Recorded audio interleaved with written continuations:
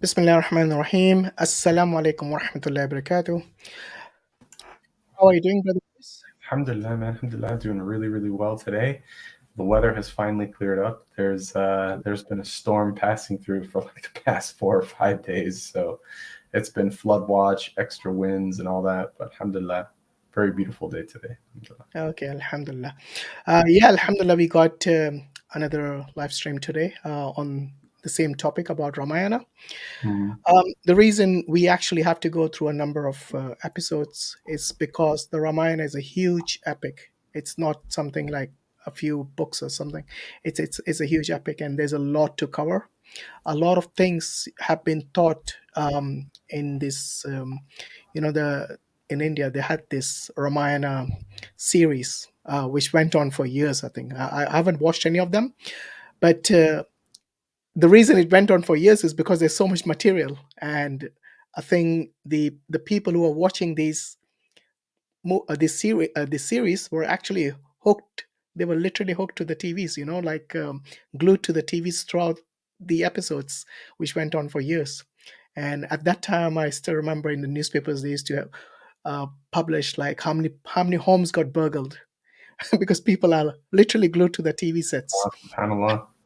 Yeah, I mean, because it's also has a religious content, and as you know, India, both the Hindus, I mean, everyone, the Sikhs, Hindus, Muslims, everyone, they're pretty much on the spiritual side. They're pretty big on the spiritual side.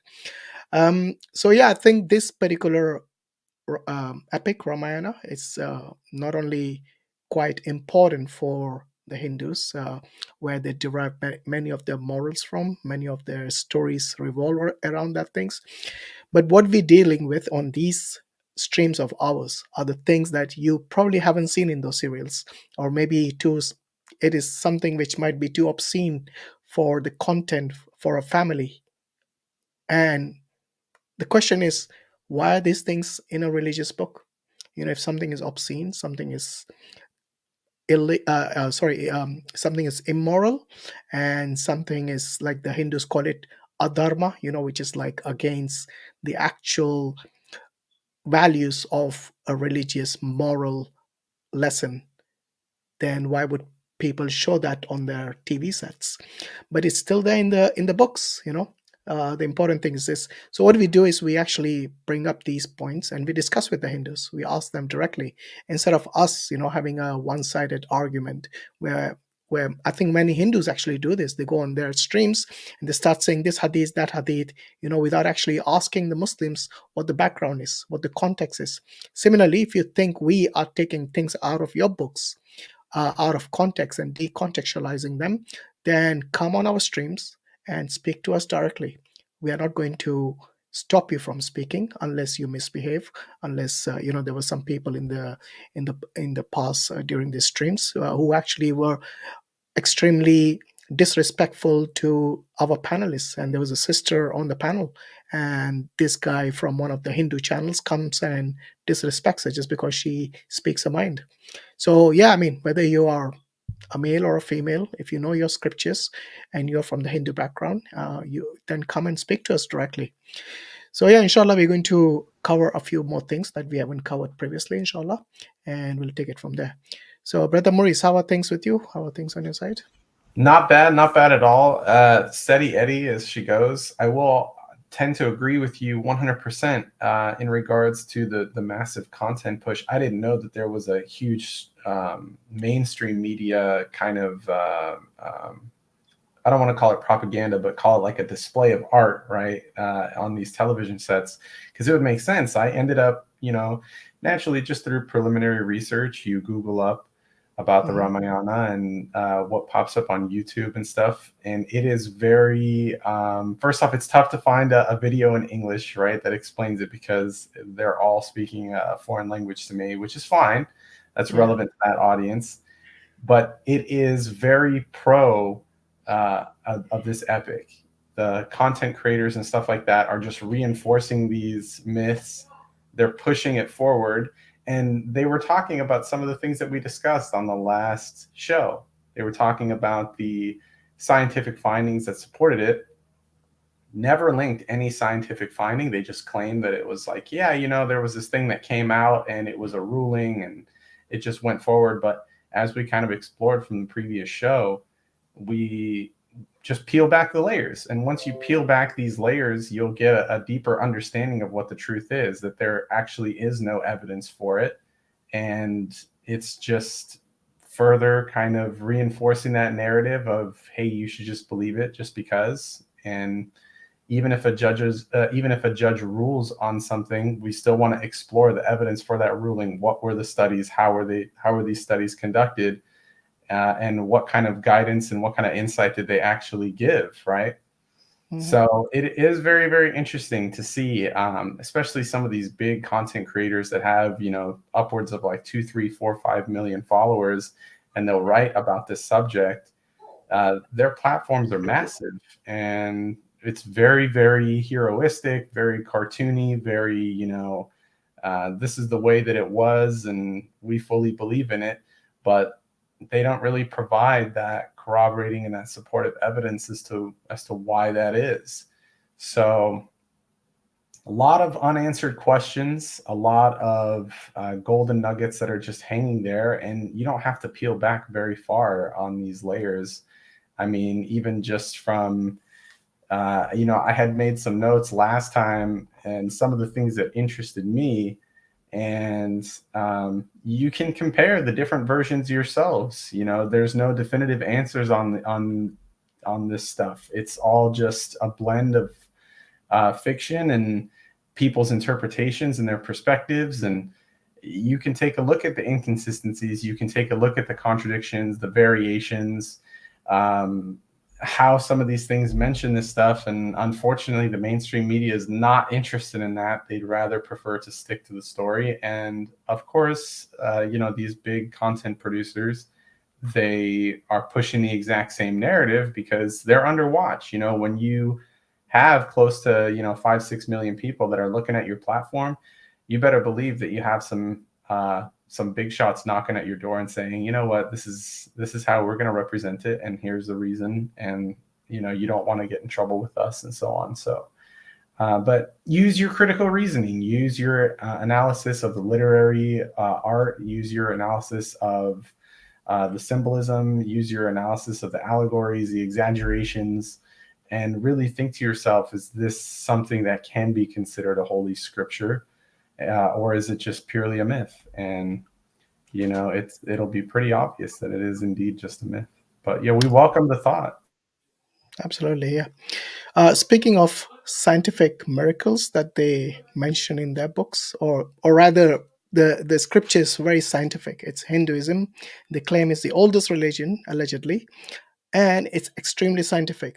So, how about we start with something that they claim is scientific? Maybe they can come and explain to us what these. One thing I notice is they love commenting. They are like keyboard warriors commenting under their videos, and I've seen several times them say the Quran or Islam teaches flat Earth. Wallahi, this is crazy. Honestly, if anything, it's the opposite, because there are a lot of mentions in both the Hadith and the Quran, and also the Tafasir, about the Earth and its rotation, and about its axis as well, and about a lot of things. Like the orbit as well, and Yeah, a lot of things are mentioned when Allah mentions about the Earth's surface. Yes, so everyone sees that the surface itself is obviously flat. So if you were to lay a carpet on the entire Earth, are you going to have a curved carpet? No, you're not. Your carpet's going to be flat.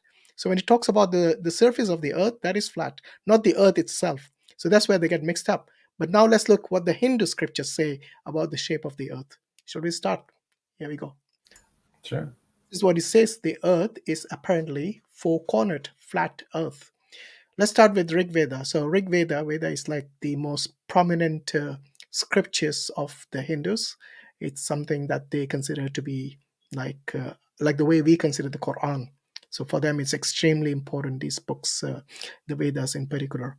So it says in Rig Veda, book number 10, chapter 58, verse 3 says, "Thy spirit that went far away to the four cornered earth." Then it goes into Satapta Brahman. The reference is there, 6.1.2.29. Now, this earth is four-cornered, for the quarters are her corners. Hence, the bricks are four-cornered. Like the brick, it's got four corners. So similarly, the earth is in that shape. For all bricks are after the manner of this earth. Now, this is from an interesting website. I think I suggest you all go and have a look at it. It's called Ved Kabet, as you can see here in yellow. And Ved Kabet is extremely, you know, I would say, detailed website when it comes to learning about Hinduism. And mashallah, the brother or the brothers have worked really hard, not only putting what is in the scripture along with the correct references, uh, along with the person who actually translated it. Like, for example, here, which what we are discussing as our topic, which is the Ramayana written by Valmiki. So, in Valmiki Ramayana, book number 5, um, chapter number 9, verse number 26, it says the floor was covered by a carpet wide and four cornered like the earth. And this is translated by Hari Prasad Shastri, who is a Hindu scholar. And in his footnotes, he writes the four cornered, meaning the ancient Hindu belief was that the earth was four cornered. It actually had four corners, not like the way we say, spread to the four corners of the earth or the four directions, if you can say like that, because they actually said it's like a brick. It even gives you the shape. And this Ramayana again is from Valmiki, but it was translated by Hari Prasad Shastri. It goes on to say in another footnote, and this is saying that the earth in Hindu cosmogony, might be cosmology, I don't know, is a flat surface having four corners. Now, Padma Purana, which is one of the Puranas, states in book number 1, chapter 3, verse number 55, the beginningless supreme being, then having flattened the earth, piled the mountains on it according to its division. Translated by N.A. Deshpande. As you can see, extremely scientific, you know, from the Puranas, from the Ramayanas, from the Rig Veda as well. You know, it's all over the place. It's not just like people will dismiss it if it was just a Puranas, but this is like even in your epics, even in your Vedas, which is your primary book, it's mentioned there. So yeah, I mean, perhaps some Hindus can come and enlighten us as to what these actually mean, and if we shouldn't take them at face value because they might be metaphoric terms, they might be something else. So at least we give you that opportunity, unlike the Hindus who just go and make a claim. Oh, Muslims claim the earth is flat, without giving any evidence, specific explicit evidences from the Quran. And even if they do, it is obviously taken out of context. So at least we are giving you guys the chance to put it in context. If you think that we have taken it out of context, I might be wrong. I'm reading based on what the scriptures, and actually cross-reference this. I actually check if these references were correct, and they are actually mentioned in their books, as it is in this particular picture here, in this image. So yeah, I think it's something quite disturbing, I would say, when you come across something like that. um, and people in this day and age, they don't just base everything on claims. They go and check again in the scriptures, and it's something that would be possible for us to go and check as well, because in the age of information, these things are no longer hidden from us. It's not like back in the days when the lower caste and the women were not permitted to read the scriptures in Hindu philosophy, or the Hindu philosophy in India. Things have moved on since then. So yeah, inshallah, we will explore a bit more. So what do you think of that, Muris? You know what? It definitely could be metaphoric language, but I'm open to hearing what their interpretation is, especially because of that component of a brick, right? When I think of a brick, I don't think of a brick as being like a perfect, square, right? It's going to be rectangular in shape, or it's going to have some sort of oddities to it. So even if it is like a metaphoric thing for, whatever it could be, maybe it could be like a sense of direction, like northeast, south, and west, something like that. how do you explain the balance of something like that, especially when you're given an analogy of a brick, and it just doesn't make sense to me at all. Furthermore, I the caste system is something that's super interesting to me because you would think that everybody is supposed to be on this like level playing field, right? Particularly because they believe that they're all a singular consciousness of God, right?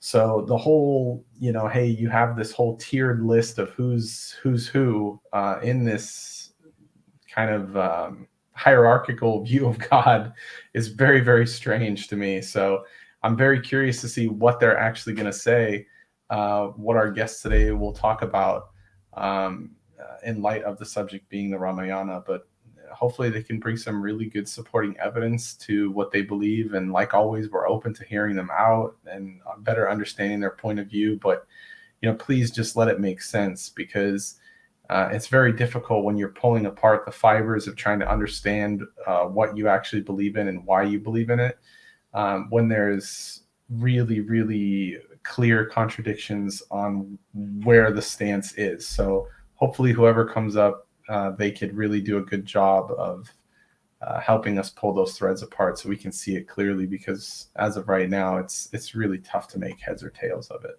So Absolutely, yeah. Yeah, I mean, there's a lot of things like this. For example, have you heard of mountains that had wings? no, I have not. you know. Well, I actually saw it, but it was in a cartoon. Oh, really? Yeah, see, that's the thing, is when you're indoctrinating things at a really early age, especially as a child, we have these very vivid imaginations and conceptualizations of what could be and what we want to see, and Yeah, how we can make sense of that stuff. But it's actually in in their own scriptures. Again, this is in Valmiki Ramayana, book number 5. The first chapter, number 123, I think. It says, mm, "O son, earlier in the Krita Yuga, mountains had wings with speed equal to the Garuda and Vayu." The Garuda is actually, I think, the mount of Vishnu. It's some sort of a spaceship he travels in, and Vayu is, I think, the god of wind. So it's like the wind god. It's saying mm. these mountains were as fast as them. It's speed equal to the Garuda and Vayu. They went in all directions. After that, when those mountains were thus flying freely, devas and living creatures together with sages obtained fear in the doubt that those mountains might fall down. Wow, Yeah, you don't want that happening to you, bro. no, Uh, that does not sound like a fun time at all. yeah. Then the angry Devendra, who performed 100 Ashwamedha rituals, cut off the wings of thousands of mountains by his weapon, Vajra, then and there.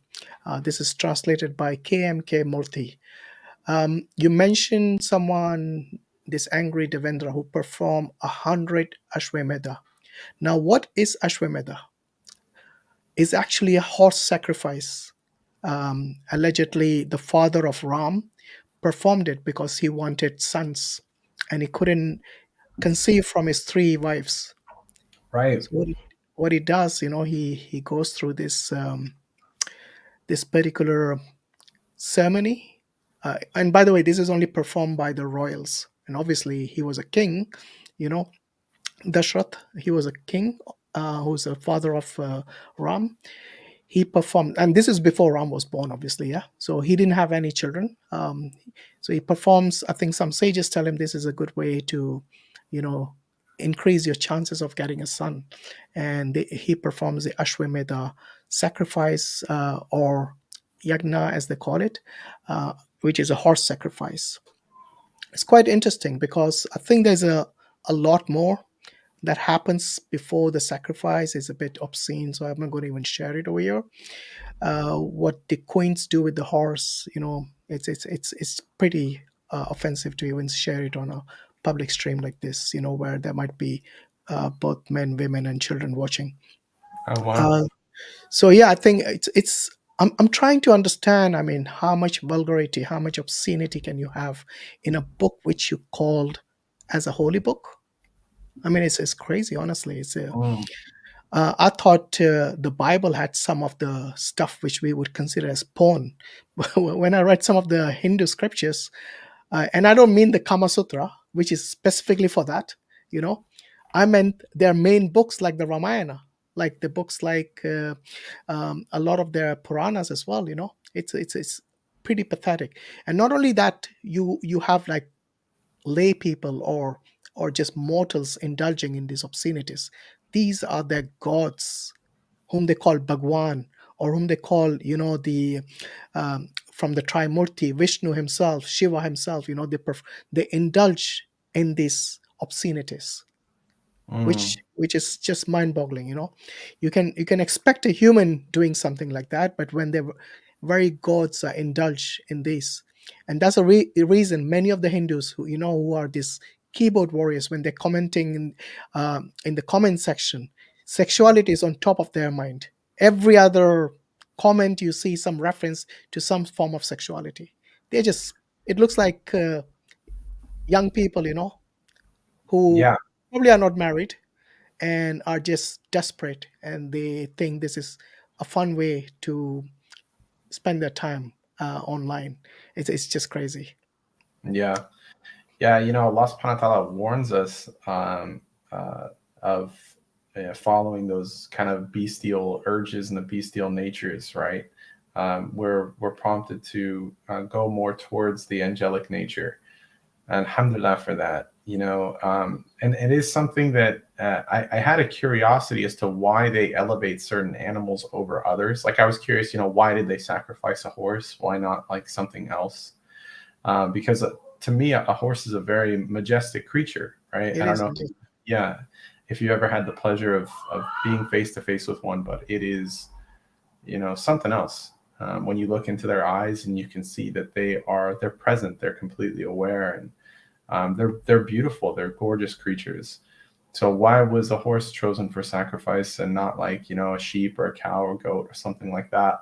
And why are certain animals left to kind of roam free and elevated to a particular status, like a divine status, particularly with bovine cows and stuff like that? It's a genuine curiosity, and I'm wondering where that practice kind of stemmed from, and if anybody that can come on as a guest enlighten me on that, I would really appreciate it, just so I can get a deeper understanding of that stuff. And in regards to the people that are the guests that are coming on board and doing the keyboard warrior thing, um, it's pretty telling that if you have something to look up to, such as a god that is into these promiscuities and is into these types of actions, that you are basically encouraged to emulate that, right? So anybody that you look up to, you're going to emulate them to some capacity or another, whether that be a rishi or whether that be your own guru, or whether that be your understanding of what God is and what God does. You're going to try to emulate that stuff. So just know that you're up here representing your foundation, and we hope that you do a good job of it, rather than sitting there in the comments section. Just come on up here and talk to us. I mean, you could tell we don't bite, right? We're just inquisitive, but we're going to be critically minded during that inquisition. Yeah, absolutely. And it's look, don't get us wrong. It's not like we want to mock you or insult you just for the sake of entertainment and fun. Absolutely not. It's in your scriptures, and you want people to know about Hinduism just like we want people to know about Islam. We are proud to be Muslims. Are you proud to be a Hindu? And if you are, then explain these passages in your scriptures. What do they mean? Why would somebody not read that scripture and want to then emulate it? Whether it's a god having some sort of an adultery, indulging in adultery, or basically, sacrificing a horse even. Why would somebody not indulge in that today? Is it meant just for the past, or is it actually something which is part and parcel of your book? So please, yeah, do come and let us know. I found an interesting painting, and this was actually auctioned, I think, in Christie's. Um, The price tag is something like $15,000. So if anyone's interested in a picture about a horse sacrifice, by the way, they don't actually show the sacrifice. It's just showing you a snapshot of like what this painting represents. So it says, as you can see, this is lot 1099. The price tag is here, $15,000. Estimate between 12 and 18,000. It says the painting from a dispersed series of the Ramayana, King Dasharatha preparing for the horse sacrifice, and apparently it's from 1640 circa in India, from Mewar. So it tells you the backstory of this particular. Can you see it? I'm just going to zoom it in a bit. Yeah. Yeah. So it says the scene takes place early in the Ramayana when King Dasharatha performs the Ashwamedha horse sacrifice to beget sons. The Ashwamedha, or the horse sacrifice, was one of the most important royal rituals of the Vedic religion and the highest form of royal authority. It could only be conducted by a king, whose purpose was to acquire power and glory, sovereignty over neighboring provinces, and ensure general prosperity of the kingdom. The horse to be sacrificed must be a stallion between 24 and 100 years old. He is sprinkled with water, and then the king whispers mantras, which are prayers, into its ears. The horse is then set loose towards the northeast to roam for 1 year. During that time, he is attended by 100 young men, the sons of princes or high court officials, who are charged with guarding the horse. If the horse wanders into the neighboring provinces hostile to the king, they must be subjugated by this army. That means if the horse wanders off into the province of the neighboring king, then that kingdom should be attacked and should be subjugated by the army of the king. After the return of the horse, more ceremonies are performed, and then the horse is slaughtered. There you go. Oh, You guys and are as probably, yeah. Go ahead.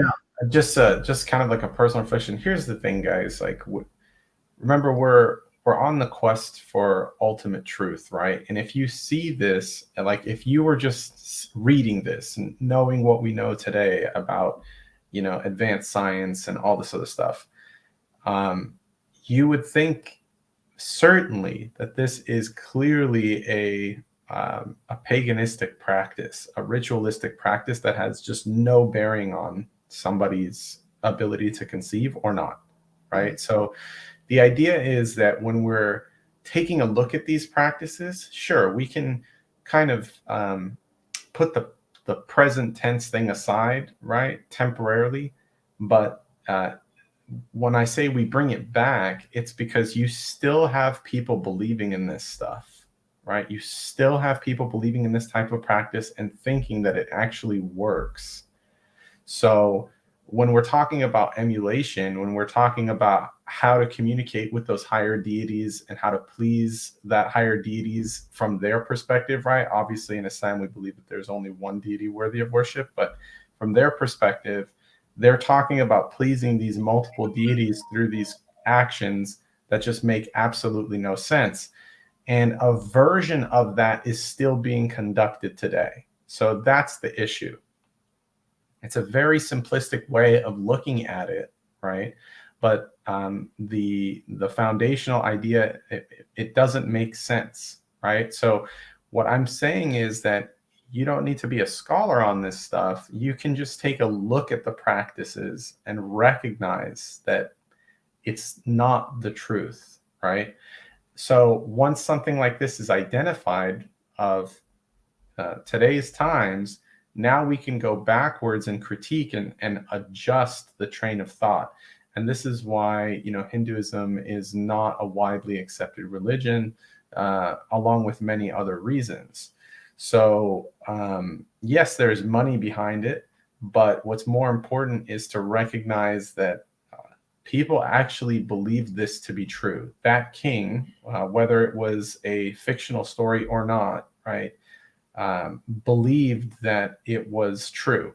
The author of that fictional story believed that there was a lesson to be learned from this type of sacrifice, and that all the events that transpired, right? Because stories are built to influence people.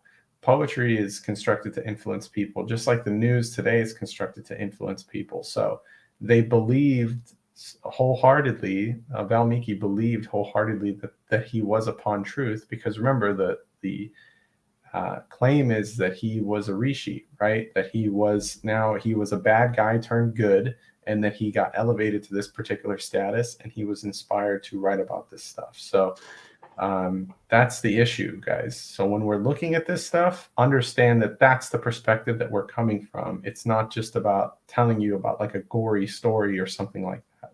It's way more than that. Like, people actually believe that this is the path to salvation, and these are good actions, and that's what's troubling.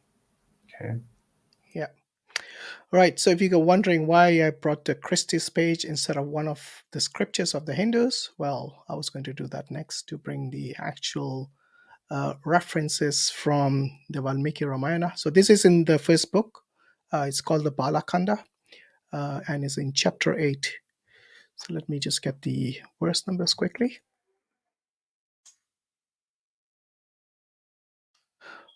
It's time for Maghrib here. So I'm going to quickly do the Salah, but I'm going to leave this on the screen for... Hold on, brother. I'm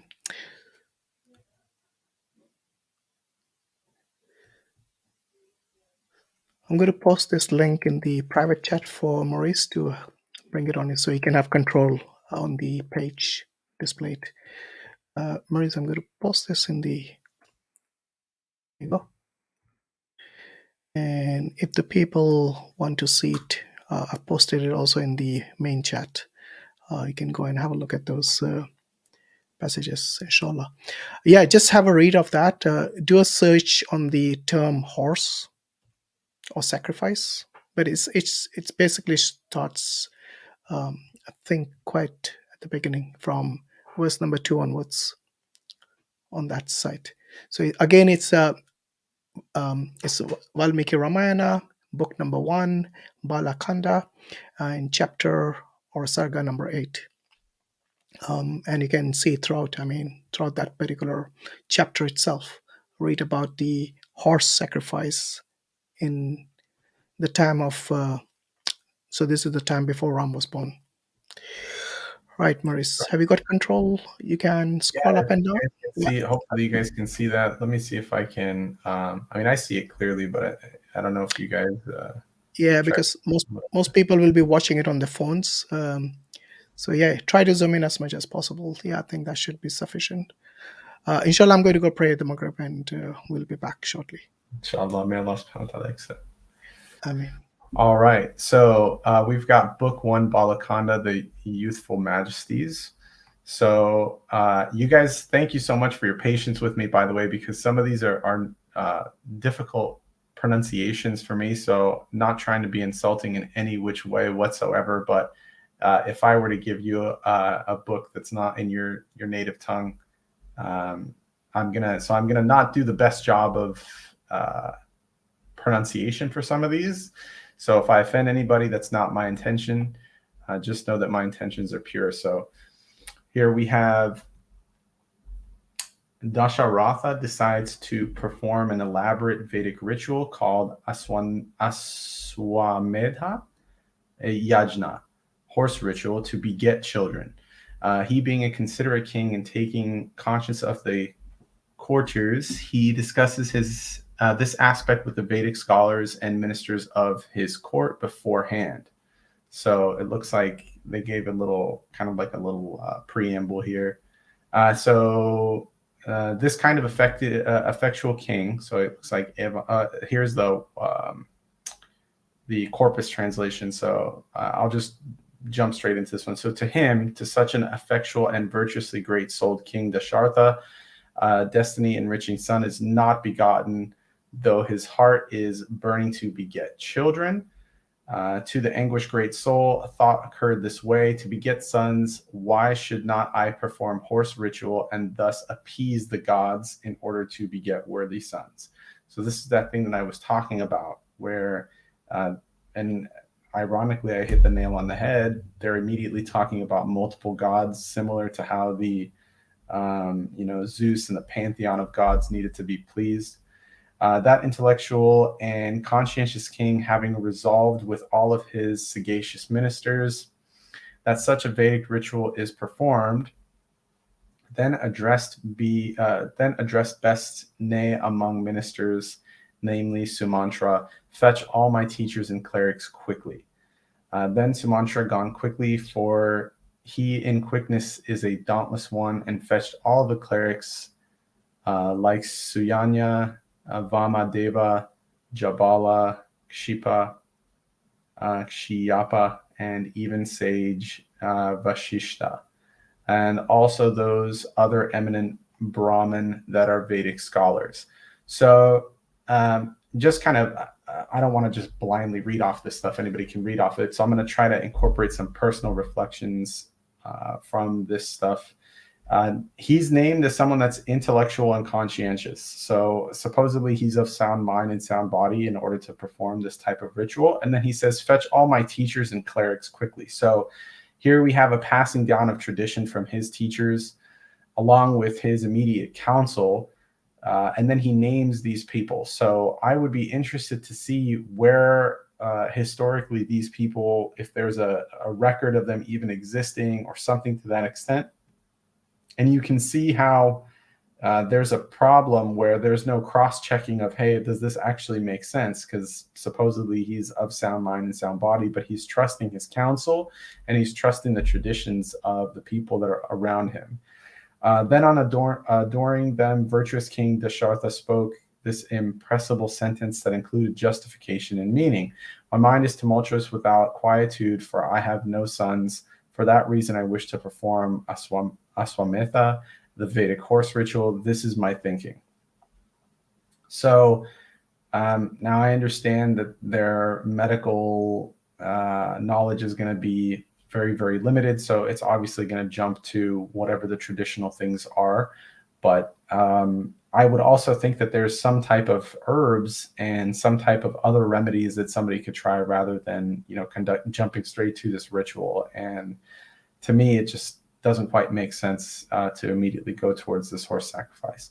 Therefore, I contemplate to perform that ritual as enshrined in the scriptures and as a right-oriented one as well. So it's both enshrined and it's by right. So he's exercising his kingship and he's also exercising the scriptural reference. Let this contemplation of mine be well thought of, and as to how my desire to beget sons will be fulfilled. So this brings up a good question. Is this just a showcasing of the desperation that somebody is in, that they're actually trying now so difficultly to showcase just that desperation? Or is this actually something that he believes will in fact work? It says, then the Brahmin scholars, along with sage Vashishta and all other important personalities in their turn, have blessed and honored him, saying that splendid is this idea, thus for that which is voiced by the king. Okay, so sages just kind of jump on board. That's fine, I understand. All of them become happy, have also said to King Dashartha, let the paraphernalia be provided and your ritual horse be released. O king, by all means, you will beget sons as you desired, since you to whom an upright thinking has suggested itself, let the ritual ground be arranged on the northern banks of the river. So said the scholars. So here we have another, I'm curious who the neighboring, what the neighboring kingship was as well. Because remember, we're trying to determine whether or not this is fact or fiction. So we have a reference point and we can see if something like this actually did take place, right? And I invite the Hindu guests to come on board and enlighten us on this stuff. Then the king Dashartha is gladdened on hearing the sayings of those Brahmins, and with happiness lurching in his eyes, the king spoke to the ministers, as advised by my Vedic teachers, let the paraphernalia be procured. On the northern bank of River Sarayu, the ritual grounds be arranged, and the ritual horse be released, monitored by capable warriors along with religious teachers. Okay, so that's kind of further giving attestation to the painting description that we kind of looked at. So that's pretty cool. Let peace invocations be prevailing and prospering, as ordained in the scriptures and tradition. If it is possible for the correct performance to obtain results of this ritual, and if it is possible to conduct this ritual without any difficulty or difficult faults during its performance, then all the kings on earth would have performed it. Okay. So that is kind of telling me that maybe this works, but maybe it doesn't work, because if this thing was a sure shot, then every single king would have performed this particular ritual. So again, this is where we're trying to say, like, is this a divinely inspired thing or not? Because if it is a divinely inspired thing, then it's going to work 100% of the time. Scholarly Brahmin demons will be hunting for the faults alone in this course of this ritual. Should the procedure of this ritual be depraved of its set rules, the performer gets ruined. Okay, so this is pretty interesting. Braha demons will be hunting for the faults alone in this course. So something that we very commonly see in the Dawa scene is where people try to inoculate the audience of by saying things like, look, only disbelievers are going to find fault in this sort of stuff. And this is exactly what the scripture is doing here. Or at least as the way that the story is telling. So it's basically saying that if you don't believe in this, it's not the scripture's fault. It's your own fault for your own disbelief, which is pretty strange. Therefore, you all shall see as to how this ritual of mine be conducted and concluded procedurally, and all of you are evidently experts in conducting such rituals. Let's see what it says here. Vedic Brahmins are to be very cautious and vigilant while performing the ritual in order of ritual acts, faultless rendering of the Vedic hymns and other observant items of the Vedic canon. Should they be overconfident or by negligence commit any mistake or fault, they take rebirth as Braha demons. Wow. Okay. So, yeah, your own soul, or, for lack of better wording or better understanding on my part, basically your own soul is at stake if you screw this up. From the people that are responsible of conducting these rituals. So that's a pretty strange thing to say. After taking rebirth as such demons, they will, with their inherent jealousy and ire, will always be hunting for such mistakes in other ritual performances.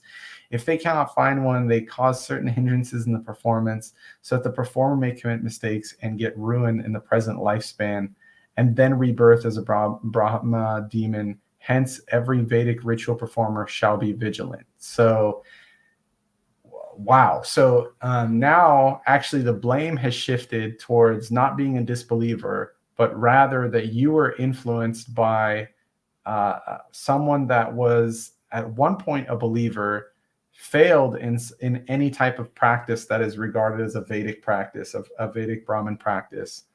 And then now, because of their failure, they have developed a sense of jealousy and ire, and they themselves are hunting for other people in order to bring them down. So for a religion that's supposed to be bringing people up and elevating people, there's this whole mystic component now of, well, actually, there's people that are working against you. So that's not looking good, guys. Let's see. On listening the words of the king, all ministers adored and assured him, saying, it will be conducted faultlessly as has been conducted earlier. Okay. On hearing those words of that best king and what that is spoken earlier, then the virtue-knowing Brahmin scholars hailing that best king took leave of him and went away as they have come. Okay, no problem. Then on sending off those Brahmin scholars, the king spoke this way to the ministers. As advised by the Vedic scholars, this ritual shall be conducted procedurally. The tigerly king and highly intellectual Dasharatha, on saying thus to his ministers who are still in his audience, sent away those ministers. Okay, that's nothing of importance there. It's just more on the story. And on approaching his wives, the best kings, heartlessly dear ones, he said to them, I am performing a Vedic ritual for the reason of begetting sons, and you shall enter a vow. Okay. On hearing those words of the king, the lustrous countenance of the queens have become more gleaming, like the blooming lotuses after the clearance of dewfall. On hearing those words of the king, the lustrous countenances of the queens have become more gleaming. Okay, let's see where it kind of goes from here. I think we head on over to book 2. To that anguished great soul, thought occurred this way: to beget sons, why should not I perform horse ritual and thus appease the gods? Okay, that intellectual and conscious king having resolved all this.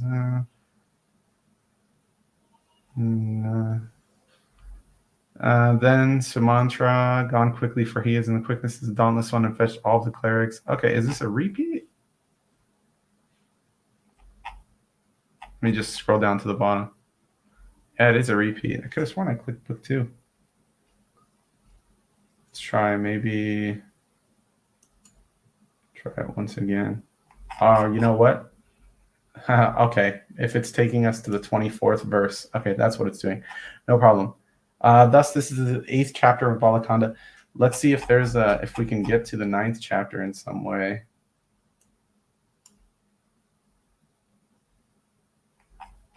Doesn't look like it's available on this platform, at least. Let me try to see if there's anything clickable here. No. Wow. Okay. Well, I mean, even from this stuff, it is it's not really believable, in my opinion. I think where they're probably going to go with was the ladies kind of falling in love with the idea, but it would be, I'm curious to see just a little bit more. But so far, it's not making any sense whatsoever. Let me see if I can do like a vert now. Yeah, that's unfortunate. It really is unfortunate because there's no like next in the series. Let me try to maximize the page, see if I'm missing something. No. Okay. Very much unfortunate. Okay. Well, that's that. What do you guys think about that? Let me try to engage with you guys in the comments. So yeah, it looks like he wasn't impotent, but he wasn't getting sons, and now he decided to plug in this. Ritual in order to obtain sons. So yeah, it doesn't make too strong of sense to me. Let me see if I can very briefly conduct a search to come up with the second book.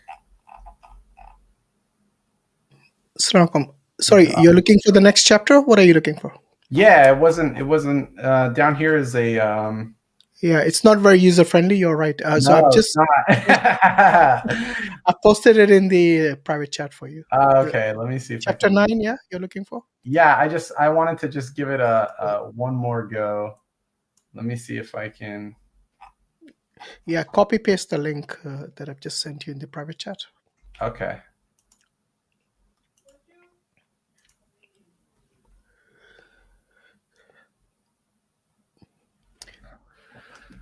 So yeah, this horse was not only sacrificed, but actually the priests, they ate the meat of the horse as well. It's part of the ritual. Yeah, we couldn't get there. And let me see if I can. Like I said, there are certain passages, so that the rights of the queens, which goes into much more detail and obscenity, to the extent that some of the English translators, like for example, Yajurveda in the Griffith translation, which was in 1899, he omits out verse number, so chapter 23, verse 20 to 31, the ritual obscenities. And because they were protesting that they are not reproducible even in the semi obscenity of a learned European language, alluding to Latin, obviously, at that time. And there's another translator, which is A.B. Keith in 1914. He also omits these particular verses. So you can just imagine, I mean, how vulgar it must be to actually, for these translators to omit from a religious book, in inverted quotes. And I think there was even B.R. Ambedkar, who was a Hindu and from a Dalit background. He left Hinduism for Buddhism because of the Mhm. mistreatment and the discrimination towards them in these scriptures of theirs. Even he actually used to use this example about the rights of the queens in the horse sacrifice, and frequently mentioned it in his writings and examples of perceived degradation of the Brahminical culture, which are the Brahmins actually. Right. Do you find what you're looking for, bro? No, I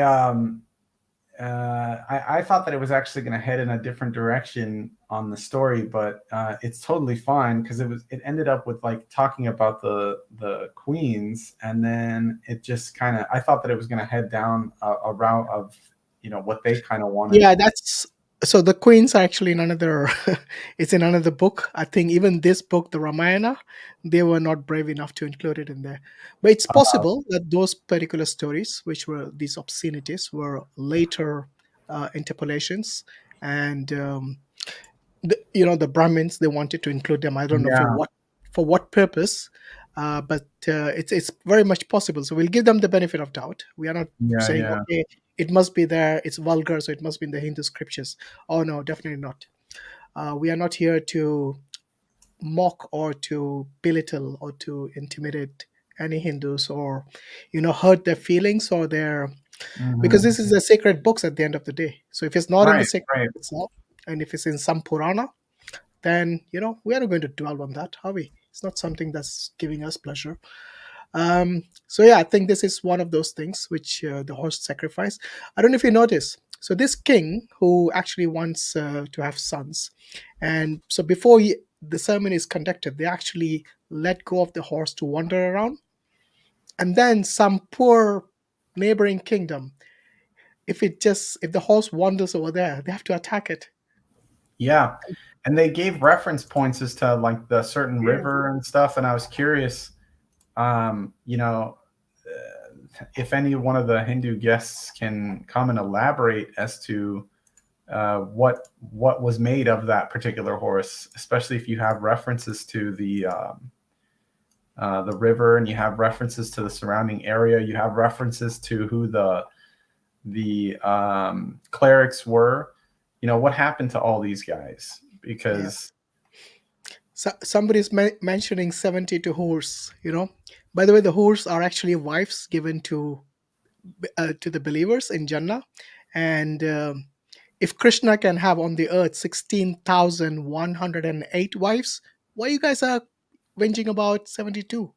It's you should accept it, you know, mm, because not only that, but if our polygamy is not, tells us, yeah, polygamy is not something which is frowned upon in Hinduism. Even Ram's own father had three wives. Yeah. So please don't frown upon polygamy in Islam, or polygyny. It's just crazy. It's double standards. Go and blame Krishna first. Not only that, he actually and observing the gopis swimming naked in the river. I mean, go and find all that out. Why you guys are blaming the Muslims for having things like 72 hurs, and that too is actually uh, an extremely weak narration, hadith. It's not in the Quran. Certain the number 72 is not there, and the one that is in the hadith is an extremely weak narration. But it's not something that we say that we are not going to get. In the Quran, Allah does promise hur al ain, yeah, which is this celestial, or sorry, this special. By the way, they were not human from Earth. They are special gifts, or I mean, they are female. They're given to the men. And also about the women, it says that the everyone in Jannah, including the women, will have whatever their hearts desire. So these and for mm, the men, these women are actually married to them. They are their wives. They are not their girlfriends to just, because the Hindus think, oh, these are just sex slaves. No, they are not, unless you consider your wives as sex slaves. You know, because a wife has a particular status in the family, in their life as well. So please bear that in mind, because the Quran clearly mentions giving these hurs as hurul ain, as the wives. So nothing for us to be ashamed of. If you guys, is that the best you could do, guys? Come on. I why thought, stop at I thought 72 they'll if bring I up can some hire camel sacrifice 1,000? from the hadith or something. to have a son. Okay, right. Shall we move on now? You got something to share from the story you read, bro? Uh, I shared it directly with the audience, and I kind of gave personal reflections on what I was going off. But the thing that stood out the most was the Vedic Brahmins being held accountable to the ritual not working, and how that they turn into, I guess, demonic forces or demonic spirits, which now go off of jealousy and ire. Yeah, So that to me is like, hey man, if this doesn't work, then it's not the scripture's fault. It's your fault that it didn't work, and you're going to be held accountable for it. And it's just, that's very strange to me, yeah. especially if it's supposed to be the ultimate source of truth. It's very, very strange. All right. Do you remember earlier at the beginning of the show, I mentioned that the Vedas are an extremely important and sacred scriptures for the Hindus? Well, Mhm. there are four Vedas. One of them is Atharva Veda. So if you look at Atharva Veda, I think book number 10, verse number 7, and this is something that Ambedkar actually used to mention in his writings. And this is the one about the Queen's rights I was telling you about. So let's see what he says. Mhm. So this is um, this is a part that's recognized in the Aryan religion, as may be seen in the hymn in Atharva Veda, book number 10, chapter number 7. It says another instance of obscenity which disfigured the religion of the ancient Aryans is connected with Ashwamedha Yagna, or the horse sacrifice. A necessary part of Ashwamedha was the introduction of the sepas, which is a male private part, and the meda from the male horse's private part, and the meda from the dead horse into the yoni, or the female of the queen's private part. The queen's private part is inserted in there. I mean, don't ask me how or why. And this is only for the chief wife of the Yagamana, the sacrificer, accompanied by the recital of long series of mantras or prayers by the Brahmin priests. A mantra in the Vajasenya Samhita, which is 23, book number 23, verse 18, or chapter 23, verse 18, shows that there used to be a competition among the queens as to who was to receive this high honor of being served by the horse. Those who want to know more about it will find it in the commentary of Mahindra on the Yajurveda, where he gives full description of the details of this obscene rite, which had formed a part of the Aryan religion. So there you go. You know, it's pretty graphic, as you can see, and no wonder the European translators were shy to translate it. But this is, like I said, this is not in Sampurana. This is in Atharva Veda, in Yajur Veda, the main scriptures, primary scriptures of the Hindus. So it's not some vague story. And a lot of people would say that this is just mind-boggling. You know, it's Mhm. not supposed to be in any books, let alone a holy book. Yeah, indeed, filthy. Right. So let's move on. A lot of people are waiting for the link. Inshallah, we'll Yeah. post the link Uh-huh. shortly. Yeah. Maybe you No. can do it now. Yeah. So, what do you think of that while I'm posting that link?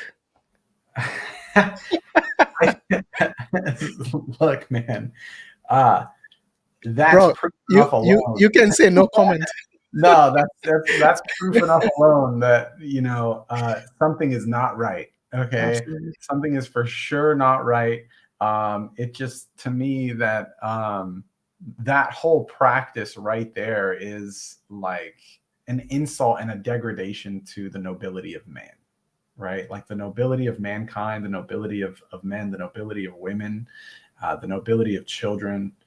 That to me is like, what are you thinking? Like, where was your head at? And it was something where in this book it said that the king was of sound mind and body, and he was an intellectual and a contemplatious person. So like, it was how could you possibly think that something like this would work, number one, and how could you think that this came from God, is just beyond me, man. It's just totally beyond me, especially when you're supposed to have these periods of like enlightenment, right? Like there's supposed to be, there's criteria for becoming a rishi. There's conditions of like giving stuff up and fasting and personal meditation and all these things. How could you possibly think that this person is undergoing a transformative change to ultimate reality? Like, to mix like humans and beasts and, do this, that, and the third, you can clearly tell that this is the work of Shaitan. Exactly how, he said that he's gonna have them, cut their ears and he's gonna ride us like donkeys. Like, this is a mutilation of the nobility of man. So, I would be that, man. That's just, Indeed, that's yeah, one of the crazier things I've heard. absolutely. We seek refuge from the shaitan who's cursed. Seek refuge in Allah from the shaitan who's cursed. A'udhu billahi minash shaitanir rajim. Right, I'm going to post the link quickly. So, as always, we are going to give preference to the Hindus because this is their topic. We want them to come and respond to these particular passages. By the way, this is not our claim. We are just reading the scriptures. We don't mean to hurt anyone's sentiments. It's something for you to deal with the authors of these particular books. So, by the way, these scriptures are still being published, and these passages are still there. So, if anything, take it up with the publications, take it up with the authors, or whoever you want to deal with. It's not our call. It's not our words. It's that which we read from the scriptures directly. Right, going to post the link quickly now. Yeah, keep it civil as always. Try to ask the questions which are relevant to the topic and not something other than that. That'd be appreciated. Jazakallah khair. Right, I'm just going to post the link quickly, Brother Muris.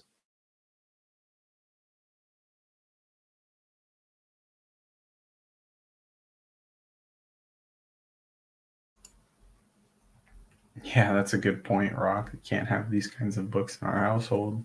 I wouldn't feel comfortable with something like that in my household, nor would I feel comfortable talking about something like that with my kids. I mean, like, just from an upbringing standpoint, you're trying to introduce the concept of God very early, and they see what you're doing. They copy you in every single way. They'll copy you from your words that you say to your behaviors that you emulate to, especially when they get old enough to comprehend. I wouldn't introduce this stuff over to them, and it's something where you want to have them have the ability to critical think, to ask why, and to come to these conclusions. So yeah, please come on up here, guys, and talk to us and see what kind of common ground we share, as well as where we can correct your path. And naturally, we're having these types of discussions, just like Brother Hashim said, it's not to be insulting, but we genuinely care about you as brothers and sisters in humanity. And the more people that wake up to the truth, the more reward that we get with our Creator. So, absolutely. So, the Muslims who just joined in the back studio, can you please leave? We'll call you, as it says on the scrolling text there. I literally said we are giving priority to the Hindus now. You guys can always come in later. Yeah, if you want to give reference, just post them here or email it at dawwise@gmail.com. We'll pick it up from there. Thank you very much. Right. Any Hindus in the back studio? Somebody says, add me. Are you a Muslim? Add me? No? I mean, yeah, but are you a Muslim or a Hindu? Add me. Julius Caesar. Okay, I'm going to remove you if you're not going to answer the question. Make room only for the Hindus so they can come here. So if you're not a Hindu, please leave. If you're a Hindu, mention it in the private chat so we know who you are.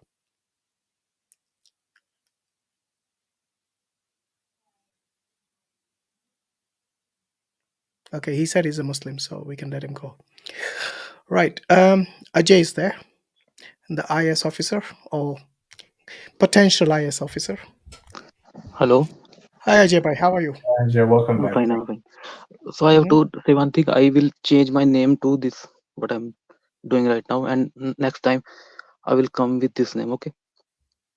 Oh, sorry. Which name you're going to come with? Moksh. Yeah, Okay. Because there's another guy who comes with the same name, and he's a Buddhist. Moksha. Yeah, Okay. there's a guy who comes with that name. No, you can distinguish us with our voice Okay. What's if you wrong with come. Ajay? No, I think that's my name of mentioned in my official things. Okay, So I see. don't It's a want. bit late for that. Hundreds of people saw you already. No, that's Okay, no problem. Moksh is okay. It's good with us. Yes. yeah. Um, admin, you can remove the guest thing from Moksh. That's fine. He's been here he comes here regularly.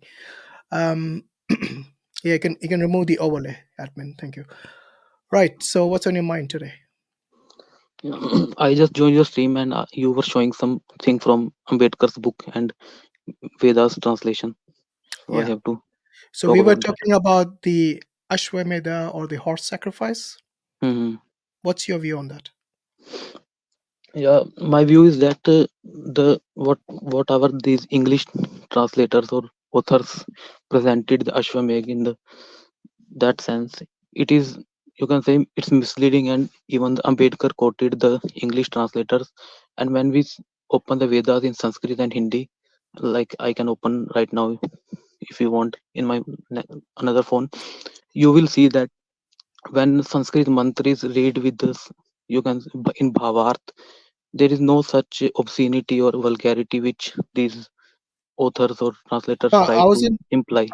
I wasn't talking about the rights of the queens and the Mm-hmm. obscenity of that. I'm talking about the actual horse sacrifice, the Mm-hmm. Ashwamedha yagna itself. What do you make of Okay. that? Yeah, there are Ashwamedha yagnas of many types. Like I have reference with me right now from Mahabharata and many other scriptures. Yeah. By The the way, one Ashwamedha, how do you pronounce? Is it yagya or yagna for the sacrifice? you can pronounce either way, Yagya or Yajna. Yajn, okay, or yagya or yagna? Mm-hmm. I don't know. There's so many different, you know, Yeah, it's versions. only of yeah pronunciation difference, but thing is Okay. same. What do you say normally? I say Yagya, and when Yag- we Yagya, go in the proper Sanskrit term, we can call it Yajna. yajna. Okay, I think that's easier to pronounce. Mm-hmm. Okay, go ahead. So about the Ashwamedha Yajna, by the way, you said these are translators who are English. No, these are Mm-hmm. actually Hindu translators. The one that we showed from the Valmiki Ramayana Balakanda. Okay, so this particular here, which is in chapter 8, this Mm-hmm. is not by English. These are Hindu translators. Hmm. Yeah, I mean Okay, and you English can see translation. you can see the translator's name here. Okay, is I know. Desi Raju Hanumanta Rao, and it was revised on March 4th. I don't know which year, but it's dated 1999 from last millennia. But there So is one problem in this. yeah, go on. Problem is that And even the when you translate Sanskrit is given here as well. yeah, Okay, problem is that when Sanskrit is being translated in English, there are many words which are mistranslated or misrepresented. Okay, okay, so in this sense, when we have to read some scripture or Ramayana or like Mahabharata, we have to open a Sanskrit verse, and then if you know Hindi, you can consider its meaning very correctly. But when it's translated in English, it is prone to misrepresentation. This is my view, and many and everyone who reads the Ramayana or okay. scriptures, So they prefer. which English translation would you recommend for people who don't read Hindi, don't read Sanskrit, and they only know? For example, we are in Europe, and Brother Hmm. Muris is in the US, and people here mostly don't read. Even the Hindus, I've come across Hindus who don't know a word of Sanskrit or even Hindi. Okay, Hindu knows which Sanskrit. one would you, English speaking people, which translation would you recommend? Okay, I won't say that the translation I recommend is 100% correct, but I can say that it's fine if you go through the Gita Press English translation. And but even that, even after reading that, we have to make sure that it matches with our Hindi or Sanskrit proper word to word translation, then we can say like it's correct. But Yeah, I'm even not if we, saying it's 100%, okay? Mhm, But if I go to Gita Press and I want to look at this particular passage mhm. uh, in English, you reckon that will be accurate and something that you would accept as being, let's say, closest possible to the Sanskrit? Yeah, I can say that, I will say that I can accept that the closest possible, but even in that I have to open the Hindi and Sanskrit, then I can conclude the correct meaning. Oh dear. Speak about, I just opened Gita Press. It looks like Mm. extremely user unfriendly. I don't think I would go to this website and look because the way it is, it seems like it's PDFs, which are just scanned, and you have Mm, to literally wade through the PDFs, like there's no option to mm. even search in it. I mean, there might be an option to search, but Okay, by the way, it's we not can talk something which you general would on this say if you again. want. We can talk about general thing on Ashwamedh and these kind of Okay. yag. All right. So this screen which you see on which I'm sharing, it has Mm. both Sanskrit and English. So before Mm. we go, let me ask you: do you believe Ram's father conducted a horse sacrifice Yeah, to have to Ram, have yeah, sons? yeah. Yes, he Okay, conducted. right. So was Ram a Kshatriya? And his father obviously was a Kshatriya, yeah? Yes, yes. Okay. So are Kshatriyas allowed to kill animals? Yeah, only yeah. When we talk this, the thing we are talking here about is about Ashwamedh Yagya. Okay, so in Mhm. this sense, only the Kshatriyas, or you can say the king, is allowed to do this Ashwamedh Yagya, and second is the Rajasuya Yagya. Rajasuya Yagya. Okay, so in this Sorry, what is the king second one? Rajasuya Yagya, So what kind of sacrifice is that? it's not sacrifice. It's basically more powerful than Ashwamedh. Like king shows his power of the entire kingdom, and no other, you can say, small kingdoms are able to conquer the king. So even How do when they show this, their power? how in How? Rajasuya Yagya, No, yeah, yeah. In that, yeah, yeah. How did the king show his power over the yeah, other king, kingdoms? yeah, a horse is, you can say, the horse is selected, and he's try to roam free in all directions.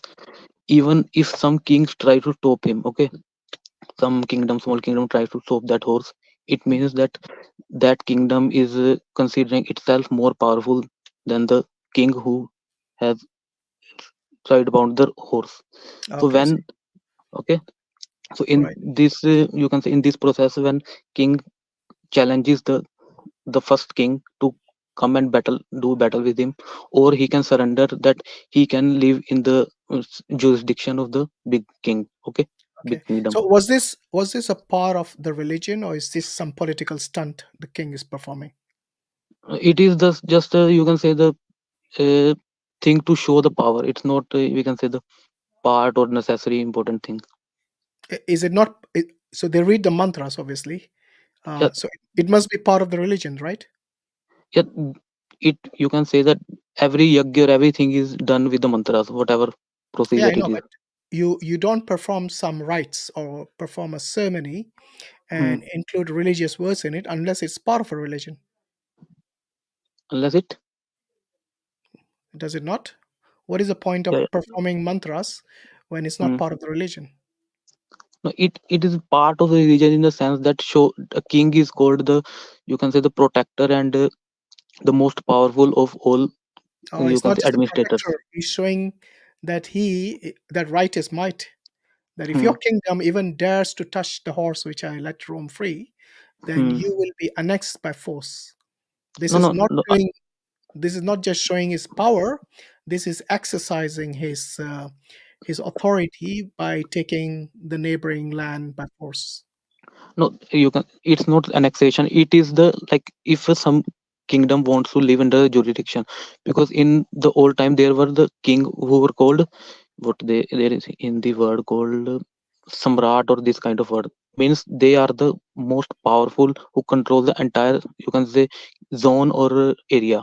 So under that area comes many small kingdoms. So you can live under that jurisdiction, or you can challenge him so that a battle can happen in the particular way. So winner can be decided. But normally in this small kingdom, you to surrender to the king and live peacefully under the jurisdiction. Well, if you're surrendering by force, the peace goes out the window. You know, No, surrender not by force. Even he it is can by surrender force. by his will. No, no, it He is can by surrender force. his will by even by Yeah, his that's will also. look. Normally, a smaller kingdom knows that it cannot fight a bigger kingdom, Hmm. so it has no option but to surrender. But it is by coercion. It's not by peace. It can be willful also. Like if a horse is coming and No, the no. small king Willful sees that. doesn't mean there's no coercion involved. So, for example, if say you live in a kingdom which is quite tiny, and there's a Hmm. massive kingdom just next door to you, and if they say that because you have broken some rule, we are going to now take over your land. So you willingly give the land instead of fighting. Okay, so there is Hmm. coercion involved. There is a threat involved. A threat not only to kill all the people who are going to fight the king, the powerful kingdom, but literally because you're the king, your head rolls first. Yeah, there are two kind of kings. Like one king is associates. Like he knows that horse will come, and now I don't have to touch that horse or interfere in that. And next comes some kings who may be hostile to the others, but even then he can choose not to surrender or to surrender. That's the two options. Okay. So if he doesn't surrender, what happens? If he doesn't surrender, he can like prepare for war with the king, and then war can happen. But it doesn't Exactly. Yeah. happen. So that's what I'm But saying. There's in a threat involved. That if you don't go by the will of the king, then you hmm, will be slaughtered. Okay. I have Anyway, look, references. I brother, have it's many it's references quite where it's quite majority of straightforward. There's no need to argue about this. It's Mhm. pretty obvious. Okay, now tell us about the actual horse sacrifice. What do you Yeah, what do you make of that? the word Ashwamedh Yagya, it has different types of yagya. First yagya is done by I like which we are talking right now is the king. Only king does this sacrifice in which he shows his power and the horse is sacrificed. Okay, and Okay. second comes the Ashwamedh Yagya where even the normal people or Oh, sorry. people like In the first, so the horse is eventually sacrificed. Yeah, after it yeah comes yeah. roaming to all the places, it Hmm. comes back to and I think there are like 100 people protecting it or something, isn't it? Mm-hmm. Yeah, Protecting in what I think protecting the horse. So there is we there read in the is scripture there were like 100 people who are actually protecting this horse when it's left loose to roam around. like they come with horse only when it enters the city or city of the king, not before that. Right. So this stuff in Ramayana about the Hmm. horse sacrifice performed by Dashrath. Hmm. What is your view about that? Yeah, first of all, this if we go with the proper context of this chapter, it starts when the Dashrath was trying to, you can say, the show overshore influence his power across the kingdoms, and this horse was let roam free of No, one no. year ago. We are talking about where he couldn't conceive children, and Yeah, they yeah, I will performed come to that. horse Yeah, I am coming to sacrifice. that. Yeah. So first of all, it started with this particular scene where Dashrath wants to extend his influence over the kingdom. So he let the Rome horse free in the at 1 year ago. Like means 1 year ago he let the Rome horse free, and then there was also tension in his mind that this I don't have children, so there must be a children or male child to rule the kingdom, and then he ask many you can say rishis to what is the solution of this. So when we come the Ashwamedh Yagya is have two objectives. First it is showing the power, and when we come to the deeper meaning of Ashwamedh Yagya, like I have told that there are two types, it also you can say reduces the sins which have we done. So rishis told him that the horse is roaming free, so now you have to conduct it Ashwamedh Yagya, and along with this there is the second yagya mentioned in I think I said chapter 19 or 20, which is the Putreshti Yagya, which is Sorry, particular chapter to 19 beget of children which book? in this Balkand, same Oh, the Balkand. Balkant. Okay. It is mentioned with a name called Putreshti Yag, means which is done j- particularly to obtain the children, like we can say blessing or this kind of thing. Okay? And that there was the name of the rishi was Rishi Shringi, and he told Dashrath that Ashwamedh Yag will be conducted because it is previously decided. Now you have to conduct the Putreshti Yag, in which the mantras will be done, and the we have, like, our Ramayana mentions that when Yagya was conducted, there was a, you can say, I won't say demigod, but Devta came out from the Yagya, and he presented some rice and this kind of kheer, we say, to the Dashrath, and ask Dashrath to take this kheer to the his wives and queens, and so that he can conceive children. And by the end of this Putreshti Yag, when it was done, like our religion says that the devtas gives us blessing for this particular kind of things. So at the So end of the, is the horse killed in that ceremony? yeah, it is separate, and Putreshti Yag is separate one. Right. And in both cases, the horse is killed. No, not both, only first in Ashwamedh. In the what about the one where they wanted to have children? What Yeah, happens at the end? yeah. The children, the particular yagya with children is called Putreshti Yagya, which is mentioned in the next chapters, which is particularly dedicated to have children. And it is Ramayana mentioned in detail, like how Dashrath took the kheer to his wives, and according to that blessings and the rishis, the birth of Ram and his brother took place after the months of and conception happened. So there are two different kind of things, like they should not be intermixed. Right. So in that the one about where was it called again? What kind of yag? Putreshti This Yagya. There is, even in Prishti. Ayodhya, there is a Putreshti Yagyashala mein place dedicated, like they do the, it is called the Putreshti Yagya, and it is according to Atharva Ved. Okay. In Atharva Ved, we also read about the queens, sleeping with the horse. What do you Yeah, mean I by can. that? Mhm. What kind of If yagya is that? yeah, that was, I have to talk about that. The particular verse which Ambedkar quoted and many people mentioned, when we open, like I have a website with me, ved.com, where they properly show the Sanskrit and word to word meaning. When we go to the conclusion and read the Sanskrit and Hindi, there is nothing such a queen or something mentioned, and this mantra is opposite, which is opposite to what have been mentioned in by Ambedkar and other people. Like I have with the reference with me, I can open it if you want, or I can show on camera. Yeah, yeah. Have you got it in English though? Not English. I rely on The Sanskrit and reason we Hindi. ask for English is because most of us don't actually read that Sanskrit Yeah, or Hindi. So it that would be helps us. difficult for me, That's but the reason. That's the reason I I can asked you. translate. If no, no, that's fine. That's why I asked you. Are there no Hindus out there who can actually translate this into English in the right with the right translation? Because every time we bring the English translation, they start blaming the British or the English or whoever it is who translated it. Even though Hmm. we show you from the Hindu translators, like that guy Rao I mentioned on that when I showed you the Balakanda translation. Hmm. Okay, so it's been what 75 years since the independence of India. I'm sure that's enough time to translate your scriptures, right, in English. No, translation is not problem. Problem is that some words are mistranslated, misrepresented. That is the problem. Yeah, so that's what we This is want to corrected see. only. Why do you not have the correct version with the correct translations in English? That's the question. Yeah, this is because there are some Sanskrit word which don't have some equivalent to English. Really? Can you You know, translate queen? Can you translate no. horse? Can Like, you let me give you can you example. translate Let me give you sleeping? example.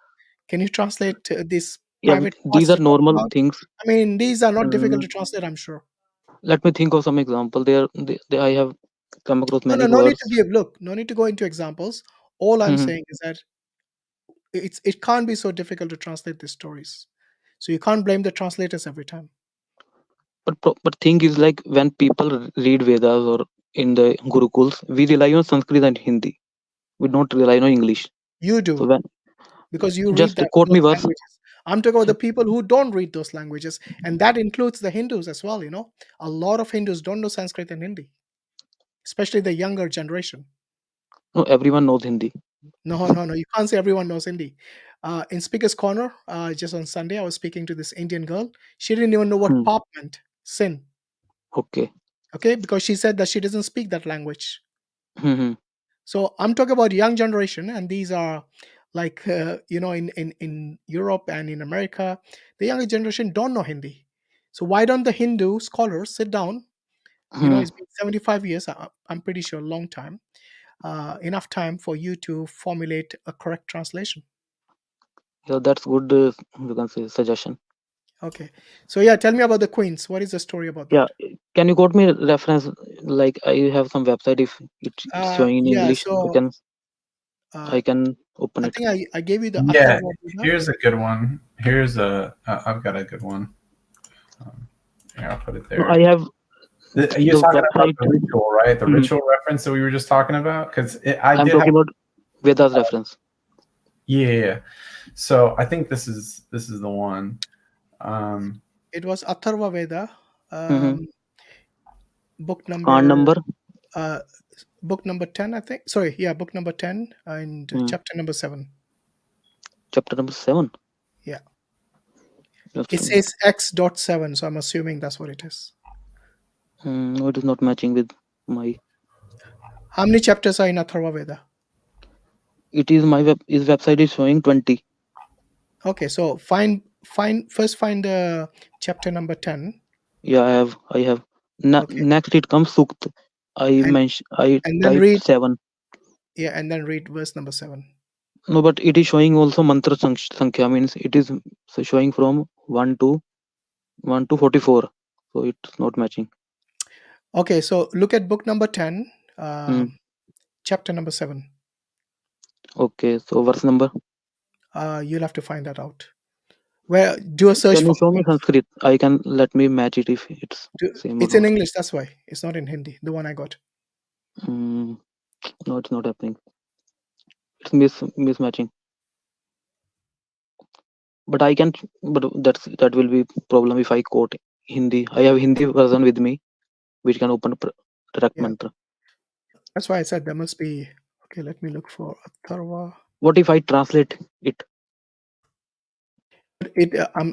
I want to make sure the reference is correct first. Yeah, reference is. Can you do a search for queen in that chapter? No, it's not word. No, it's not mentioning seeing the word word search. Again, like in even in Hindi, it's showing 7, and then it's also 7. 10, 10, 7, right? Okay, look in Rig Veda. Rig Veda. Okay, wait. Mm-hmm. Tell me. Book number 4, chapter number 39. Just a minute.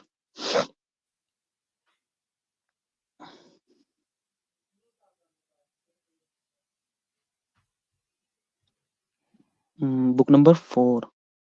Okay. Chapter number 39. Chapter number 39 and verse Mm, number 6. okay, let me find. And there's another one in Yajurveda as well.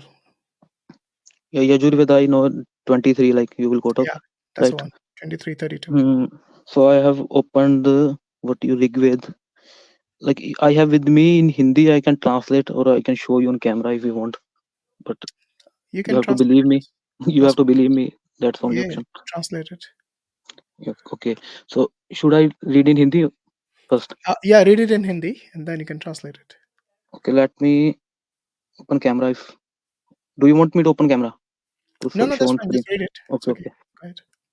So it is saying, हे मनुष्यों, जो हम लोगों के मुख के सहज चरित श्रवण आदि इंद्रियों के प्रति सुगंध आदि गुणों से युक्त द्रव्य को करे और हम लोगों की अवस्थाओं को बढ़ावे, उस धर्म को धारण करने वाले व चलाने वाले संपूर्ण उत्तम गुणों में व्याप्त विज्ञान वाले जयशील राजा की जिस प्रकार मैं आज्ञा को करूं वैसे ही आप लोग करें. So I am telling you in English.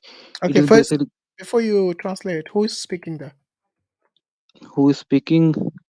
Yeah. Rishi is Vamdev Gautam. Okay.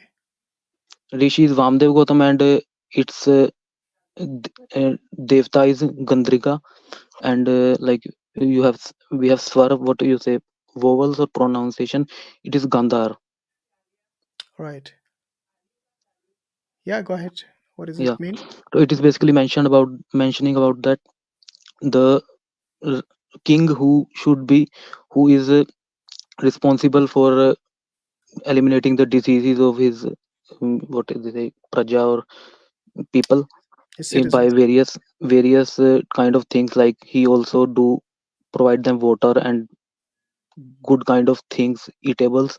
So the raja means king should what time king should pursue or perform his duty, like he is performing duties to his children, and should take care of his people like his own children. And then it says, now it is saying about the raja and the duties of praja means people.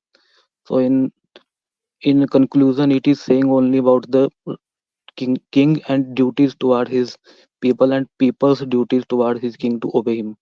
So there is no mention of horse or this kind of thing. Okay, that's fine because I don't think that was the one that what's his name Hmm. Ambedkar quoted. Because the Okay. one that Ambedkar quoted was actually from Atharva Veda, and you said there is no chapter 10 or something. No, this is mismatch in the mantra. I can open what you quoted, the Yajurveda 23. Yeah, open that. Hmm.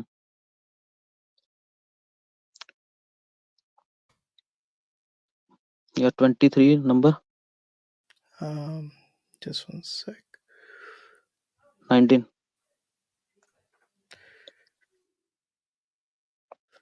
Just moved from that page. That's why.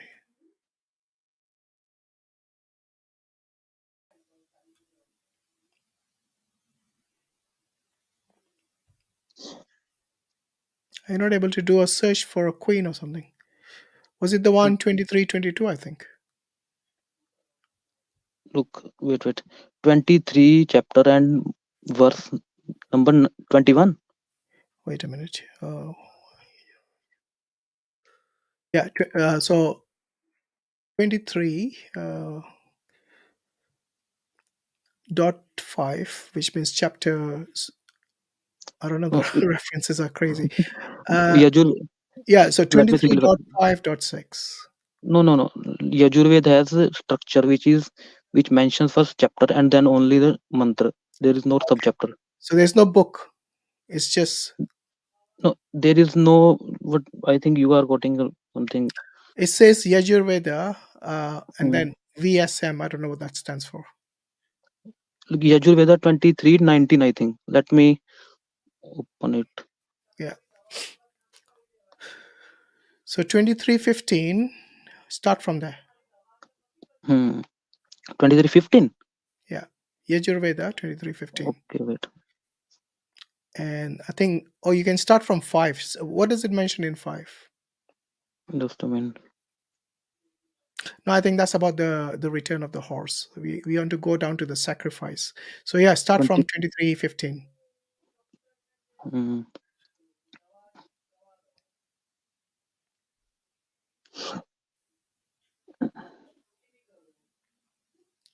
Yeah, 23:15. Yeah. Okay, I'm reading in 23:15, right?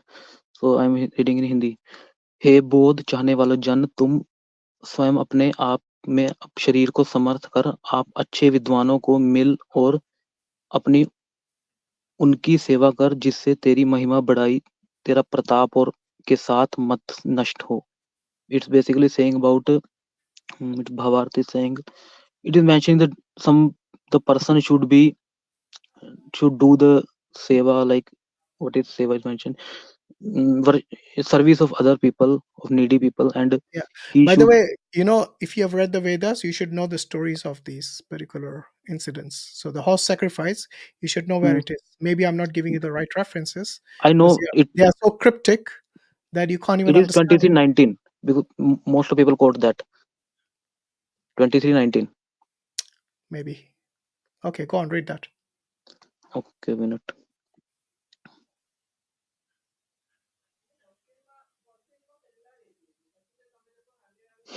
Whose translation are you reading? I am reading Pandit Giridhar Prasad, and there is Pandit Sham Prasad Upadhyay, and third one is of Swami Dayanand Saraswati. Three translators. Okay. Oh, let me read. Let first, yeah, 23:19. Yeah. So it is mentioning, हे जगदीश्वर, आप लोग गणों के बीच गणों के पालनहारे आपको स्वीकार करते, अति प्रिय सुंदरों के बीच अति प्रिय सुंदरों के पालनहारे आपकी प्रशंसा करते, विद्या आदि पदार्थों की पुष्टि करने हारों के बीच विद्या आदि पदार्थों की रक्षा करने हारे आपको स्वीकार करते हैं। हे परमात्मन, जिस आप में सब प्राणी बसते हैं, सो आप मेरे न्यायाधीश होजिए। जिस गर्भ के समान संसार को धारण करने हारी प्रकृति को धारण करने हारे आप जन्मादि दोष से भली भांति प्राप्त होते हैं, उस प्रकृति के धर्ता को मैं अच्छे प्रकार जानूं। It is basically mentioned that it is saying that God is God, and they're mentioning the God and the nature, and it is saying that with the nature God creates this entire creation, and even the normal human beings takes birth only because of the material substance. So I let me worship that Lord. So I thought you were going to read the one about the horse sacrifice, but you did not. Do you know No, where it is?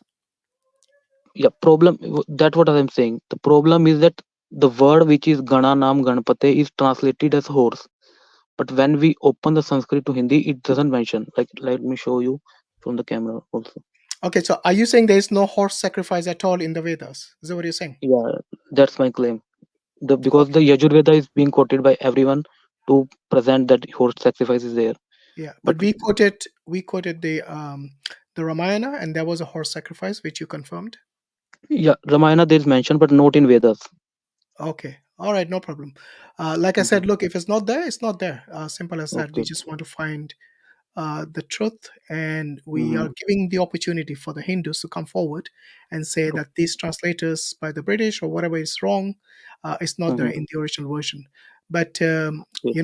the problem still lies with the Hindus, because if they don't translate their own books and they leave it to others to translate, then who is to blame ultimately? Yeah, that's your. I can accept what this is a good suggestion. Like we should translate with the proper authentic version so others can read. Okay, good. What is being sacrificed then if it's not a horse? Because there No, is no, it don't is a horse. So It is horse, but not in this mantra or yeah, in there are Vedas. different sacrifices. Yeah, yeah. One of them, they're all called yagnas, so there are different kinds of sacrifices. There's a Hmm. fire sacrifice and horse sacrifice, and they got so many different kinds of sacrifices. Yeah, In one of them, the horse is literally sacrificed. Do they eat yeah. the horse meat afterwards? No, eating is not mentioned. It is only mentioned that they cut the horse, and then there is word called home. It means, like, this is the problem. Like, I can't translate word home in English. It means Sorry, what like word? Home. home is not home, like house, not house. It is some home. No, leave it. I can't translate that home How do you say word. it in Hindi? Hindi, I can say her, and then uh, what is say matra of o and ma. Home. Yeah, yeah, home. Okay. No, It's eating is not okay. eating is, if even if we go with different scriptures, the meat eating is not you can say it is Yeah. prohibited in even in some verses, like Vedas also say that meat should not be eaten, this kind of, but that's a different topic. So not, it's not eaten, it's only sacrificed, and Mm. the process and the. What about Ram and Krishna? Did they eat meat? I can also talk about that, but Ram and Krishna, but I Well, it will is about talk some. Ramayana, so we will talk about it. It's within the topic. Yeah, because there is mention in Ramayana some verses where Ram told her mother that when I will go to forest, I won't ever eat meat, and I will live on the fruits and vegetables. So there is a verse which mentions the deer and this kind of thing in Ramayana. But when there is a critical edition which collects the manuscripts from different parts of the India, and when they published that critical edition, they found that these verses, few verses of meat eating and deer, and these are the interpolated ones and were not found in the earlier manuscripts collected. So that's a different topic, but I can say that Ram was vegetarian. Wait. What do you mean by critical edition? Yeah, critical edition is a version published by our you can say the which agency collects the manuscripts, and then he it published by matching the newest manuscripts. And in that particular book, the earliest manuscripts from the different parts of the world not world from India were collected, and when they were analyzed, they were found that some verses were not present in the older manuscripts, but they were Okay. some So added in new ones. which critical edition would you recommend? You can open Baroda Critical Edition Okay, or why? ASI Critical Archaeological Survey of India. I have a feeling that these are the whitewash versions. No, not whitewash, because because there is justification also.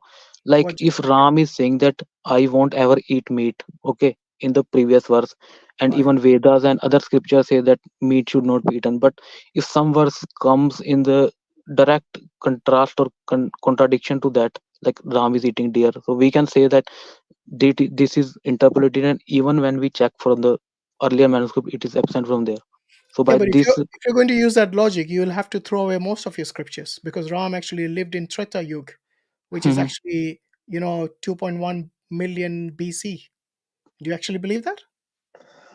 no, that's not the topic. But question is about the No. What do you mean it's not the topic? mentions of The Ram. topic is about Ramayana. Hmm. Okay. Did Ram exist in the Treta Yuga? Yeah, Ram exists in Treta Yuga. When was the Treta Yuga? Treta Yuga have different, like I also told you in previous stream, there are many different references. But when we go with Upanishads references, it doesn't mention about in lakhs or millions. It mentions only in thousands. So Okay, we how many can thousand years ago was Treta Yuga? how many thousand I can't quote exactly, but I can say Ask let us exact. say Give me a let rough us idea. say 12,000 years. Okay. Up in So, not so exactly. did what's his name? The author Valmiki, did he exist 12,000 years ago? Yeah, Was he Says was he yeah, a Ramayana says contemporary that of Ram? yeah, Ramayana says that he is contemporary. Okay. When was Valmiki written? Sorry, when was Ramayana written by Valmiki? Earlier, Ramayana was not written; it was in oral format. But Even in oral when format. When did he Mhm. compose it? the date is no, there is no dating or exact, you can say hard thing where we can say that it was written in that particular. It is also speculations. Okay, so what language was it composed in? It is composed in Sanskrit because Vedas mention that Sanskrit is a language of Devtas. So we can say that it Yeah, was but in Sanskrit. that's circular reasoning, isn't it? Because people used to speak If Sanskrit. just now you mentioned about logic, because Hmm. Ram said that he's not going to eat meat when he goes to the forest. So everything that mentions Ram eating meat is a fabrication. You use Hmm. logic, isn't it? So let's use Yeah. logic and try to understand whether um, whether Sanskrit actually existed 12,000 years ago. Let's use logic. Come on. I can use logic by this sense, like most of our scriptures and all things are written or you can say the composed in Sanskrit, and there was no language which you people used to speak My earlier. friend, So I asked you in which language it was composed, not written. Okay, to what compose a composed the poetry, you don't need to write it down. You can just say it orally. yeah, it So the was composed question, in Sanskrit. okay, now show me evidence that Sanskrit existed 12,000 years ago. Bro, this is the problem. Like, how can I show you some hard evidence for such a Are you long time? saying you have evidence or no evidence at all? There is some absence of evidence in this particular field of The entire language and thing this. depends on Sanskrit, my friend. The entire epic Yeah, depends on the I know. language. If the Mhm. language only existed 5,000 years ago, and you're saying Ram existed and Valmiki existed 12,000 years ago, you got a huge disconnect there. Logically, it's impossible. So you are saying language. So you want to say that people used to exist 12,000 years ago, but there was no language. No, even 12,000 years ago, if you look at the latest findings from archaeologists and people who study paleontology and so on, you will Mhm. understand that 12,000 years ago, they were just basically Um, they they had just come out of hunter gatherers and started to make, No, rough there will use. be problem if you go by this logic. Like Why? you are believing in Ice Age and Stone Age kind of thing. No, I'm saying based on the Hindus who say Treta Yuga was 2.1 million BC. That will But be Ice Age. that can be absurd, big 2.1 million, but 1,000 can be possible. That's what I'm saying. No, And but the only reason you're saying this again is a speculation. You have no evidence for him existing 12,000 years ago. It's a speculation. so there, look, if we go by this Ice No, no. Age or On this what kind of basis did you say 12,000? Did you just what? make it up? On what No, no, basis what? did you say 12,000? Yeah, I said on the basis of there, I have read some Upanishad which mentions in thousands of years.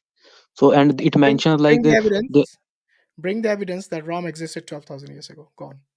oh, so Even from the right Upanishad. now I don't have Because you to see, this accept. I've asked many Hindus on this particular stream on this topic, and everyone gave me a different answer. Some say 5,000, some say 7,000, some say 12,000, some say millions of years ago. And that's the reason I'm saying, because the Hindus don't even know exactly when Ram existed, and they can pinpoint the exact location of the place where he was born. It's just illogical. Yeah, I can show you reference if I will find from, because I know I have read that, Yeah, but but I that's, don't have look, anyone, for example, if I ask an oral tradition and its chain of narration, you won't be able hmm, to do that. So your manuscripts could be written like as early as 100 years ago or 200 years ago. no. If you Jay don't have the UNESCO. manuscripts, then you can't prove it, can you? If you don't have the oral tradition with the chain of narration, unbroken chain of narration, which is independently attested from different sources, then also you don't have any proof or evidence. These are just claims. Because it's written in the book, so I must believe it. No, our Upanishad, there is a chapter in Brihadaranyaka Upanishad. It mentions all the what you are saying chain, but we don't call it chain. It mentions the Guru Shishya Parampara, and it mentions the name How of far rishis, how far and back does it go?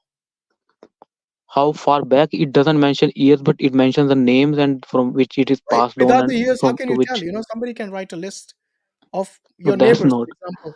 You know, no one can No, no. verify this kind of information.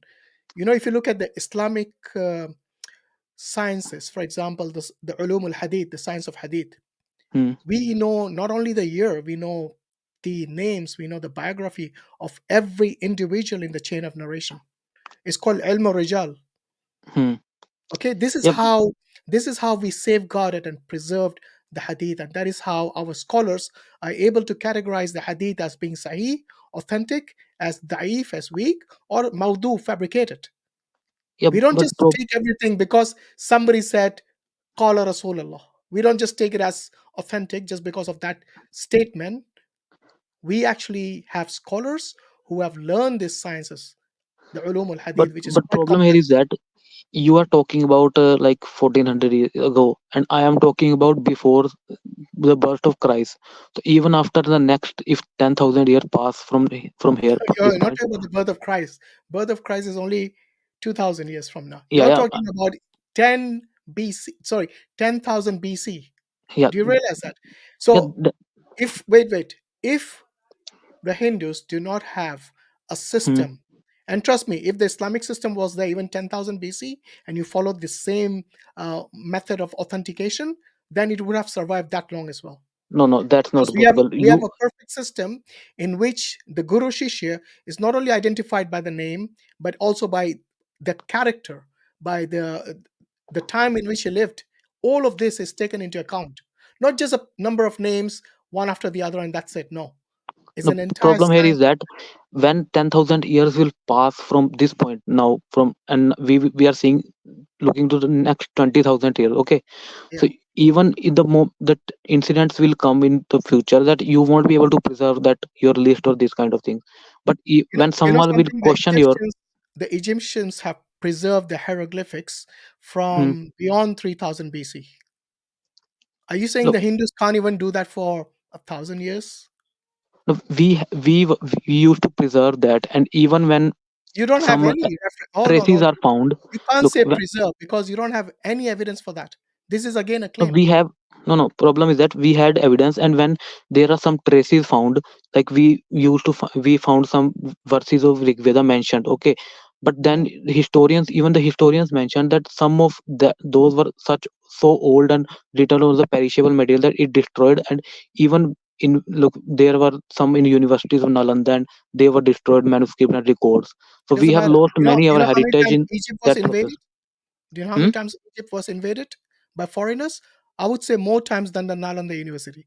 Nalanda University was invaded 3 times. First time by the No, Huns, the problem is that second time by the king of Bengal, who hmm, was actually a Hindu, and on third time when it was in decline, that is when the Khiljis invaded them. So yeah, don't but tell me, wait.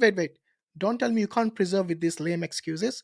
The Egyptians managed to preserve the hieroglyphics, and also I think the Phoenicians, they managed to their inscriptions were also preserved because they preserved it on tablets, they preserved it on stones, which remained intact until they were discovered recently. yeah, So they had the technology. I have to say I'm one thing. asking why the Hindus didn't have the technology when they boast about these vimanas and all these aircrafts which used Hmm, to fly. Like what's his name? Ravan had his own flying machine. Vishnu had his hmm. own flying machine. Yeah, you don't If they even could need have this kind of technology. You got technology, the Yep. gods. least you The could do gods is walking Hmm. on the learn to earth, preserve the dude. Let me. books.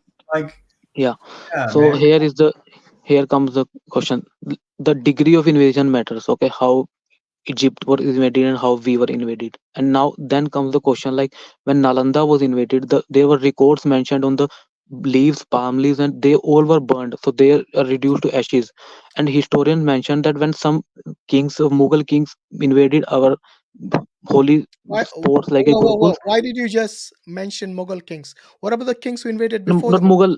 Mughal, sorry, not Mughal, I can Would you say any condemn, wait a minute, invaders. would you condemn that Hindu king of Bengal who Hmm. invaded and destroyed Nalanda University as well? They were in internal fight also. I will condemn every invasion. Exactly. So, don't blame the Mughals because before the Mughals even destroyed Nalanda, it was destroyed twice. One by Huns, I believe in the 12th century, and later in the 15th century or something by the king of Bengal who was a Hindu. Yeah. So I'm Okay. saying that when the university was burned, okay, so records were Look, reduced to ashes, and it doesn't matter. historian. Even if it was burned and your bits destroyed, why put all Hmm, your eggs in one basket? Are you saying because are you saying that the was the Hindus only yeah, had a Buddhist no, university where to safeguard that your was the scriptures? center of studies. Our all you can It say was a Buddhist manuscript center. and Do you know that? yeah, It was a what Buddhist center, not a Hindu center. The it university is. was Buddhist. It University was a was Buddhist of monastery. different cultures. No, no, Let me no. They clarify. might have taught different cultures, but Hmm. the university itself was run by Buddhists. No, And it there were was change. called the No. Buddhist Monastery University, not It a is Hindu called university. at some time it was called, but before that and Not after that sometime. it No, used to no. change. I'll tell you It. what. How it Hmm, started is the Hindus actually donated money for the university to be built. They donated the money to whom? To the Buddhists to build hmm, this university. And it had remained, Nalanda University had remained as a Buddhist monastery university throughout its existence. yeah. But I'm Okay? saying that the people of I'm not talking different about the cultures. patrons. I'm not talking about the patrons. The patrons might have given money Hmm, for its upkeep. But that's all they did. They did not actually consider that to be a Hindu university. Every time the Hindus discuss about the evidences, they always give these excuses that it was very old and we couldn't preserve it. I mean, no, come because on, if you have Vimanas, I'm historian sure says that you could have had the technology of having a hard disk. You know, technology of. if you could have Vimanas back then, Hmm, 12,000 years ago, when there were just hunter gatherers and the hmm, people were using rudimentary tools 12,000 years ago, hmm. then you could have had a hard disk to store the information. Yeah, no, that's not the problem. Is that when our scriptures mention about vimanas and these kind of things, they Mhm. mention a particular, you can say particular period of time which it was satyugs, and then they mentioned that when time will pass, these kind of No, no, it wasn't it Satyug. was It was in the time of Ram. no, it yeah it was Ram was in, it was also before in satyug. Ram is No, in I'm treta yug, saying it then was in comes the time dwapar of and Ram when Ravan had his own ride, his own spacecraft. What is it called? yeah, I know that What is the name of it? pushpak viman. Yeah, Pushpak Viman. So that was not in Satyug, it was in the time of Ram, No, 12,000 years I ago, am according saying to you. no, I am saying the in scripture mentioned these kind of things even in Satyug, like of Kuber and Indra also has used to have. So they says that these are things are operated with the mantras and these kind of supernatural, or you can say what is metaphysical things.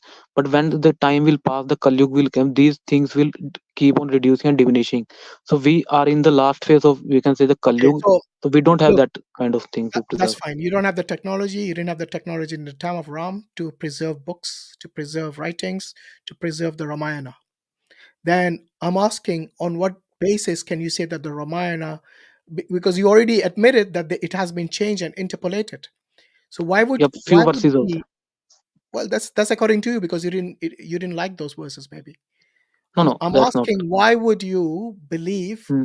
something for which you have no evidence for, neither a chain of narration nor any manuscript? How can you say it hasn't been interpolated, all of it? It hasn't been on interpolated. Okay, so here comes like when the some incidents are mentioned in Ramayana. Okay, and it is even mentioned in we can say Mahabharata and Itihas, other kind of rishis mentioned in Smritis. So we can correlate it by like if something is happening in one scripture, it is mentioned in even in four. So we can say that it is correct. But when some Whoa, wait a strange, minute. So if I copy from you, okay, and not then copying. let's say if I copy something that you wrote, and then I change maybe, let's say, 25% of it. No, no, no. Because there was some rishis who were contemporary of Ram. There you mentioned in their even their in Smritis and their own scriptures. So we can say that even the contemporary sources mention the same things twice and twice. But when we come to some few objectionable things, these are mentioned only in few sources, so we can reject. And like I told you earlier too. Hello. Yeah, so what I'm saying is, look, if I change something that you wrote and I change 25% of it, and Hmm. then I copied that, and then somebody else copied from me, and they change another 25% of it, Hmm. and it carried on being changed over time. And that's the reason you know how many versions of Ramayana are there? The most authentic is Valmiki Ramayana, but there are How many many versions different of kind. Ramayana are there? I don't know the exact number, but there are many. I At have. least 300. Yeah, I know. Okay?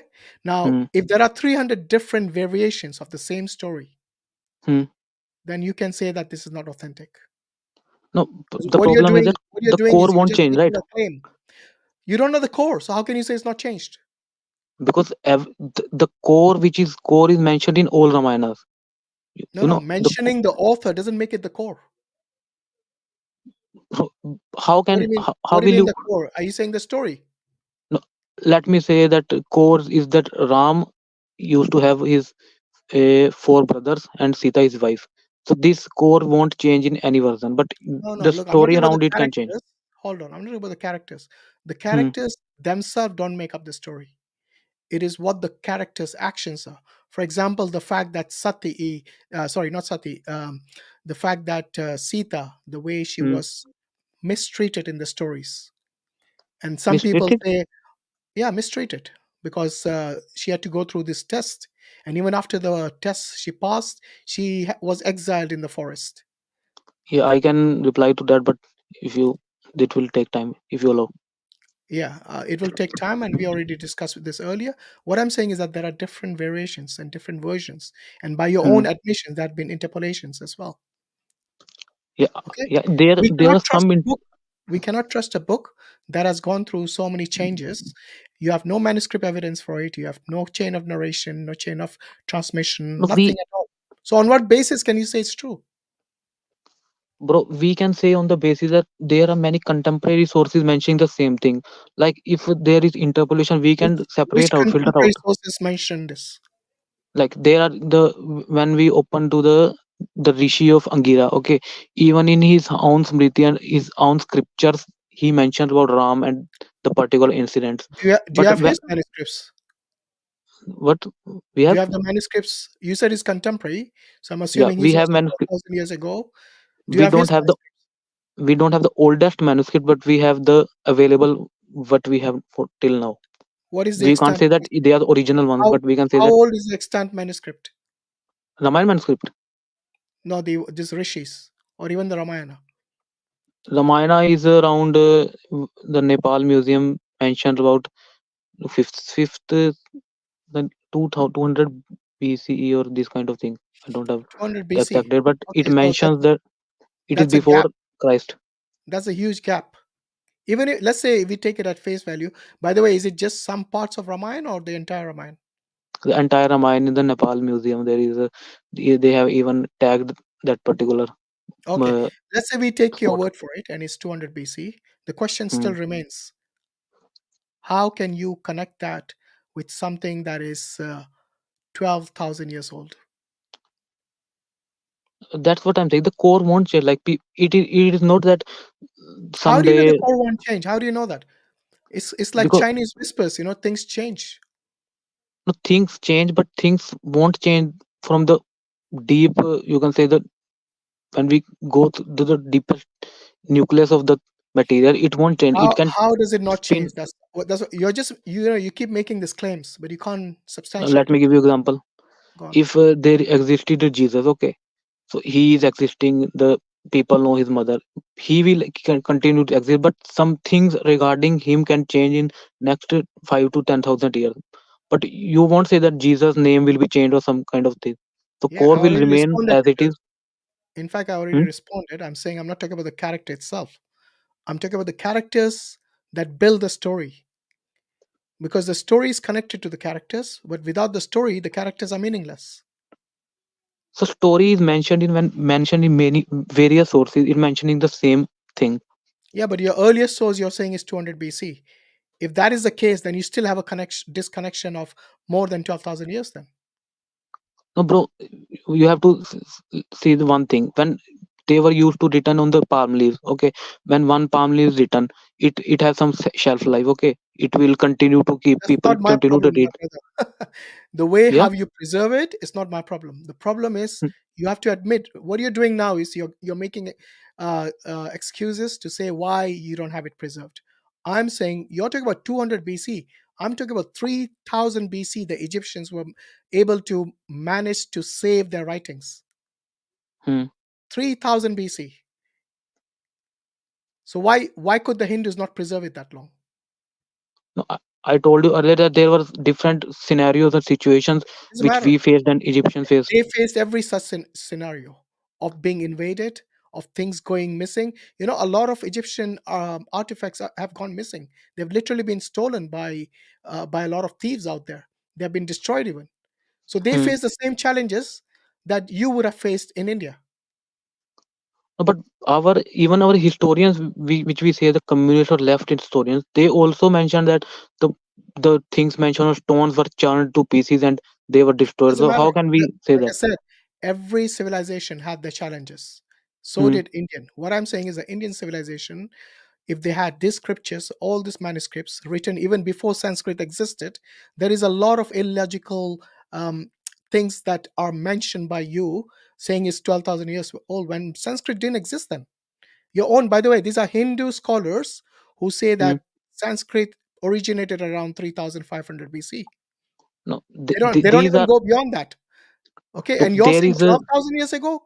Come on. yeah, there is some linguistic research I was reading few days ago.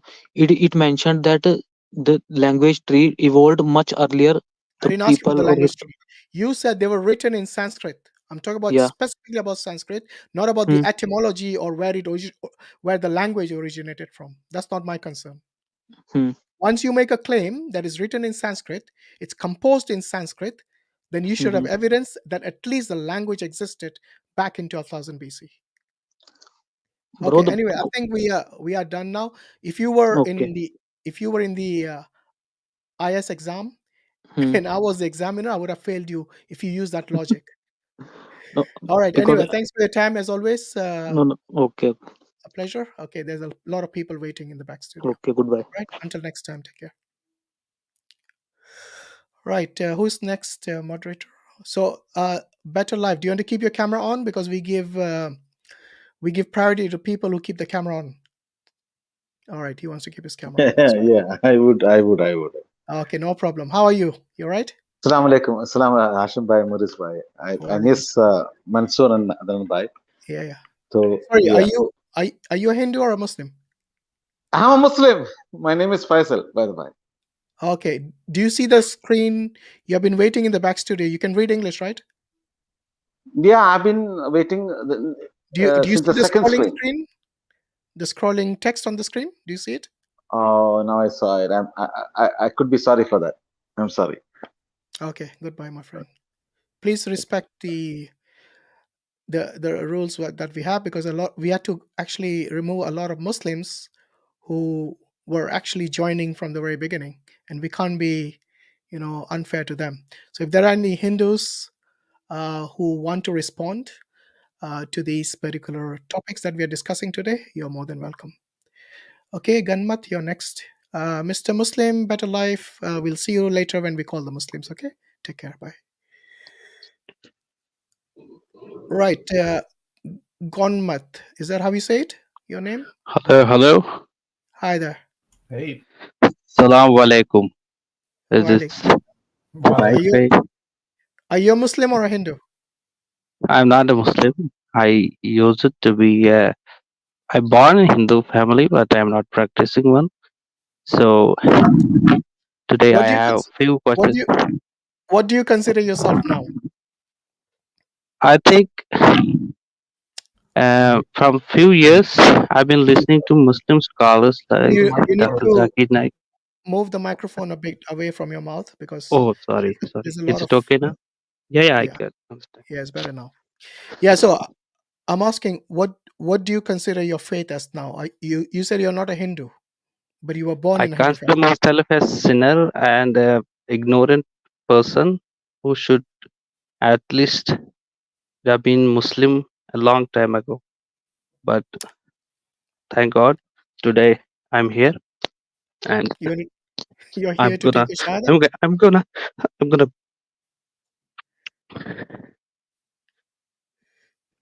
I have did so many things in my life, sir. So many bad things. May Allah forgive you.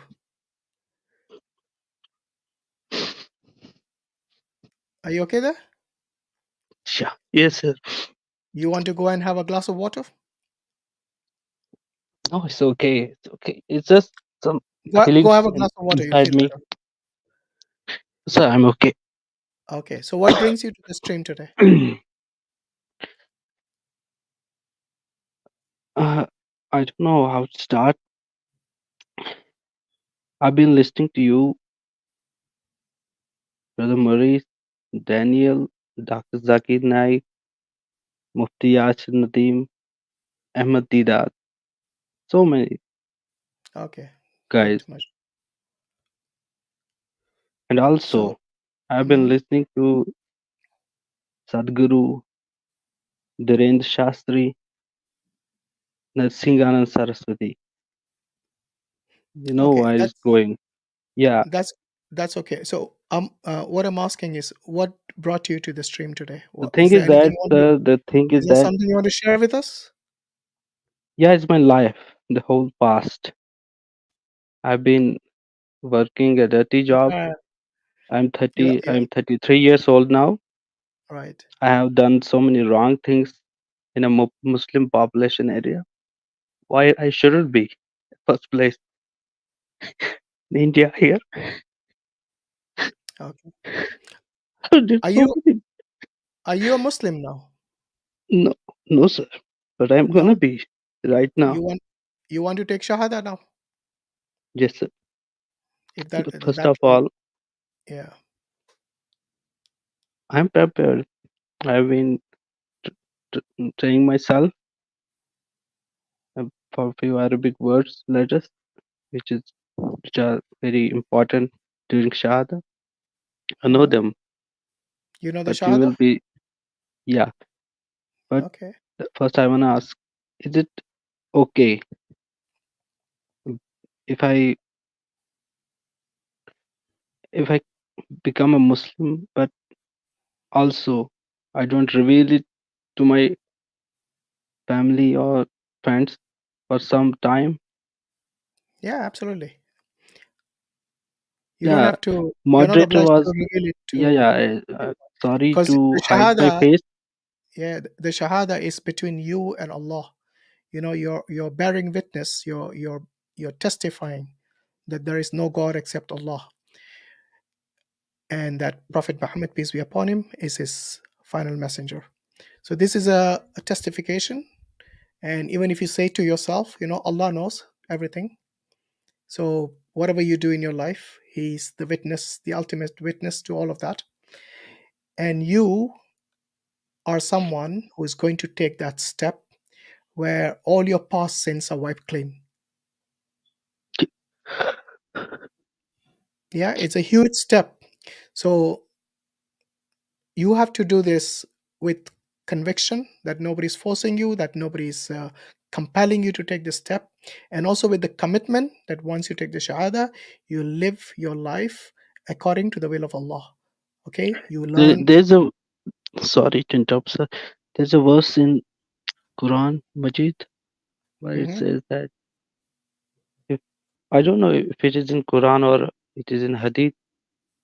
If you That's fine. kill You can look. if you kill a person, Yeah, i- it's gonna it's it's like you kill the whole humanity.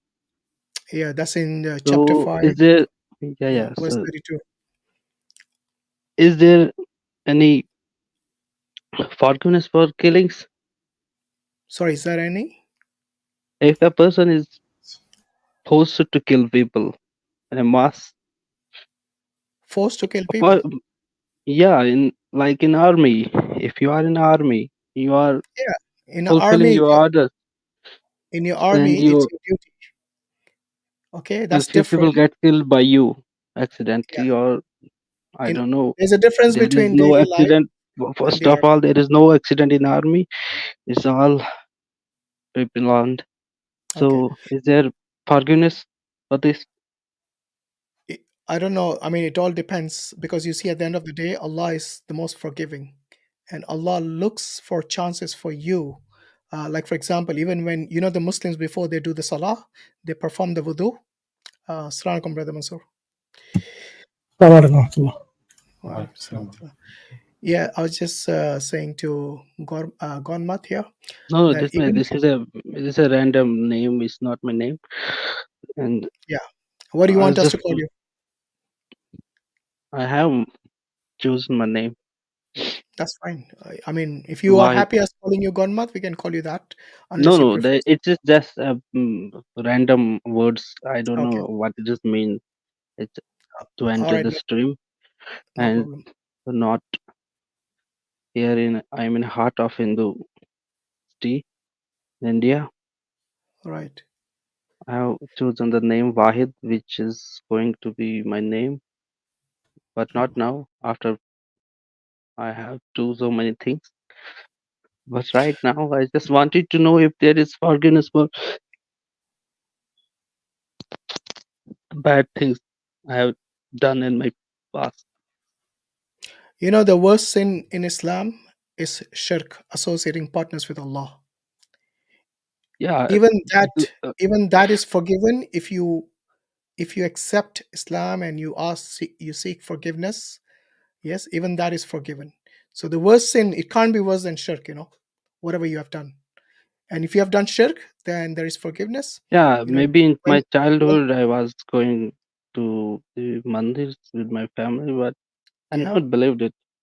I never it never make any sense for me to like Hanuman carrying a mountain and these Pushpak Vimans you were talking about few minutes Mhm. ago and all Yeah. the Let's all leave all the that aside. yeah, yeah, Let's get back to the important bit. So, do you want to take the shahada, yes. and you're going to commit your life to Islam, which means you will leave all the haram, you know, the things What which is are the haram. first important thing after this Shahada I should must which I must should follow? Matlab, So you mean, cleanse yourself, take a shower, yeah. mm, yes. Then you find a Muslim who is someone who's you can trust and who will help you to Mm. take you to the different, like for example, how to perform the salah, you know, how to uh, take care of your cleanliness, how to stay away from things which are haram or forbidden, and live your life, normally like you would do anyhow. Once you have done all these things, like So learning the about the family, basics. can I be apart from them for a while? I don't know. I Do you have mean, children? no, I am not married. Okay, so do you have any commitments? Like, is there anyone that you take care of? Yeah, there are. Maybe. So I was in a stream. Yasir Nadeem Wajdi. Mhm. He was talking about some convert Muslims, and there are Okay. so many girls and boys who want to marry, who want to get a partner. That's a that's normal thing for me. Okay. I Sorry, did you will say you figure were? that out. But right now, the most important thing for me after the shahada, Yeah. what Did you take Shahada what already to do, do's and with don'ts. Mufti Sahib? Have you taken Shahada with Mufti Sahib already? No, never. You did not, but you were on I the stream. wanted, but I never got chance. Okay. Well, That's now is your fine. Yeah, chance. Dr. Just want to clarify, my brother here. The next thing after taking the Shahada would be getting your namaz, your salah, your prayer sorted. That's the next big thing, which is the most Yeah, I important have thing. written here the names Yeah. of the My Salah. name is It Mansur, is. so I haven't changed it. I know Yeah, you, my name sir. is. I know you. I It's know in you, Arabic. sir. That's why I Mansur. love you Yeah, all yeah, this. I realized. I love Yeah. all these. The panel, brother Muris, you, Daniel, Amir Haksa is my favorite. I mean, I know. I've been watching you for many years. All right, brother. All Since your you know, speaker I think corners you know the debate. basics already, isn't it? So just take the Shahada then. Do you know the Shahada by No, yourself? Go on, I say it by yourself. Ashadu Allah ilaha illallah. Washadu anna Muhammadan abdu wa rasuluh. Okay, I bear mashallah. witness that there is no God worthy of worship except Allah, and Muhammad Rasulullah Sallallahu is the final messenger and servant of Allah. Yeah, jazakallah Allahu, khair. Allahu Welcome to Akbar. the team, brother. So you don't have to reveal it to anyone. Like we mentioned earlier, if you think there is some danger to yourself or your family, practice it in private. But you, like Brother Mansur said, take care of the obligations, like your salah. After the first pillar comes a second pillar, which is the salah. So you have done the first pillar. Yeah, you have believed in Allah and the Rasul, and now you have to perform the salah, which is the 5 times duty, and each salah takes like roughly 10 minutes. Okay, so learn how to purify yourself, learn how to perform the salah. I'm sure there's a mosque in your area. There's the Mansur, sir, but it's not near me. It's three, Right. 4 kilometers away from me. But I am That's not not far. in a 4 position kilometers. where I can pray 5 times. Yeah. Sometimes I get orders from the officers, go here, go there. As a soldier, I cannot do. But for that, can I? Should I always do a wudu, ablution, or if there is no time? What's You have the? to before you perform the salah, and if your wudu, your ablution is not valid, Mhm. then in order for your salah to be valid, you must have a valid wudu. Your ablution should be intact. But like I said, these are things which you can learn Sir, from your local. it's going hard, little hard for me for few months until I'm not retiring from this what I am doing. So Mhm. even if few times I don't pray on time, is it Okay. okay? For example, if right now it is pray time and I am in operation or in some patrolling, can I come later and pray? If it's within the time period, Hmm. so where are you now in India? Jammu Kashmir. Okay, so it's I think it's after Isha prayers now. So if it's we have to pray on time. Try to Sir, pray you on cannot time. imagine how I am talking to you right now. I am outside. It's freezing Yeah, here I can below imagine. Mhm. May Allah make it easy for you and for your family as well. But brother, like I said, 4 kilometers is not that far away. Just a short bus ride. You can go No, there. sir, And you don't understand. It's 4 kilometers, but I'm inside the cantonment area. oh, I see. Nobody Okay. can come, nobody can go out. Even if Yeah, it is near, you have access to the yes, internet. yes, Okay, sir, so I have you can access to learn internet. like you have been listening to the. I know many things. I know many hadiths. I Yeah, know so alhamdulillah, You time. need brother. to at least try to make it on a day off, bro. Just at least once a week. Try to make it on a day off. Mhm. Yeah, I Yeah, know it's going to it's a little bit hard for me. You need yeah, to, For getting. brother, to take some time. you need to take steps gradually, inshallah, and Inshallah. increase in doing more and more. So, but start with your priorities. So, learn how to pray, and of course, to pray, you need to know how to make ablution. So, learn how to make ablution as well, and then pray. And once your prayer is settled, inshallah, this will help you and consolidate you, inshallah, to carry on everything else that you're going to do. So, as you go on to this new journey, inshallah, as a baby, you will realize that there are things that we do as Muslims. We stay away from Yes, things that are forbidden, and that that means you need those to are the things know. which made me to do Yeah, this. The alhamdulillah, that Kali, means you need to the world learn. is Kalinist religion. Yeah, you need to learn a bit Only more about every day, what things are allowed and what are not allowed. So as you gradually learn, then Mm, your knowledge base gets increased, inshallah. But important thing is whatever yeah, you learn, put it into practice directly. So, for example, if you now know, for example, that we should not cheat anyone, we should not mock anyone, and so on, put that into practice. So if you now know that Islam encourages us always to be fair with people and just with people, once you've learned this, try to implement it in your life, inshallah. But as I said, start with your salah, because this is the connection with Allah subhanahu wa ta'ala. This is your connection with Allah. Once you are connected clearly, I mean, this is the beginning of the journey. I mean, you have already learned a lot of things, as I briefly understood from here. Just keep up to an increase in your good actions, and the more and more you increase, you will see your life changing more and more, because your actions will change yourself. Saying one thing with our mouth is different from doing them. So once you do them in actions, you will see mm. how the life around you changes and how people around you will also be affected by it. So So it is the thing is, sorry to interrupt, sir. Sorry, pardon. it's okay, it's okay. The thing is that uh, in my daily life, I am so broken, and I have so much stress, depression, all because of my previous life. But now, whenever I come close to the Islam in my heart, Mm, I feel that something out outwardly, which no. out of this world. That Yeah. that I cannot explain that feeling which I'm feeling right now. It is Mm, so much peace and content in my heart. yes. Alhamdulillah. That's My why brother.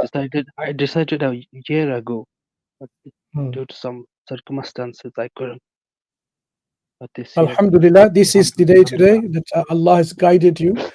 So be thankful to Allah, be grateful to Allah. This is the first thing you should do. You should be grateful to Allah subhanahu wa ta'ala. It is Allah that has guided you, and you have taken that step. So of course, be grateful to Allah always, and remember Allah in every moment of your life, that Allah has guided you to this. If it wasn't for Allah's guidance, then no one would have guided you. The point I want to make here, brother, all the things you have done in your life before previous. accepting Islam, all the things you have done, every single thing that you can imagine, and you get depressed about it, things you don't have to mention these things Can to you anyone three else. brothers? Yeah, Can you my three brother, brothers, my brother brother, Muris, you and the alhamdulillah, Hashim my brother? brother, Can I you want pray to for me, emphasize. especially? Yes, I want to emphasize, so please hear me out. I want to emphasize something. Everything that you've done which you think to be bad and remorseful, now you're regretting, all of the things have been forgiven. Allah is so merciful. so merciful that He forgives all your sins the moment you accept Islam. Not only that, any good deeds that you have done, any good actions that you have done, you've retained them. You haven't lost them. So you can now, even though you have a clean state, but clean state in the sense that okay, Allah has already given you bonuses. Yep. So Yes. now is to embark on a journey with this understanding and feeling that you and your previous bad actions all have been wiped. All have been wiped. So do not feel anything about what you've done. This actions of accepting Islam has dealt with all of that. Allah in His mercy has cleared all the sins. Now you have to make sure that you do not go back to those sins, that you don't go back to these bad habits. You have to struggle now to constantly make sure you do not fall into this sin, inshallah. But right now, have this understanding in your heart that all of the things in the past, they have been wiped clean. Alhamdulillah, be grateful to Allah for this. Thank you so much. Thank you One other thing, bro. I so just much want for to. I put a link in the back chat for you. It's about a hadith that I think would be a benefit to you, especially because you brought up, the concept of. So can I be connected to you? I mean, can I come after 10 days, 8 days in week? If can I send you mails regarding some whenever I face any Questions? problem about? Yes, sir. Indeed, indeed. Our door is open to you for questions. So you can see dawahwise@gmail.com and you can contact Brother Muris. Any of the Muslim du'at, the people who are calling people to Islam and that you are familiar with and you think you can connect with them, you can always contact us. And inshallah, we'll try all our best to connect with you, answer your questions. Yeah. What I would recommend, one thing is, do not go into start discussing with people and start debating with people. I know you will have this feeling that now let me take the opportunity to invite many more people to Islam. And people feel that way. You can do that, inshallah. Your First, I first should know for priorities me. are to really make yourself solid, inshallah, in the knowledge of Islam. Yeah. So as you learn more and you practice more, you have a solid foundation, after which you can go and do the da'wah that brothers are doing, for example, and sisters are doing. So you can do that then, inshallah. No one's going to stop you from doing that. But in this very interim period now, you don't need to feel obliged to do this. Get yourself now to learn and to practice Learn Islam first. and to be more and more thankful to Allah subhanahu wa ta'ala. That's the priority, my brother, right now. Thank you so much. Thank you. Thank you. Okay. Do you? Because I came late, I was just listening to you at the very last bits. The thing is that here we have some can I ask you one daily thing? basis data in our phones, internet do you data. have do My you data have was yeah. do you have Yes, sir? Muslims around you, my brother? Yeah, I have Muslims in my So you need to start connecting with the Muslims. Which Muslims? The Muslims who are truthful, the Muslims who are fair and just, those who are practicing, not those who are by name. Some people are those Muslims in my unit, they are just by name. But a friend of mine from my hometown. So really the reason why I'm saying me. this is, once you have Muslims who are practicing and truthful, they pray their salah, these are the Muslims that can help you and guide you. Okay, not the Muslims who are Muslims by name, by only going to a prayer once in a lifetime. No, you need to connect with those Muslims who are practicing, inshallah. And of course, if you know scholars around you, then this will be the next good thing to do. Learn from people of knowledge. This is the habit that we need to develop between ourselves, that we take knowledge from people who know rather than people who don't know, because they might tell something and then you realize that wasn't correct. So if you're going to learn about Islam, inshallah, find scholars near you. If they are not physically around you, there's always available online, inshallah. Yes, sir. All right, brother. May Allah keep you safe and firm on the deen. Inshallah, if you got any questions or something, you can always email us and we can take it from there. All right. So Allah Hafiz and Jazakallah khair, brother. Assalamu alaikum. Allah Hafiz. Thank you, sir. Thank you. Okay. So Alhamdulillah. Okay, so we are calling Hindus. If there are any in the chats or watching this, please do join us. If not, we'll start taking the Muslims, inshallah. Inshallah. I'm gonna take leave. I just came from work straight and saw the message. I thought, like, subhanallah, I need to witness this. Okay, Alhamdulillah. I'll see you around, Barakallah. inshallah. Okay, assalamu alaikum wa rahmatullah. Right. Jazakallah khair, Mansur. Right, since there are no Hindus coming forward, did we scare them off, Muris? I didn't say anything bad, did I? No, didn't. I mean, it's been very cordial today. Yeah. All right, let's take the Muslims in then, inshallah. The Muslims can join I in. could have sworn there was a bunch of Hindus in the back chat, though. At least they were keyboarding away. I don't know. Yeah, I don't know what happened to them. Maybe it's quite late or something in India, maybe. Right. Add me, I'm back. I know you're a Muslim. Assalamu alaikum. Wa alaikum assalam wa rahmatullah. I have a question. Is it on the topic? Not on Hinduism. Well, the topic is on Hinduism. So we usually have a open Q&A. You can ask. I really want to ask this question. It will be very quick, inshallah. No, but it's always quick. The question is always quick. The answer is not. So let's not rush it and stick to the topic, my friend, okay? All right, thank you. And if you want to ask something which is not related to topic, you can always email us. By the way, it's only a quick question. I'm sure we can answer it. All right. All right. Thank you. Bye-bye. If any Muslims in the back chat waiting to discuss some other topics, please come next time when we have an open Q&A. We are only dealing with the topic right now. Right. Abu Salim, are you there? Assalamu alaikum. Alaikum assalam wa rahmatullahi wa barakatuh. Hi, Hashim. I'm from India. Okay. What's on your mind? And yeah, and I just wanted to ask you, what are your views on the things that we are facing in India? Because I think you already asked that question last time you were here. actually, I'm here for the first time. Oh, is it? Okay. Somebody asked the exact same question. Yeah. So Brother, this topic is not related to that, the situation of Indians in India. We are discussing Ramayana, and I'm hoping everybody stick to the question related to that topic. certainly. So yeah, according to what I have came across, Mhm. the Hindus in where I stay, and the questions I have asked them, they're not able to answer my questions. Like I asked them if Ram was a god, why he was not able to save Sita. They did not have any answer. And to be specific, what they say, "Tum tumhara dekho." If you know Hindi, yeah. So Yeah. what should I respond to these guys? It's Well, they're confusing. supposed to respond to you because you're the one asking the question. But they do not respond, and they say, "Tum Well, if they tumhara don't dekho." respond, what are you going to respond? If they yeah. So in my office, at my workplace, Right. when there was the opening of this Ram Mandir, everyone was wearing orange and like unprofessional somewhere. I work for Tech Mahindra, and like unprofessional office, they were screaming Jai Shri Ram, Jai Shri Ram. And I felt like, what is this place now?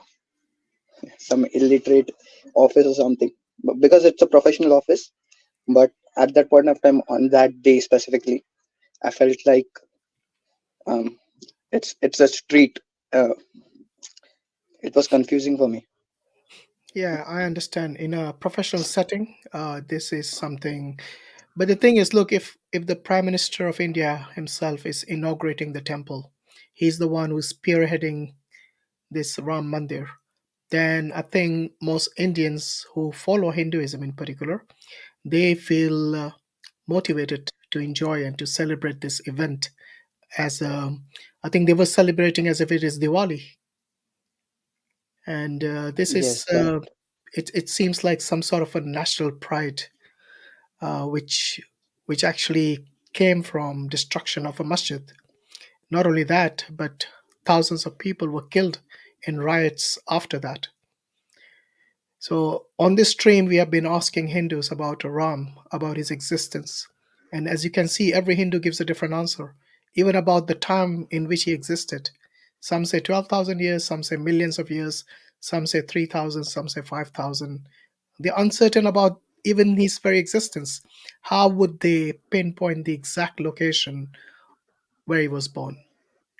It's just mind-numbing, to be honest, So, this is like they say they want to bring about Ram Rajya, but in reality, what it seems like is like Ravan Rajya, yeah, like the one who kidnapped Ram's wife Sita by force, Exactly. and who wanted to, commit atrocities, and who wanted to basically kill people because he was a monster. He was a demon, apparently. He was a Rakshas, even though he was a Brahmin, he was a Rakshas. And this is what's happening. I mean, it goes everything that they did in order to get hold of that place, which belonged to the Muslims and the Babri Masjid in particular. They did it by force, by violence, by murder, by killing, by stealing the land, by placing the murtis inside the masjid, which is both against the constitution of India and against human rights as well. This is no different than the very claim they're making that somebody broke their mandir and built a mosque on it. That too without evidence. So two wrongs make a right? No, it doesn't. You guys are no different. So in future, if somebody says, okay, the mandir was built on the place of the masjid using the same argument, what are you going to let them? Of In course, a no. democratic country where you have secular democracy, not even a Hindu government, and even if it was a Hindu government, I mean, what is the rule on breaking somebody's place of worship? Because the people who own that land, the people who are there praying right now, or when it existed, they are not the ones who actually perpetrated any harm on anyone before them. So why are they being punished? So yeah, there are so many problems with this narrative that this is where the Ram Mandir or the Ram Janmabhoomi was, Ram's birthplace. Exactly. Yeah. Okay. So, yes. Thanks for the answers. No And problem. good speaking to you. I'll be back with Okay, some sure. questions again. Thank you so much. Inshallah. Okay, right. I think we take this better life. He was here earlier. Welcome, brother. Now you can join. Yes, Officially. Assalamu alaikum. Yeah, Walaikum sorry. salam. Nice, okay. Yeah. I know everyone See, is eager to join as soon as possible because it's quite late in India. Unfortunately, we can't let everyone on because if the topic is about the Hindus and we don't let the Hindus, give their point of view, it will look like the Muslims are just preaching to themselves, to the converted, and that's it. exactly. I do. I apologize for that mistake I did in the previous joining. Yeah. Okay. See, Hashim Bhai, Yeah. I have been talking to these guys like RSS and everyone since 1990s. Right. So one thing they cannot explain to me was that they always say they have a caption in a sense like Loga Samasta Suguno Bhavatu, which means everyone in the world is equal, and then that's the way you live. Loga Samasta Suguno Bhavatu. But none of these guys know the 4 verses written before that. Right. Yeah. Which says, Swasti Prajatiyam Palibali Yendra Nyayana Margina Mahim Ahimsa Go Brahmana Agya Subhya Sustyam Loga Samasta Suguna Bhavatu. This is the whole version of that. But they won't say that, because what that says is that if the cows and the Brahmins have a good life, then everyone has in the world are equal. Otherwise, no one is equal. How funny is this? So they consider the life of a cow more sacred than the non-Brahmins, than the non-Brahmins, exactly. which includes the Hindus. This is a Hindu verse. Yes. This is their own saying. I'm saying the non-Brahmins include the Hindus. It's not just other religions. Non-Brahmins are nowhere there also. No, Brahmins has to be taken care of. Only then they can also be happy. Right.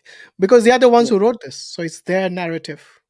Exactly. So there are a lot of things, I had, lot of questions when you did the second stream, and I tried coming in.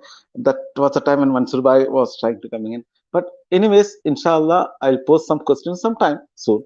Yeah. So yeah. So have you actually studied Sanskrit and the scriptures?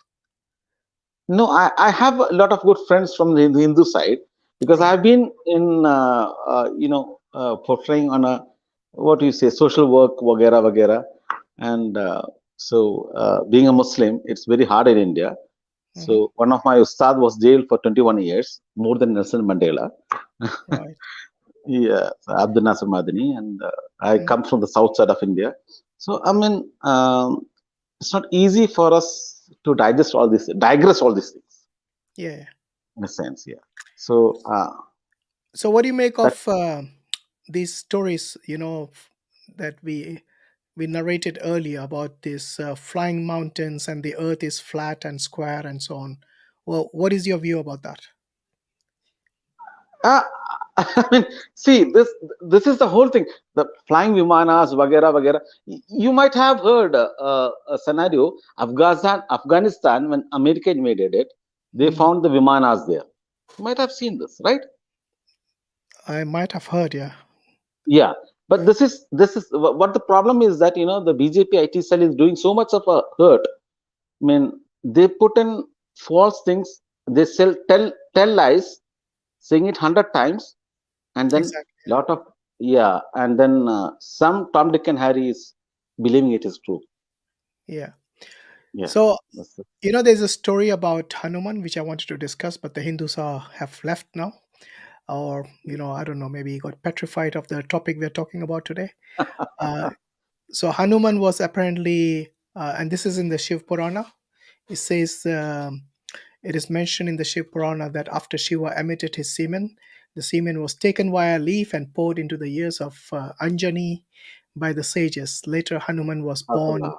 as a reincarnation of Shiva. Safala, I have no idea about it. Shiv To be Purana has honest. a lot of things which Yeah, are yeah. quite devilish, I would say. But I had an objection with Ramayana, which I discussed to one writer who is a Right. national award winner in India. Mhm. The thing is that when Hanuman went to Lanka, it's called Lanka the Henam, when in Ramayana, where he burnt Lanka. I said, is it so close to our story with Sulaiman Nabi, with story of Shiva, vagera, right? Mhm. When he said, when the jinn comes and says, That's the Queen Shiva, just in case people didn't yeah, understand. They might be thinking yeah. you're talking about Shiva, not Shiva. Shiva. Yeah, no, Shiva, yeah, yeah. It's. I can bring her in a blink of an eye. Yeah. Yeah, it was said there, and It was about Sulaiman the Nabi said, throne. I think it was about bringing the yeah, it throne. was about the throne. Yeah, it A was about throne, the bringing throne. a throne in a blink of Yeah, an eye. yeah. Yeah. So And look, we did discuss this, that these stories are so much related to the jinns. It's yeah. it's I do tell my Hindu friends that, yeah, I mean, whatever you worship and whatever you do, I mean, because there are two versions of this. Because where they go is that it is, one is normal and the other is adharva. Adharva means the harmful one. yeah. Yeah. So most of the people do harm.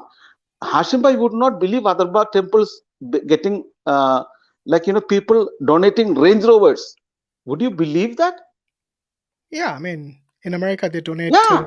aeroplanes, so Yeah. Range So Rovers are nothing. yeah. So that's happening. I have seen that. But Yeah. for what? To harm another person. That's Adharva. It's not about pleasing the God Almighty. It's about harming another person. They are worshipping Satan here. That's what I think. Well, yeah, I mean, if they do shirk, then obviously that's in following in the footsteps of what the shaitan wants, because he wants to drag everyone into the hellfire along with him. So there's no doubt that they are Probably. yeah, if they are going to die upon shirk, then it's not probably, it's definitely you'll be following the shaitan in the Jahannam, in the hellfire. So before you shut your eyes, you have the opportunity to accept Islam, to take and to abide by the will of Allah, rather than your own whims and desires. Yeah, That's it. But they won't. that's true. Yeah, inshallah. Are you from Kerala? Where you? Yeah, I'm from Kerala. Yeah. Okay, Okay.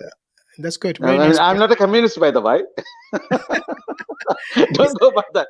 I don't know about their political views. I think there are Yeah, lots of Marxists and communists there. because I've been in a lot of groups and something. People see Keralites, everyone like a communist. Like I'm not. Oh no, We honestly, have our own. I never thought of that. I know a few Karelians, and they are pretty good actually. Far away from Yeah, communists, more capitalists, I would say. obviously, yeah, Yeah. in a sense. What do you think about Okay. this guy called KK Muhammad, who was working for the ASI? You heard of him? I think, yeah, I have, and I've been see since 1990s. I was there, na. Yeah. That guy is, I mean, God forgive me. Whatever he says is junk. Yeah. Yeah. I I don't. mean, if you're on a payroll, from the government, and you're obviously He's going not to even in the carry payroll for the government. He's in a not payroll from BJP. yeah, the BJP is the Yeah, government. but no, but in a sense, but he cannot get a salary from there. Yeah, they That have is, their ways, let me SI say. gets the salary, right? Yeah, Yeah, I'm sure they have their ways, but the yeah, government right now in India is the BJP, and if you are being, working for them or close to them, then obviously you're going to give the verdict in their favor. To this day, no Hindu was able to tell us exactly who said no, where ASI said that this is a Ram Janmabhoomi. This particular no. statement, they showed us some court papers where it's added in one of the addendums, but it doesn't say it. We don't see this report from the ASI, from the Archaeological Survey of India themselves. Any official report where they make this claim, you know.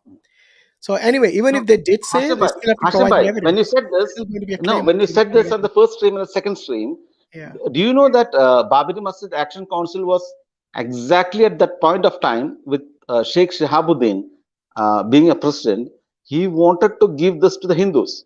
Why? Mm. He said, "Arey yaar, if there is a proof there, let them take it. We don't want it." But that was before the demolition, by the by. Oh, I see. After the demolition, then that's a criminal case. We Yes, can't allow it. exactly. Yeah. Yeah, yeah. So that's a Yeah. different scenario then. Yeah. Even the Otherwise, court they could have claimed taken it. Yeah.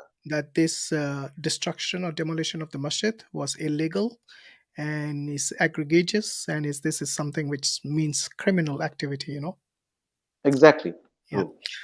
All right, Baisap, inshallah, we'll meet again. We got Inshallah. Inshallah. we got a few people waiting, but No yeah, worries. I No mean, worries. do join us again. It's always a Inshallah. pleasure to know Okay. from Assalamu people who alaikum have to all of experience. you. Wa alaikum Hashim salam. Bhai, Muris. Alaikum And salam. convey my salam to Adnan Bhai and Rashid Bhai. Wa Mansur alaikum- Bhai as well. Yeah. Okay. Yeah, wa alaikum salam, Okay. inshallah. Take care, brother. Take care. Right, who's next? Okay, I'm going to give a chance to whoever has the camera on first. So if you want to keep your camera on, you'll get preference. That's how we roll here. All right, Sayyid Bhai, you're next. Assalamu alaikum wa rahmatullahi wa barakatuh. Wa alaikum salam wa rahmatullahi wa barakatuh. How are you doing, brother Sayyid? Alhamdulillah, brother Hashim. Yeah. I had the question about this particular topic. One of our Hindu brothers came in and said that the evidence that was provided was bogus. Is Mhm. that what he said? Which one? The Which that evidence about the what? guy about that horse sacrifice and those Yes, yes. obscene. Yeah. So we cannot use that verses as Mm. a to tell Yeah, them what kind of yeah. I didn't have the exact references. I mean, I did show certain references, but they were not eligible. So he said that this is not in the original Sanskrit, and he read Sanskrit, and he said there's nothing like that in there. So you got something to counter that? No, the translation he was doing actually Hindi. Mm, It's not quite literal. He was just trying to pass it on as a moral thing. It's quite close to what you read actually. He right. just tried to uh, go around in the conversation, bringing in other yagnas and all, like Mm, you remember. That's what yeah. he did actually. Then in the end, we came to a conclusion that whatever evidence you brought up from that B.R. Ambedkar and all is actually wrong from Mhm. his perspective. Yeah. So we have evidence from, what is this? It's Vajasani Samhita, something like that. You heard of Mhm. that? It's in Yajurveda, the white Yeah, Yajurveda. So yeah, what I've read that. Yajurveda Samhita, chapter number 23, verses 18 to 32. So why don't we look at that? Because it's possible he could have just twisted it. Mhm. Yeah. Do you know this reference?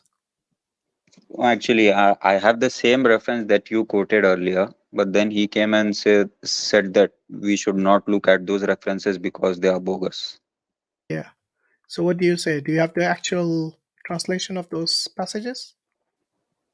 No, what he was reading is when he was trying to translate the Sanskrit into Hindi, then Hindi into English, it Yeah. kind of sounded like the reference you provided. But he just went around in circles and just left the conversation after that. Okay. That was Because my look, take. the thing is, in this age of information, we can always find out what the actual translations are. Because he Mhm. even tried to say that he doesn't trust any English translation except for this Gita Press, and Gita Press is all about about PDFs, and it's not very easy to navigate in PDFs. Yeah, he went a step ahead and said that the words, there are no words in English that can be translated, actually. Yeah, they use that That's only. kind of absurd, actually, saying that Sanskrit. And my other question was, did you get any proper justification about the difference between the timeline of the manuscripts and the existence of Ram, except Muslim invaders destroyed our libraries? That one justification has been copy pasted from every stream I've listened till now. Right. They give different responses to existence of Ram. When he existed, the timeline changes every time. So I'll Yeah. tell you what, why don't we add a Hindu? I think this guy's a Mhm. Hindu here. Maybe he can help us. Wanderer, are you there? Hey, hello. Hi there. You're right. You're a Hindu, right? Yeah, bro. Pardon my English. I'm not that fluent in English, bro. No, your English is quite good. We can understand you. Yeah. So have you been listening to the stream? Yeah, just like I was surfing just YouTube and your topic just pop up and I think that I should join this and I was listening you Okay, for that's good. like 10, Um, 15 minutes and all. you have knowledge about Hindu scriptures? Very basic, not that much, very basic. That's fine. So if somebody asked you, when did Ram exist, what would you say? And there are many differences. Like some people go way too far, like millions and millions of years. But my take on this would be like about 10, 15,000 years, which is mostly appropriate what I think, because Gita existed, the last Gita whenever it was traced was 5,000 years back, and Ramayana happened before that. Yeah. So I think, so I guess it would be like 10, 7,000 years ago maybe. Okay. So how do you reconcile the fact that Sanskrit didn't exist in that time, 7,000 or even 12,000 years, whatever you can say? Sanskrit, they uh, say it was around 3,500 BC. Actually it was before Sanskrit. It was I'm actually forgetting the name from which other languages was derived. Yeah. It Was it was kind of Pali? a leapy I or think they have something. different scripts, but the archaic Sanskrit, they say was there around 3,500 BC. Uh, Yeah. so I'm trying to understand if Valmiki composed it in Sanskrit, but then if Now, Valmiki himself Valmiki, existed during Valmiki the time actually of wrote Ram. that on Devanagari. That was the original No, language from Devanagari that. is modern. Yeah, Devanagari is a script like you write in Hindi, the same script. It's yeah. more of a Sorry, modern script. It's my not, knowledge about this is very frugal, but something like that was a language. And actually, yeah. Valmiki note down way after that. Not like Okay, this thing so what happened and language after did some. sorry, I don't know if you believe like the other guy. Did Valmiki exist in the time of Ram? No, no, no. He definitely not existed in that time. Yeah, that's what the other Actually, guy the was saying. story, yeah, yeah, story actually They have goes to like say that. that too, because Valmiki actually is one of the characters in the story of Ramayana, where he's teaching Love and Kush, the children of Ram. So he put Yeah, himself in the story. yeah, Now yeah, yeah. the Hindus are confused how to time this, and that's the reason they don't No, give you an no, exact I date don't. because it will No, go no, no, against them. no. Yeah. I don't have any knowledge about that thing Okay. that you just said. Okay, I'll go and see this. Actually, I want to know about your point of view. What do Like, you mean? I'm not like you. I just see the topic on the Ramayana. What was like your motive about this? What do you think about this? I think it's a mythology. I It is a think this is mythology. yeah. This is people in ancient times they used to make up stories in order to convey a message, whether it's a Okay, fair. moral, whether it's something to Okay, learn, fair. something to educate. Like we Okay, have okay. stories in every civilization. Yeah, yeah, Our yeah. our Yeah, grandparents every used to sir. tell us stories, and they used to make up things just to convey some sort of either for entertainment Yeah, yeah, yeah, or yeah. even for knowledge or even for morals. Yeah, Yeah. yeah. So I just like want to know, okay, that's fair that you think that it conveys a message. Then why this why this stream? I just want to know your topic. You know the topic. The topic today is whether Ramayana is a fact or fiction. Okay, okay. The fact or a fiction. So this Okay, is the okay. topic. It's on the screen. Hinduism, Ramayana, fact or fiction.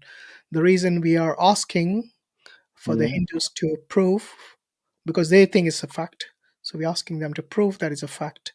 And if it is not, Okay. then it will be coming under mythology, fiction, so on. Okay, that's fair. What do you think? So, Do you think Hanuman existed? A uh, flying monkey who could carry no, no, mountains? no, definitely not a flying monkey who carries a mountain. But actually, I'll tell you the truth. I actually praise Hanuman, like God and that kind of thing. Hmm. So actually, Hanuman is kind of a energy that they say. How can I explain you? It's not a monkey or a man kind of a thing. Well, this is Like, what the Ramayana says. yeah, yeah, Raman says, but it's actually that same thing that you explained right now, that it to convey a message.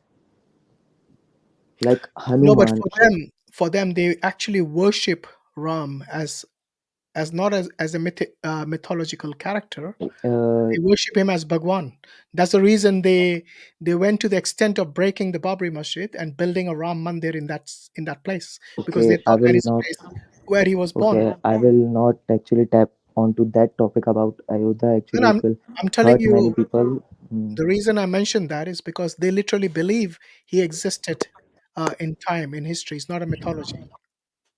And I will definitely not say it was a mythology, but I can say that maybe something was exaggerated, maybe something was puzzled, maybe something was there to understand some things. Okay, there was a phase, like how can I explain you? How will you react on this? I don't know, but there is a phase like about yoga. Yeah. All thing actually revolves around that. If you want to know about the yogic things and how the mechanism of yoga works actually No, but to convey. yoga is mentioned in Patanjali. So Yeah, yeah, no, no, no, no. Okay, okay, yeah, yeah, yoga yes, is that's a as a different topic subject. altogether. What I'm talking about here is about Yes, sir, Ram, yes, sir. about No, Ramayana, about Sita, about Hanuman, yes, about sir, yes, sir. Lakshmana, about Actually, I'm Ravana. coming on that. I am coming on that For actually. them, these people are real. They are actual people who existed in history, Yeah, yeah, yes, sir, yes, sir. but they have Actually, zero evidence for any of their existence. yeah, fair for that. I won't go on the Sri Lankan bridge or anything. I won't go and prove like it can be any take, but Ramayana was a story, the moksha thing. You probably heard of that, the moksha thing that happens about yoga and something. The moksha thing, Yeah, which yeah, moksha. Nee, actually, they all acha, want. okay, leave it. Yeah, okay, all that leave it. Actually, if you pray something, Hanuman sees Ram as a god. Yeah, Hanuman was a kind of a human or a monkey or a fusion of that. He praises Ram, and then he receives moksha. Then he became one with Ram. And there was a story when he, how can I say, that he opens his chest to give a glimpse of Ram and Sita.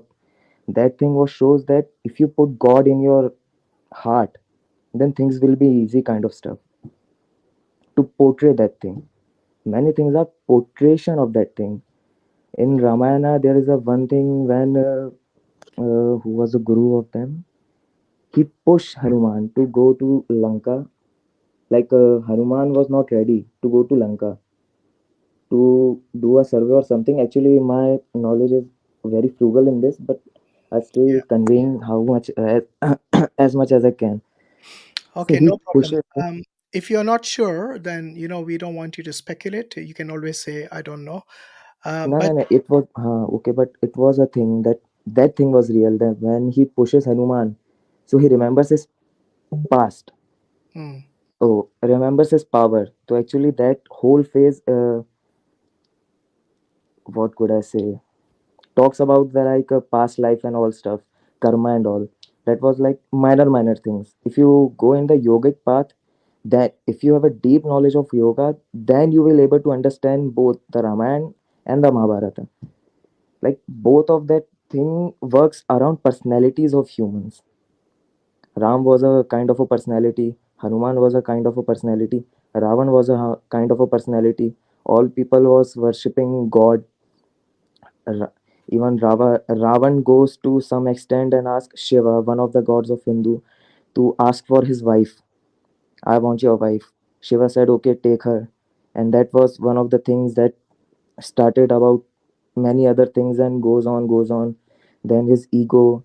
There is one more Devata called Kuber, the god, a Devta, a god of money, wealth, you can say. He kidnaps him. Ravana kidnaps him in his palace and take and whatever these kind of things, like all things, all I won't say it was a fact or something, but it was a thing about the personalities of people, so you can enhance your thing. okay. So look, when you write a story about Yeah, yeah, morals and about things about worshiping of God, then why yeah, would yeah. somebody include obscenities in the same book? It doesn't make sense, does it? Yes, you are right, but maybe my I would say Because like I don't know. Do you consider Ram to be a Bhagwan? God in which sense? Sorry, God in which sense? Like the one power who is ruling the world, I'm or talking just about the term Ra? Bhagwan. Bhagwan. Do you know what Bhagwan means? Me actually, yes, I know Bhagwan, but It's some not just people God, take. like a Yeah, demigod yeah, or a god. Bhagwan is yeah, like yeah. almost equal to, or maybe same as Ishwar.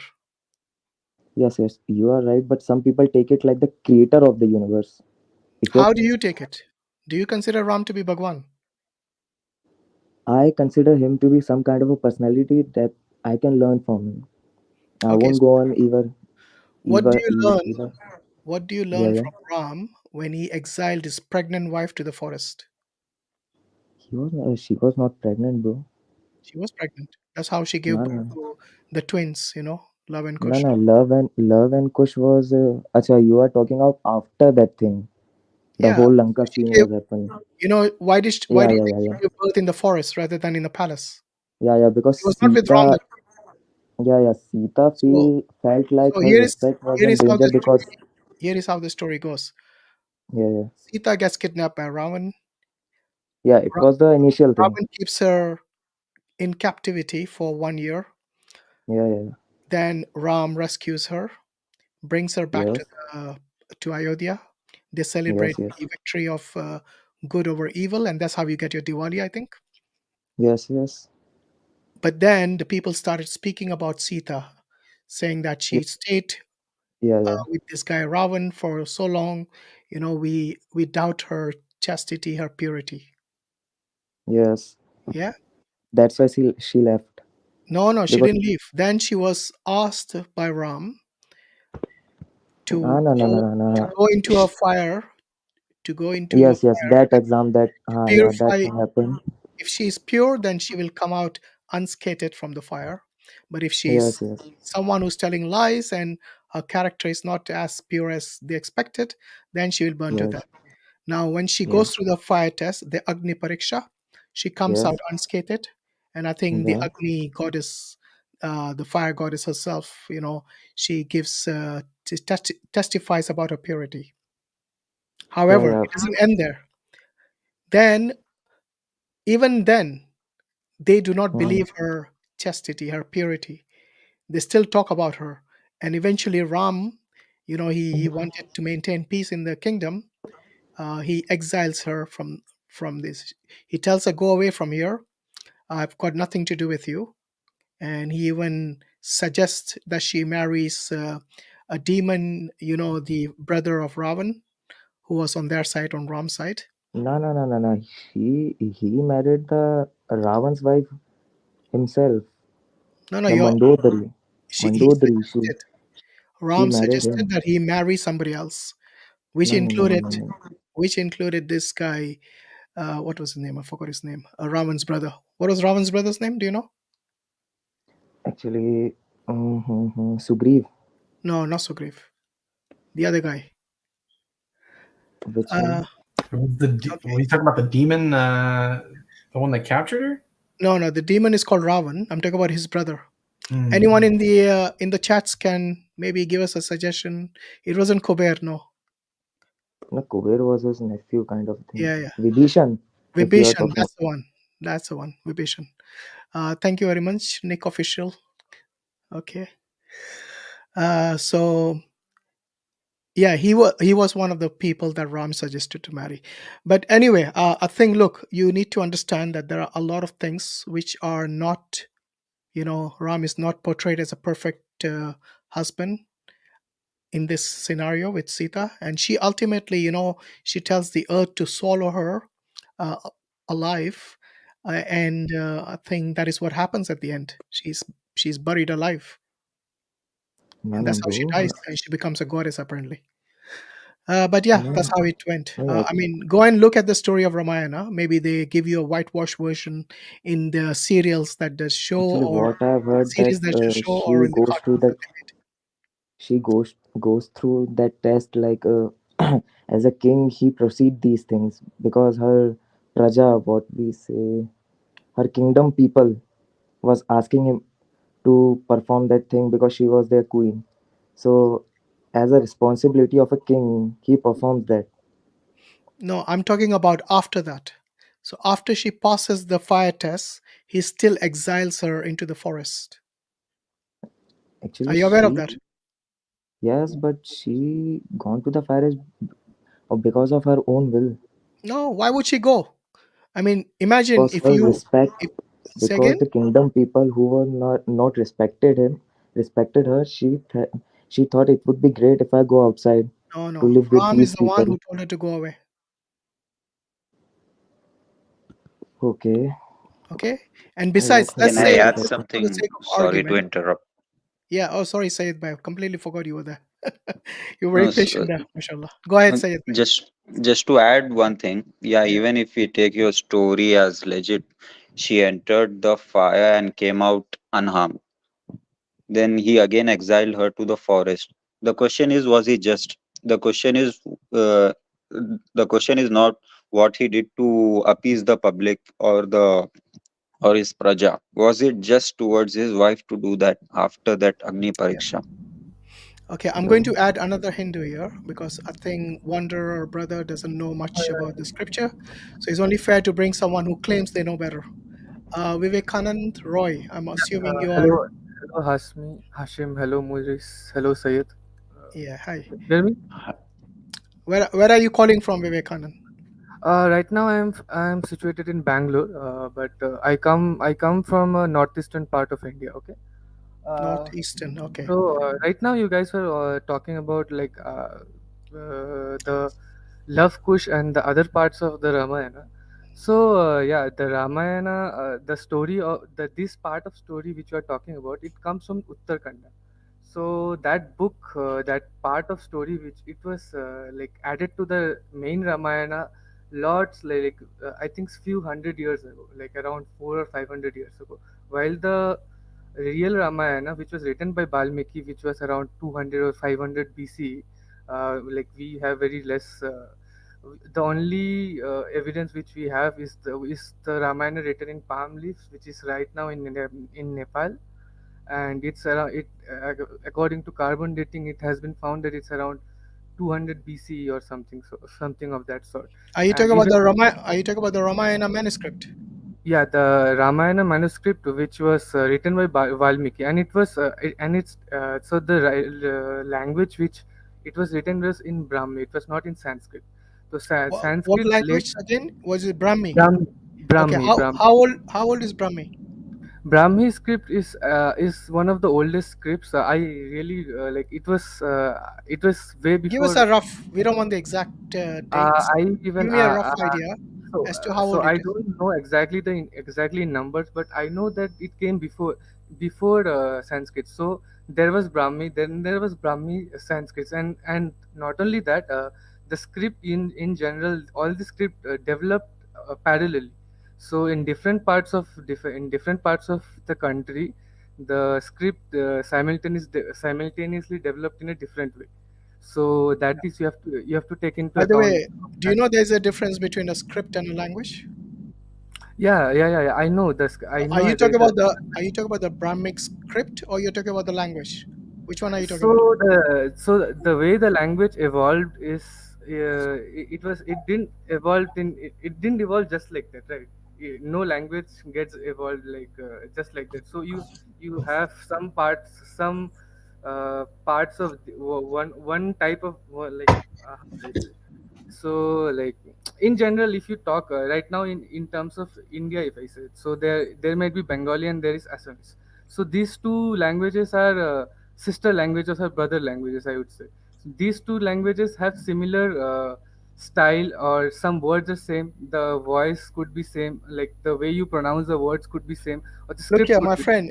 I think you're mixing up a few things here. Do you know the Yeah, difference between a language and a script? Do you know that Devangri is one of the scripts as well? yeah, Devanagari is one of the script, and Okay. that's Devanagari, Brahmi, these are all scripts. I'm yeah, let me asking tell you you. which language was the Ramayana written in? It was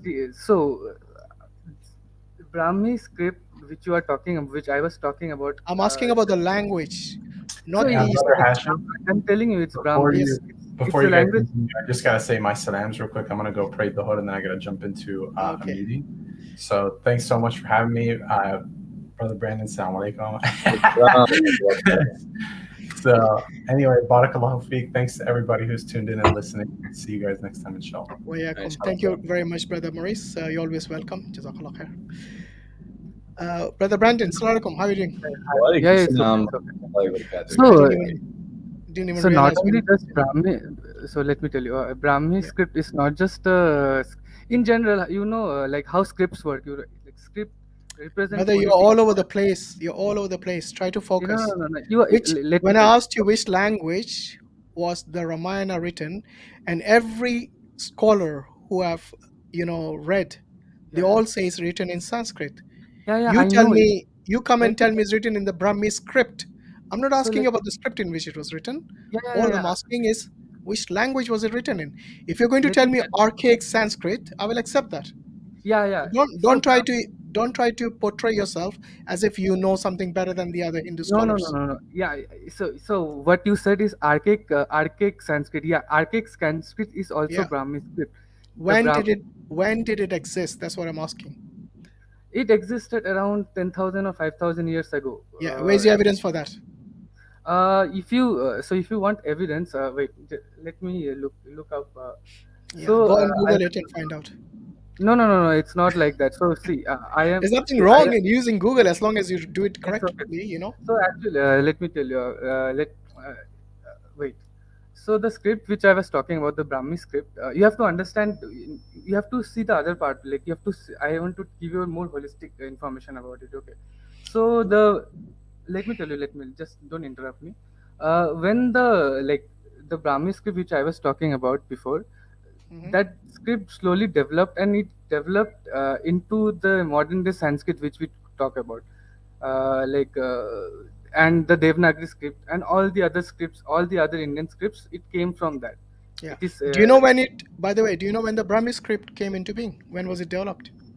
It was developed right after Indus Valley civilization, because recently there has been a study. There was multiple words in Brahmi script, which matched with the Indus script, and also there is not only Brahmi, there is a Tamil Brahmi script. So people, so there is, Where are we so going with the scripts? I'm not. I'm yeah, not yeah. interested in the scripts. I'm interested That's in what the I. language. If you That's don't what I. know, if you don't know when Sanskrit developed and You, when you are not Valmiki listening to me. actually Let me tell you. Let when me tell you one no, thing. but you're all over the place. You need to tell No, me no, I'm not all when over the Valmiki place. wrote. By the way, I'm do you not believe about. Valmiki existed in the time of Ram? I don't really know about Ram or What? Ramayana, or whether Valmiki existed during Ramayana, but it's a story, or it was written by Valmiki. That's what I Do know, you and believe that's Ram what I have existed read. in history, or is he a mythological figure? It might be it No, no, might be don't say might mythological. be. So, What do you so believe? I let me tell you. So recently, few years ago, we have discovered a teeth in somewhere in Southeast Asia, which is almost the size of a hand. So almost half of the size of a hand. So yeah, of course, earlier people used to be really big, and this maybe this story might be a million years ago, because at that time there existed other Homo sapiens, like not only Homo sapiens, but like other species of Homo sapiens. You know, So it might be a story about honestly, that. I thought you actually knew something about this topic because when you You are said not Hindu, ready to listen, dude. You are when not ready to listen. no, no, I heard you. You're all over the place. Every time I ask you a No, no, question, I'm not all over the place. you go off on I'm a giving you tangent. evidences. You asked me for evidence. I am giving you You're evidences. not giving You're me not No, any no. ready to listen. evidence about Ram. You Sorry, can't have a sorry to debate like that. interrupt, Vivekanand, brother Vivekanand.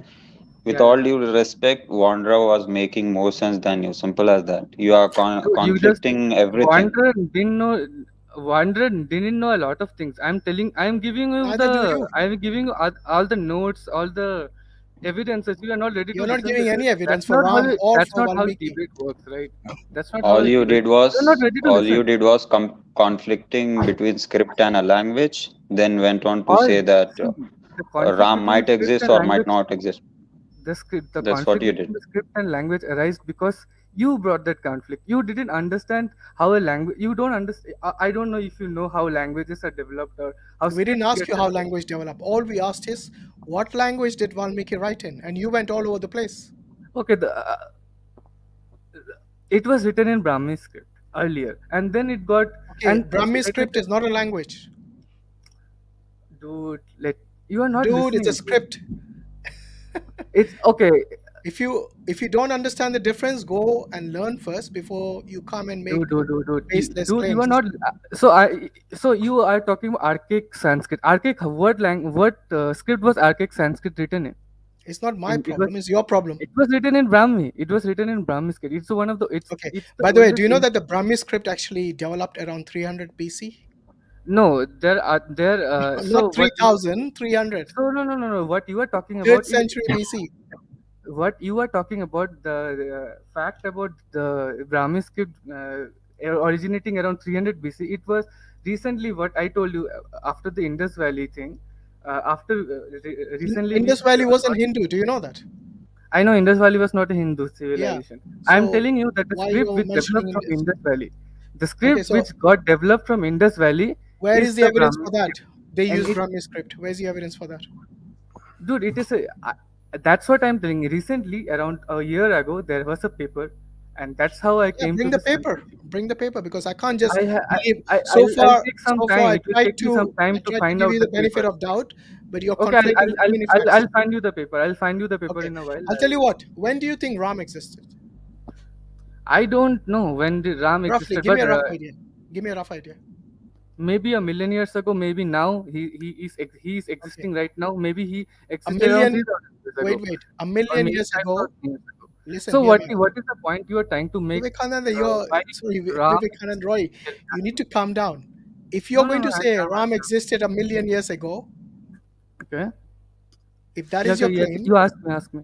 if that is your claim, then you need to at least show us if humans existed a million years ago, let Yeah, alone yeah. chariots and palaces and weapons and this vimanas and all that. Yeah. So what you were asking? So what is the point you are trying to make? By Uh, when Ram existed? By the time I'm trying to figure out whether Ram is a mythological figure or he's an actual historic figure. Uh, why? What is the reason behind that? Okay. Because really we don't have much evidence about. Vivekananda, very nice speaking to you. Take Oh care. yeah, let me tell you. Let me tell you one thing. Just listen to me. I will, of course, I will say there is not much evidence about whether it's a mythology, whether Not it's a much. There is real. zero evidence. Forget about not much. Zilch, Uh, zero. then I would like to say something like in even in Quran I would say I don't know much. I know some about Sufism and I listen to some Sufi points, Why are you but bringing in general, Sufis in here? Huh? let me tell You talk you. about Ramayana. Are you bringing Sufism in here? Oh, Yeah, you but started the conversation with I don't know much. That conversation ends there. Then you cannot go in Sufism or anything like that. I don't know much means you know nothing. let Yeah. me give you an Simple as example. that. You are not No, ready to you listen to an example, dude. We because listen. you We you listen don't quite a even bit. know the Yeah. you don't even know the difference between a script and a language. You are sitting here and Dude, pointing finger at Quran and Islam and Sufism. I'm Simple not. as that. I never pointed a finger in Quran or something. You were doing that. You are I starting didn't, to I didn't now. tell you. You All are right. You're starting to do talking it about now. religious there. Vivekanand, Okay. look. It's not. We I really don't want to argue about religion. To be honest, I really don't Well, like the it. topic is about religion. What did you expect? Dude, This guy is so funny. it's really It's like futile going talking to an to you guys. I examination feel like it's really about futile physics talking to you and saying I guys don't want to because answer you the guys question don't have papers an if it open involves mind. You physics. guys are not ready to listen. We have Sorry. been Thank listening you. to your waffling. I think we had enough of it now. Goodbye. Okay, Sayed Bhai, you wanted to add something? No, actually, for forgetting everything he said, I just want to go back to earlier question. Was it just to send Sita to exile after she went through that Agni Pariksha, Wanderer? Yeah, Wanderer, you're still there? Hello, am I Hi. audible? Hello. Yeah. Yes, you Yeah, are. yeah. Actually, Go I ahead. was not. I've gone somewhere. Actually, I haven't Yeah, listened. Hello. do you remember my question? No, brother. What was it, bro? Was it just to send Sita to exile after she went through Agni Pariksha? Forget everything about what the public said, what Ram did to appease the public. Forget everything about that. Was it just to send his own wife after she went through a Agni Pariksha? After she came out harmless from that Pariksha, was it just to send her to exile after that? After send her to exile for what? Actually, I'm not able to hear you. Your Maybe own mic is there is quite, some. sounds like you're swimming in a pool and you're talking Hello. underwater. Hello. Yeah, you sound muffled, your audio. But I can actually hear you, even though it's Yeah, muffled. I can hear someone, but can you Can hear us, you Bart? hear me, Wanderer? Hello. Yeah, I can Can you hear hear you. me? Hello. You can't hear us? Yes, You brother. can. Okay. So Hashim. Sayed asked you that after Sita was purified, from the after the Agni Pariksha, she passed the exam, the test of the fire. Why did Yes. Ram exile her? I didn't think. I didn't know about that thing. What I heard was Sita exiled, like gone to the villages for by her own self. She wasn't exiled. It was her choice. No, Okay, That's it's let what I me not true. think. let me show you this particular passage. This is from Valmiki Ramayana, from Yuddha Kanda. Okay, book 6, chapter number 115. So if you look from the beginning, I think. Yeah, here it says, "You are one back." By the way, this is Ram speaking to Sita. So Ram is saying, "You are one back by me after conquering the enemy in the battlefield, my dear lady. That which is to be done through human effort has been accomplished." So he's basically saying, my duty was to rescue you. I've rescued you, and that's it. And then he moves on to he goes on to say, I have come to the end of my indignation. of my outrage has been completely requited, as also the contempt against the enemy have been wiped out all at once by me. So he's basically taken the revenge, and he's saying, I'm now at Yeah, peace, yeah, basically, defeating my enemy. And then he says, now my manly strength has been seen by all. Today my toil has borne fruit. Now I have fulfilled my promise. Today I am the master of myself. That's self explanatory. Goes on to say, the wrong done to you when you were deserted from me, in that you were taken away by a fickle minded demon, which was ordained by destiny, has been corrected by me as a human being. So he's saying he's a human being, not Bhagwan, yeah? yeah. What is the use of prowess, however great, the weak-minded man? Who does not wipe out by his Which energy? book is this, Hashim? Actually, which book is this? Which This is Ved or Yuddh Kanda, book Yuddha Khand? 6. Book 6. Uh, Valmiki Ramayana. yeah, Valmiki Ramayana, book 6, chapter number 116. Sorry, 115.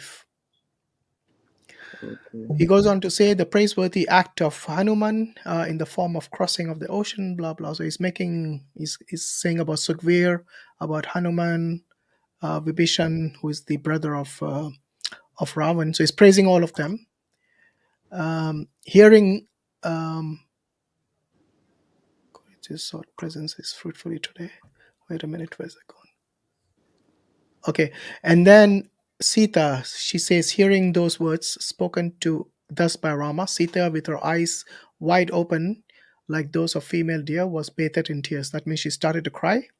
The heart of King Rama, as he saw Sita, the beloved of his heart, near him, was torn for fear of public scandal. In the midst of monkeys and demons, Rama spoke as follows to Sita, whose eyes resembled the petals of lotus, who were dark, blah blah. Okay, fine hips. I don't know why they want to mention all that. Uh, okay, and then he says, I wanting for an honor have done this particular act, which ought to be done by a man, in killing Ravan, and thus wiping away the insult meted out to me. You have been won by me, whose mind stands purified by asceticism, as the southern quarter, which was difficult to approach by the world of mortals.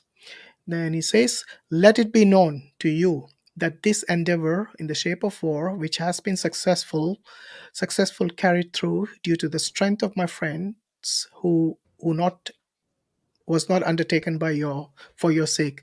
Let there be prosperity to you. This was done by me in order to keep my good conduct and to wipe off evil speaking from all those sides, as well as insinuation on my own illustrious dynasty.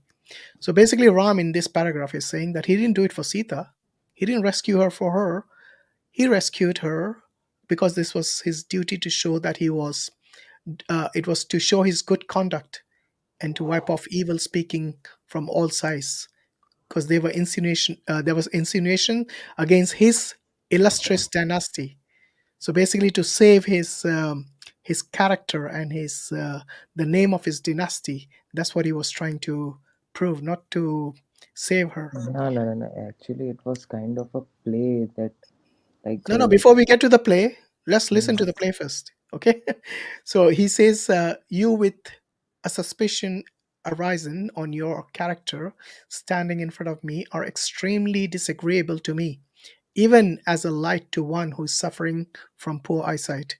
So now he's telling his beloved wife that you are extremely disagreeable to me.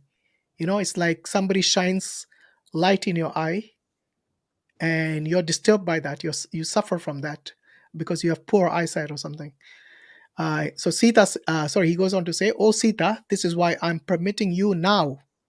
Go wherever you like. All these 10 directions are open to you, my dear lady. There is no work to be done to me by you. So look, Sita is not living by herself. He's the one exiling her. He's saying, I'm permitting you now. So he gave his permission. Go wherever you like.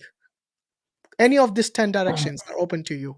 but Okay? before that, Sita also like confronts Ram. Na, there will be somewhere like Sita goes like, "How dare you Oh, it's coming. question It's my coming. Wait, purity?" it's coming. It's not finished yet. The story hasn't finished yet. Ram says, which noble man born in an illustrious race will take back a woman who lived in another's abode with an eager mind? So here Ram is now saying that Sita, which man will take a woman who lived in somebody else's house with an eager mind? Yeah. And then he goes on to say, while mentioning greatly about my lineage, how can I accept again? So again, he comes back to his race, his lineage. You know, uh, he comes from a Kshatriya, proud Kshatriya family, and he wants to maintain the honor of that illustrious race, as he says earlier. He says, how can I accept again you who were harassed in Ravan's lap while being borne away by him, and who were seen by him with evil Hashim, looks? Hashim, Yeah. actually, one thing I just want to know, which scripture is this? This is Actually, Valmiki as far Ramayana. as I know, Valmiki Ramayana ends on the Ravan's death. No, So, this is part. You go to any Valmiki Ramayana, this book is there. The Yudh no, Kund but is there. on Valmiki Ramayana. Yes. Okay, that is something new to me. Okay, so let me finish this. I'm on Okay. verse number 20, 22, sorry, 21 now. It says, you were won by me with that end in view, which with the retrieval of my lost honor. The honor has been restored by me. For me, there is no intense attachment in you. You may go wherever you like from here. O gracious lady, therefore this has been spoken by me today with a resolved mind. Set your mind on Lakshmana, this is a brother of Ram, stepbrother, or Bharata, another stepbrother, as per your ease. So he's offering basically other men to her now. He's saying, I've done my duty, my honor is saved, I've got nothing to do with you. Go wherever you like from any of the 10 directions. Yes, he says, take Lakshmana or Bharata, his stepbrothers, basically in marriage to them, go marry them. And then he goes on to say, he says, oh Sita, otherwise set your mind either on Shatrughna, this is, I think, the brother of Lakshman, or Sugriva. Sugriva was a monkey king, right? Or Vibhashan, the demon, or according to your own comfort. She says, take any of this. Take men, take monkeys, take demons, whatever you like, you know. Seeing who, um, seeing you who are endowed with a beautiful form and attractive to the sense, detained for long in his abode, Ravana could not have endured your separation.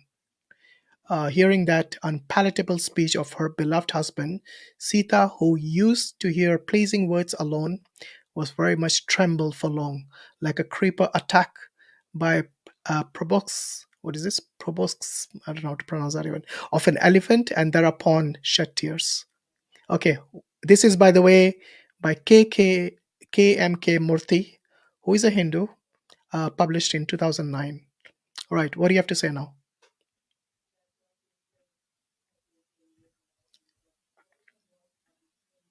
Wanderer, are you there? Hello. Yeah. Actually, I'm not aware of that. That the same sentence you have just told me. Actually, my net is actually fluctuating. The last para that you just read. Before that, what was the point? Look, he's basically saying that I've achieved my goal, which was to save my honor and the honor of my race or my clan or whatever he wants to call himself. Okay. I've saved you. I've done that. I've achieved that. My goal of restoring the honor of my family and my race. I've got nothing to do with you now. You can go. You can go away in any of the directions. Choose between amongst men, demons, monkeys, whatever you want. Marry anyone you want. I got nothing to do with you. In summary, that's what he said. What have you got to say now? Actually, that last part goes like when he says that I'm not the man that you should be married with. Was kind of a thing that happened at last. That what I know. Yeah, it's the same thing. You know, when your own husband uh, wants to get rid of you because he's now Yeah, but suspecting you that you stayed in the abode, you stayed in the house of someone else, like Ravan. Yeah, but And because it, of the other people's. it doesn't matter. I mean, you're the husband, you know. You don't want you do you trust your wife or Yeah, not? yeah, I do, but Exactly. still So if you there trust he your was. wife, you shouldn't be listening. If you were a good husband or even a good king, then you But should establish justice, particularly when it comes to your own family, yes, Hashim, your but own he wife. was a king. He was a king. He have to listen to that thing. Now we always talk about nepotism and all. Always What's nepotism got to do with this? I'm This just is this is about establishing justice. yeah establishing justice. But Would a if king would a king doesn't be just listen if he's to his unjust to own one of his praja, citizens? Would a no, king, no, you know, Sita was one of the citizens of that kingdom. She yeah, was but she actually the queen queen. too. She was a queen too. Exactly. So if So she was actually, a what queen and a king citizen is? of that kingdom, Yeah, does she not deserve justice? yeah, she did. But actually, last phrase maybe you are mistranslating it, or maybe I read it. you and I I are read not it in on my the book. same page. You and I are not on the same page. Maybe Well, I read it you're from in your the book. I don't know which page you're on. I gave you the yeah. reference number. I gave you the chapter number. I gave you the book number, the chapter number, and I gave you even the verse number. What more you want? But as far as I know, Valmiki Ramayana ends on the Ram's win. Maybe this book was the later add-on, but I won't deny the fact that it is not written. It is not authentic. Maybe it is You know, if authentic you or not. can't I trust don't your know. books, then you shouldn't accept them as valid. If your book can be changed, can be added on to, then the credibility of that book is gone out the window. No. Actually, it was not What do like you mean? that. No. You're the one who's claiming that this is added on later on. It means your book has Yes, now yes, been yes. corrupted. No. It is part. How Then do you what know this part? Diane? How do you know the other parts are not corrupted? When you have like a million years gap between the actual story and the author, then how can you know it's not corrupted? I won't go and argue with that one thing, but actually, I'm talking about the crux of that thing. Last thing. There is no crux. It is Yes. part of your book. Whether you want to, I think you should go speak to your scholars to not to include it in your book. Then you know, like just like the way the Muslims have categorized the Hadith literature as being authentic, weak, and fabricated, we discard the fabricated. We don't include them in our Sahih literature, in the authentic Mm, compilation of the hadiths. So why don't you do the same thing? Once you have realized this is an added story, which doesn't, you know, go with the rest of the story, then certainly you shouldn't include it in your scriptures. Simple as that. yeah, okay, that would be fine. Okay, Okay. Ashim. All right, wanderer brother. Don't wander Okay. too far away. Have you ever read the Quran? Actually, I know many of the stuff. Like I wonder, like my name, I know some little bit things about Torah, some Mhm. little bit things about Christianity, some little bit things about Quran, Hadith, Muhammad Saab, little bit things. Yeah. Not very much So of a thing. why don't you? Whereabouts in India are you located? Like which Yeah, state? sorry, Which pardon. what state are you I'm from? I'm from Madhya Pradesh actually. Actually, I switched states because Madhya of my Pradesh. work. Maharashtra actually, where I stay, Okay, so mainly my in hometown. Maharashtra there are lots of Muslims. I mean, any Yeah, part of yeah. India, there's lots of Muslims. Uh, Yes, yes. Go and try to get hold of a copy of the Quran and read it. Come and ask us questions after that if you have any, because we have an open Q&A many times, and we allow anyone to come and ask questions even about Islam. Achha, Uh, okay. If yeah. I can ask, I just want to ask one question. No, That not now. I'm saying if you want to ask about Islam, come during the open Q&A and we can take that question from you. Right just now, our topic is on just a Ramayana. little question. Just a little question.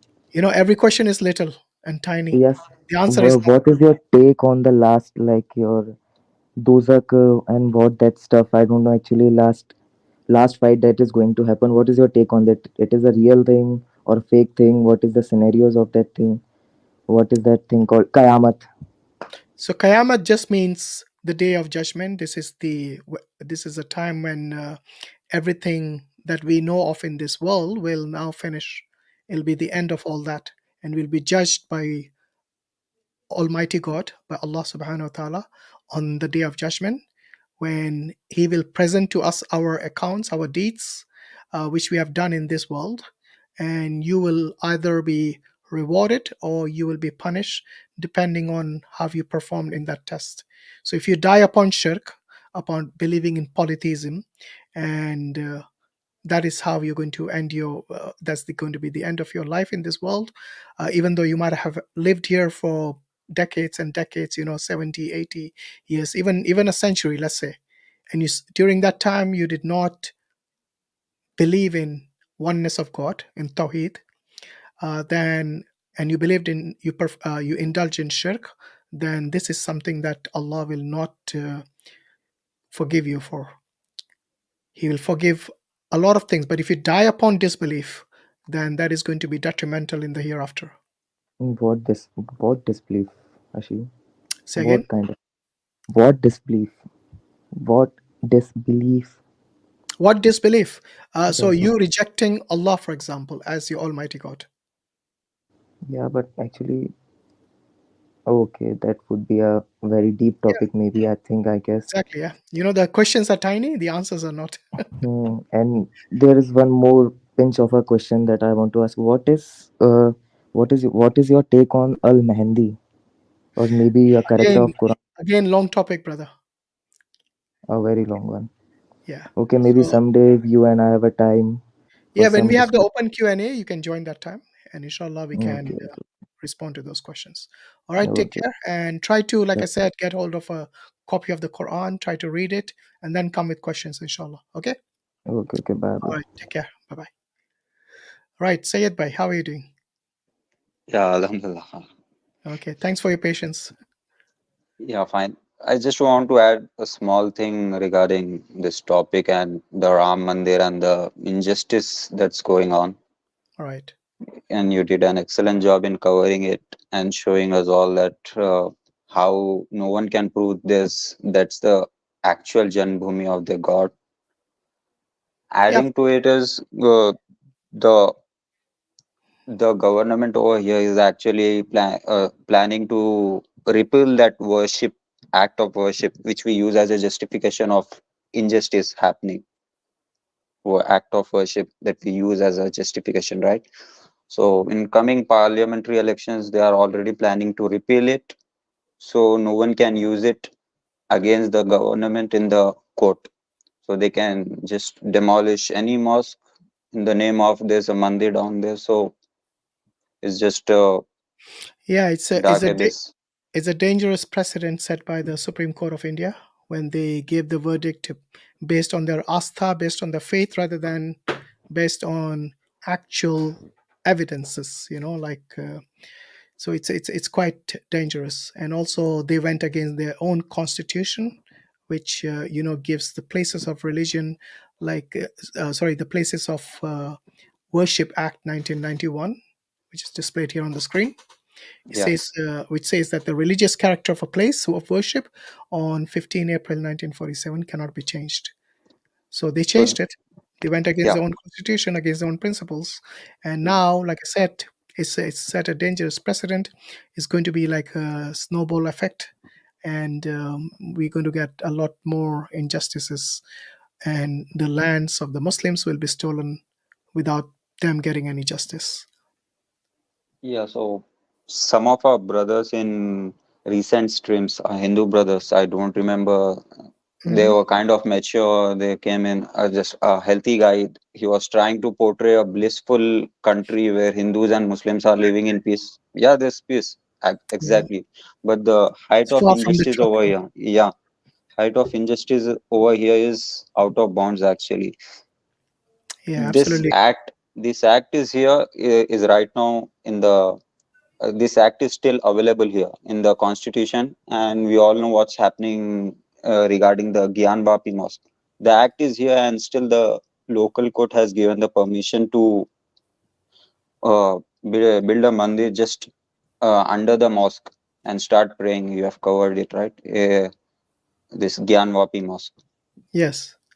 I mean, And we did cover it in not in much detail, but we know their agenda. We know what their plans are.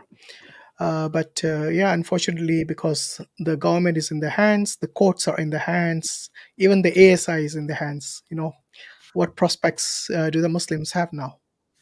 Where do you expect justice from such people who have an agenda, against the Muslims actually? just a week ago, actually, I think you have read about it in Uttarakhand. They just went and demolished a markaz and a mosque, Yeah, and then protest happened, and they just killed 6 people, 6 Muslims, just like that, and called them rioters and anti-nationalists, just like that. yeah, and they are demolishing the masjids. They're demolishing the houses of the Muslims. It's like I said, with impunity. We can only pray for them, in this kind of situations, just like the people of Palestine are suffering under a terrible oppressive government. And we are seeing genocide happening right in front of our eyes. Yet the world at large is silent, not doing anything. All those superpowers are siding with the oppressor. Yeah, even if you forget about superpowers, looking at these Muslim nations, just recently, UAE, they invited the Prime Minister of India and Sheikh Yeah, Zayed, literally saying, if Modi points out at a particular land, I'll give that land to him to build a mandir in UAE. So that's kind of it's beyond operation actually. These Muslim leaders. yeah. Unfortunately, that is the case. But I can assure you that the people of those lands are not with the Hindus, are not with the they might not be able to say it openly, but trust me, the people of the countries, especially in the Gulf countries, they are quite strong in their deen, and they will not accept such injustices or usurpation of their lands. But these deals with these leaders, the Muslim leaders, is mostly based on business and politics, mainly for business, I would say, because India is an emerging economy, and there's a lot of business that they can take advantage of in the future. And also, the Khalij, the Gulf countries, they have a lot of Indian expatriates. I would say in the millions, I would say. So it's something that has to be taken into account. They are part of a huge human resource project in all of these countries. Yeah. So I think I'll take your leave. Actually, Okay, it's Sayed Bhai, too thank late. you very much. It's Sayed, okay. have a good one. May Allah bless you and elevate you. Amin, inshallah. Take care, brother Sayed. Assalamu alaikum. Assalamu alaikum. Allahu Wa Akbar. alaikum salam. How are you doing, brother Brandon? Haven't had a time to say hello to you. How are things? Fine. Alhamdulillah. Alhamdulillah. What's the time at your end? It's only 12. What, midnight? Mm-hmm. Okay. Only 12. You're not one of those night owls, are you? I'm trying not to be. Okay, good. I'll probably fall asleep right after y'all end. So We got just 2 more guests. Inshallah, we're going to close very soon because looks like the Hindus don't want to come forward. Maybe this topic is too much to handle for them. So let it be. But let's see what the Muslims have to say. Afzal, you've been waiting for a while. Let me bring you in next. Hello, Assalamu Salam wa rahmatullahi wa barakatuh. Where are you How are you, joining? Brother Hashim? I'm good, alhamdulillah. I'm calling from Kerala, India. Oh, another Carolyn. That's good. Mashallah. What's on your mind? Actually, I just want to share. Recently, an incident happened in India, West Bengal. There was 2 lions actually. I think you have heard the news, right? One of the lions' name was Akbar, and the other female lion's name was Sita. So Hindu Mahasabha gone to the court and given appeal that Akbar lion cannot be with Sita lion. That was against their belief. So court has taken this verdict, and today court told to the zoo representatives to change the name of the female lion. So this is happening in India. we have a lot of problems like unemployment, poverty, and everything, and courts are actually taking these kind of bullshits. Mm. So They're wasting the time of the court and the rest of the people as well. I remember there was a correct. court case about the Taj Mahal, storing uh, Mm, some remnants of destroyed temples in these rooms which were locked. So they went to the court to say that you need to unlock these rooms, which allegedly contains the remains of some temples. And guess what? I don't think it even reached the court. It was thrown out by the court because yes, yes, correct. when ASI did the survey, it was just basically a corridor with false doors or something like that. I mean, Correct, correct. like we say in Hindi, kuch bhi, like anything goes Yes, with business, correct, correct. and they would take it Courts to the are court. already, Yeah, I'm actually surprised that courts are already compromised. We yeah, Muslims have only one last point, that is courts of India. Whatever executive does anything bad against people, then we can go to the courts. Now courts are also compromised and yeah, doing this bullshit. yeah. Well, if they can write anything in their own scriptures, including obscenity and profanity, what do you expect from the real life situation? Correct. And I have an important question actually regarding Palestine and Israel issue. Right now, we are seeing what is happening in Palestine. My question is actually, we are seeing a lot of videos in YouTube as well. What Westerners are, how they love animals. If a dog is starved in a road, also they will pick that dog and giving food and everything. Why they are against these Muslim people? Why there is this kind of hate towards Muslim people and Islamophobia? May I know what is the technical? Can I know the real reason behind this Islamophobia? Yeah, maybe Brother Brandon, you want to take that? Why do they hate Islam? He's basically Yes. asking why do they have such animosity against the Muslim, even though the same people will be treating animals on stray animals like cats and dogs better than the Muslims. Yeah, This is so Palestine. Yeah. yeah, I mean it's let me see. 1 second. Allah promises this in the Quran.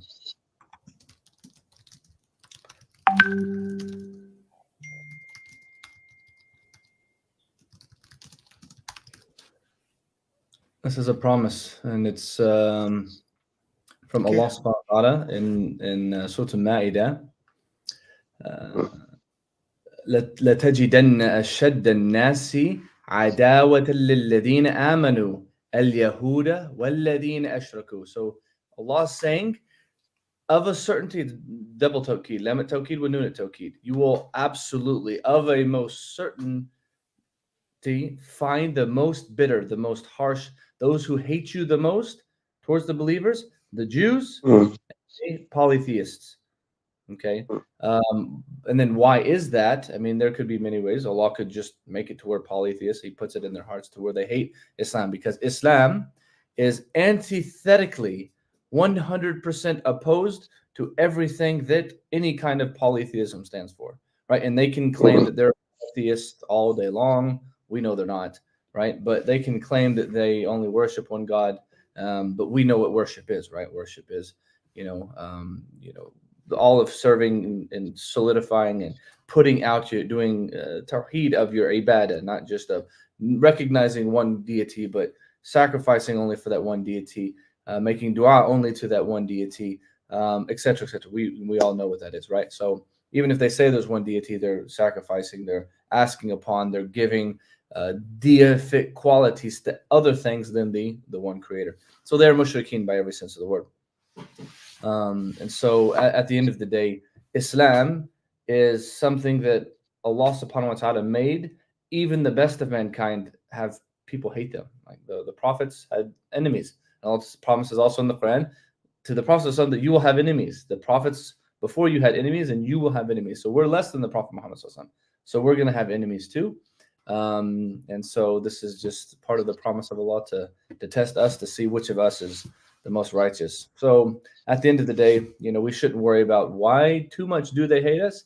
We should understand why we, aren't doing a good enough job of helping to spread the message of Islam, which, alhamdulillah, on this channel we are. But as a whole, are we doing what we can throughout India? I don't know. I mean, this is something that, maybe you guys can give us feedback on. What can we do better in India? Is there too much lack of knowledge in India? Are people doing too much bid'ah or other things that misrepresent Islam or make Islam seem something other than what was revealed to the Prophet Muhammad ﷺ and his companions? I don't know. This is the kind of things that we would need to go and take a look at. But the biggest and most important reason is because Allah subhanahu wa ta'ala told us that these people hate us more than anybody else does. May I know any specific reason for that, a logical reason? Because even if they are idol worshippers, we don't hate them. If anybody bombs in a country like Nepal, there are a lot of Hindus there. We are the first one who will protest against them. But why they are not giving any attention to these Palestinians who are dying daily Because basis? they don't have an objective reality of what's right and wrong. Look at their scriptures. Everyone bases their entire life based on what they have as their compass, their moral compass. So read the Vedas, read the all of the Hindu scriptures, right? And you'll clearly see that they take exactly what they see and they live by it, which is it's very filthy. It's got a lot of racism, sexism, tons of superiority, the casteism, how they treat people, how they think. I mean, all of Hinduism is filled with injustice, right? So to ask why they're like that, it's just that's what their example is. Whereas Islam, our example is justice. Our example is mercy, right? Do we hate what they believe? Absolutely. We do hate those who are the leaders amongst them. We do hate them. There's a need to hate what Allah hates, and Allah hates those who are the meta amongst them. But the average everyday guy, we don't hate him. We want good for him. We want him to be guided. But we hate the disbelief that he's upon, right? And because we hate it, that's how we're able to give them dawah. We're able to sit there and say, hey, look, I want this guy to go to paradise with me. And so we want him to bring him in. But do they necessarily want us to go to paradise with them? What are their eventual goals? What's their worldview, right? In German, like their Weltanschauung, like how are they viewing the other, right? And with Jews, they have no interest in bringing people to paradise with them. It's not part of their mindset, their goals.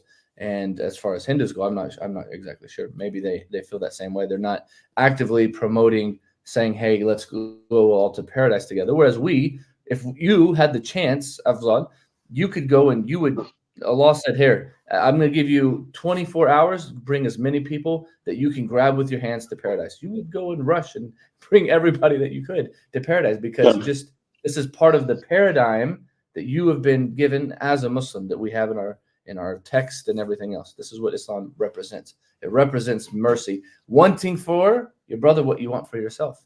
Right?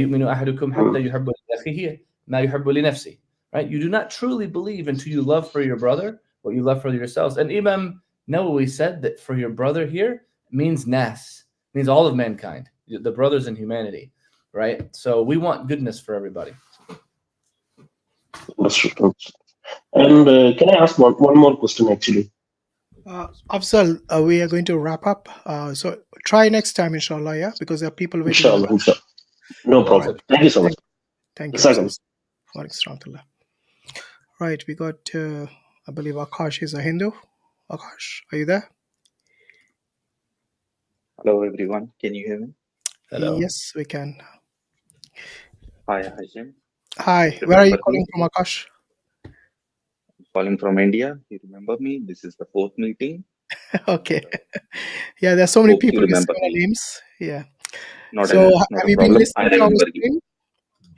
Not much, but yes, half an hour back I was listening. Okay. So just want to a few things that before we start. And Yeah, I don't have much time today because it's very late again. So, if you remember our last meeting, you opened Valmiki 116, and I think today also you opened up Valmiki 116. And I last time I said that I'm going to read some more on this, and I'm going to come back. So Sorry, there were your audio questions. seems to be like, I don't know, going far and then coming back. I don't know, is that just me or it is? But try to yeah, go ahead and say what you want here. Okay, so that's the reason I was saying that Yeah. I have a So little this is chat about because there is Sita's some problem. exile. Is that the one you're referring to? Exactly. Yes, yes, Okay, yes, yes. right. So our last meeting, they were. This is for everyone. What Hashim asked me, like there was one question. Was the question he put for Love and Kush? How Hmm. exactly Love and Kush, this guy Valmiki was teaching them? So I gave you one answer that Valmiki was a reincarnation of Lord Rama, who was teaching Love and Kush at that time. And in 2000 or 200 to 300 BC, Valmiki is born again, and then he's born as a in 16th or 17th century as a Ramcharitra Manas one. Okay, so that was one thing. Secondly, you Yeah, but showed me one who makes picture that of claim? Who makes that claim in which book? Where are you get? What is your okay, source for that claim? a source for this Brahma. He was an incarnation of Brahma. Yeah, but in which book is that referenced? No, actually, you didn't ask me last time, so I didn't brought it. To be honestly speaking, we were supposed to talk on 116. So I'm just giving you the quickly facts because my No, battery but is how can you slightly call low. it a fact when you don't even have the reference for it? Because A anyone reference can I'll come on give the you. stream and make any claim. And do you think we'll just take everything as at face No, no, value? I'm not asking. I'm not asking to take anyone. This is what like one of my answer which I gave you last time. So I'm just referring it to the past so that you can recollect what we had a conversation. Yeah, Second, there's one. you're not the only one who made this claim. There were other Hindus who made that claim, but every time we ask them for evidence, they're unable to show us. Okay, the last time you didn't ask for this one evidence, so I did read it and I didn't research more on this. To be It's honestly speaking. I think it's a matter of principle. Once you actually, if you make any claim, at least you should be able to substantiate that with So okay, evidence. okay, fair At enough. least from a So scripture. We are not asking for physical okay. evidence in this case. We, Not an issue. Not an yeah, issue. I have something in my mind. I'll just speak it, and okay. you can. You are a judge. I'm not a judge over here. It's your live I'm not a stream. judge. I'm If just you going can take to it, hear you and you then, can take. Yeah, yeah. You can take it. You can leave it. That is not an issue. yeah. So let me just complete. So what happens in if you know the Valmiki story, he was a thief. He was from a Brahmin family. He was a thief and he used to, like steal from people. But then Narad visited him and he asked some question to the Narad that who is the most pious person and is the righteous person. And then he narrated the few words of story to of Ram's story to Valmiki. And then later Brahma influenced him to write this story. And that's where this 200 to 300 BC back this story was written by Valmiki, which has been copied by many authors and they have presented till date. Yeah. So that is You what the mentioned background all is. this the last time. I still remember. Mhm. Fair enough. However, you know So what, we don't want to repeat ourselves, or I no, don't want I'm you not to repeat. repeating. I'm just recollecting it. I just want to Yeah. come into a But very what we important need, point. what we need is, people can always make several claims. Unless and until Mhm. you can substantiate any of this, for example, even the existence of Ram, the existence of Mhm. Valmiki himself, what age did they live in, what language did he compose his epic in, unless we answer these crucial questions, then it's Mhm. no point No, us just repeating the scriptures again and again.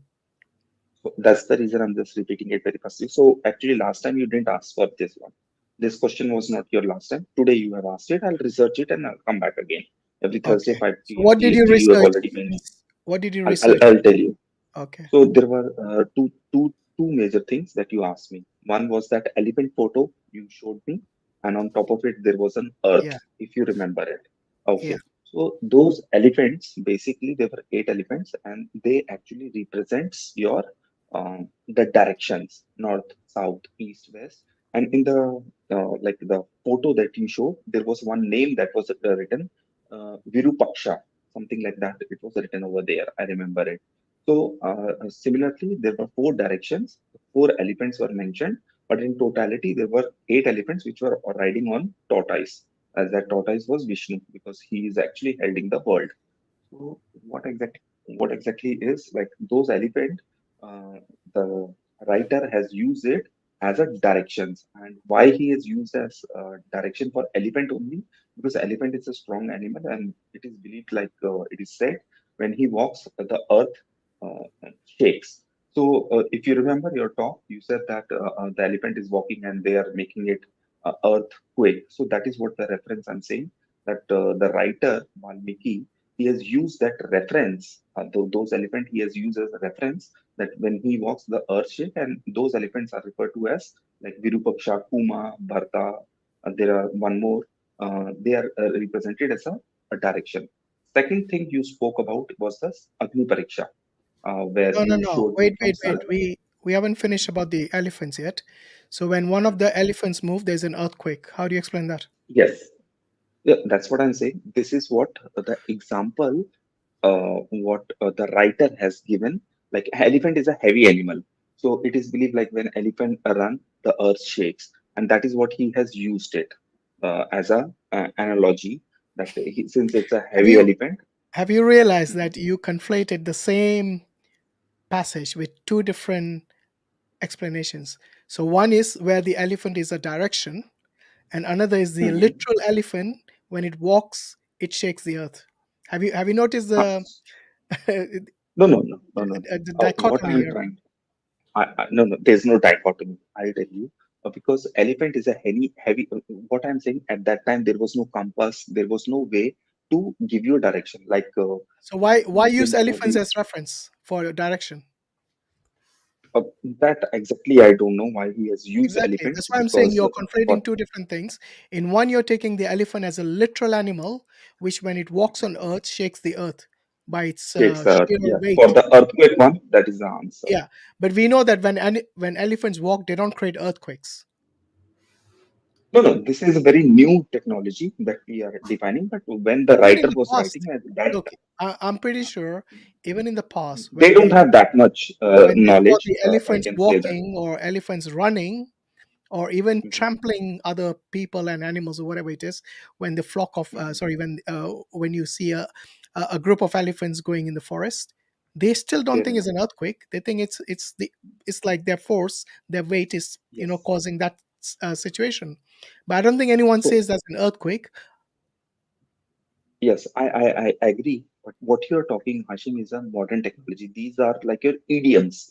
So he has used as a reference as Yeah, an idiom only. I'm not saying literally when the elephant is yeah. walking. So We all know. You know, if I it's an know. idiom, then that's fine. But then how do you explain the directions being used again using elephants there? That not only the fact that by the way, if it's mentioned that the elephants were, I think it was four, it wasn't eight, it was four elephants on which, uh, Eight what total, yeah, north, south, east, west, northeast, southeast, northwest, yeah. southwest. That's So on how his the head, direction they have given. on the head of the Mhm. elephant was the earth, and then when one of the Mhm. elephants moved, you have earthquakes on earth. So that's what I'm saying. He has used this analogy that elephant, since it's a heavy animal, it maybe at that time their understanding will be that when the elephant moves, the earth shakes, and that's what I'm not saying literally. Actually, it has happened, but this is what the analogy or the description he has given to describe the passage. That's what I have to say, because that is what I have Okay, I mean, observed look, if you want to take it reading. metaphorically, I don't have an issue with that, but there are all, I'm taking it as a metaphorically. I'm not taking yeah, it as a literally, it's because fine. literally it can't happen. Mhm. It's look, if But you that's that's what how you this want to translate poster it says. metaphorically, but there are things which people at that time might have taken it literally because they didn't have the No, technology, no. like you said. Yes, absolutely. So maybe at that time they might have taken it. So Okay, we can't yeah. So say on those people.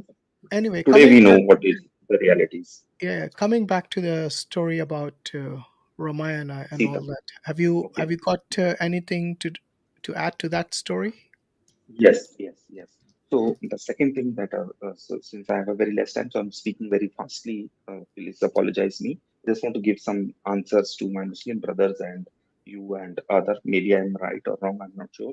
But yes, you read one sarga that was 116, Yudh Kand, 116. I think you Yeah. just showed to one of a person. Wanderer was there when I joined, and you were actually referring to that only. So that sarga 116, the answer to that sarga is like I said that I have to reach five passage above and five passage down. So when I read five passage above and five passage down, I see this sarga 118. In 117, everyone will question. This is what Ram says in 116, whatever you have already mentioned. 117 sarga Yudh Kand. Everyone will question. You are so righteous, and everyone, the God, Brahma, the Indra, everyone questions him that how do you explain it? But in Sarga 118, I'm not going to read it. You can, anyone who's listening to this postcard or who's going to view it later, they can read 118. In 118, he has the answer. There are few lines. He has mentioned why he has done this, why he actually put her to the test, even knowing her that she was a very nice woman and everything. But there is like few lines over there, not much, but one or two lines are there. Anyone can go and read it. So I'm not going to read it back for Yeah, but anyone. hold That's on. homework. You can't just come here and say read that. You came all the way. You mentioned the reference. What does it say? Oh no, see, see that part I will not repeat it because that let other people also do their No, homework. no. Tell me. It's not Just my duty summarize to it for dictate. us, so we know where you're going with this. So actually, I see. Like everyone, we are not actually very well versed with our scriptures. So I just read it like 1 week back.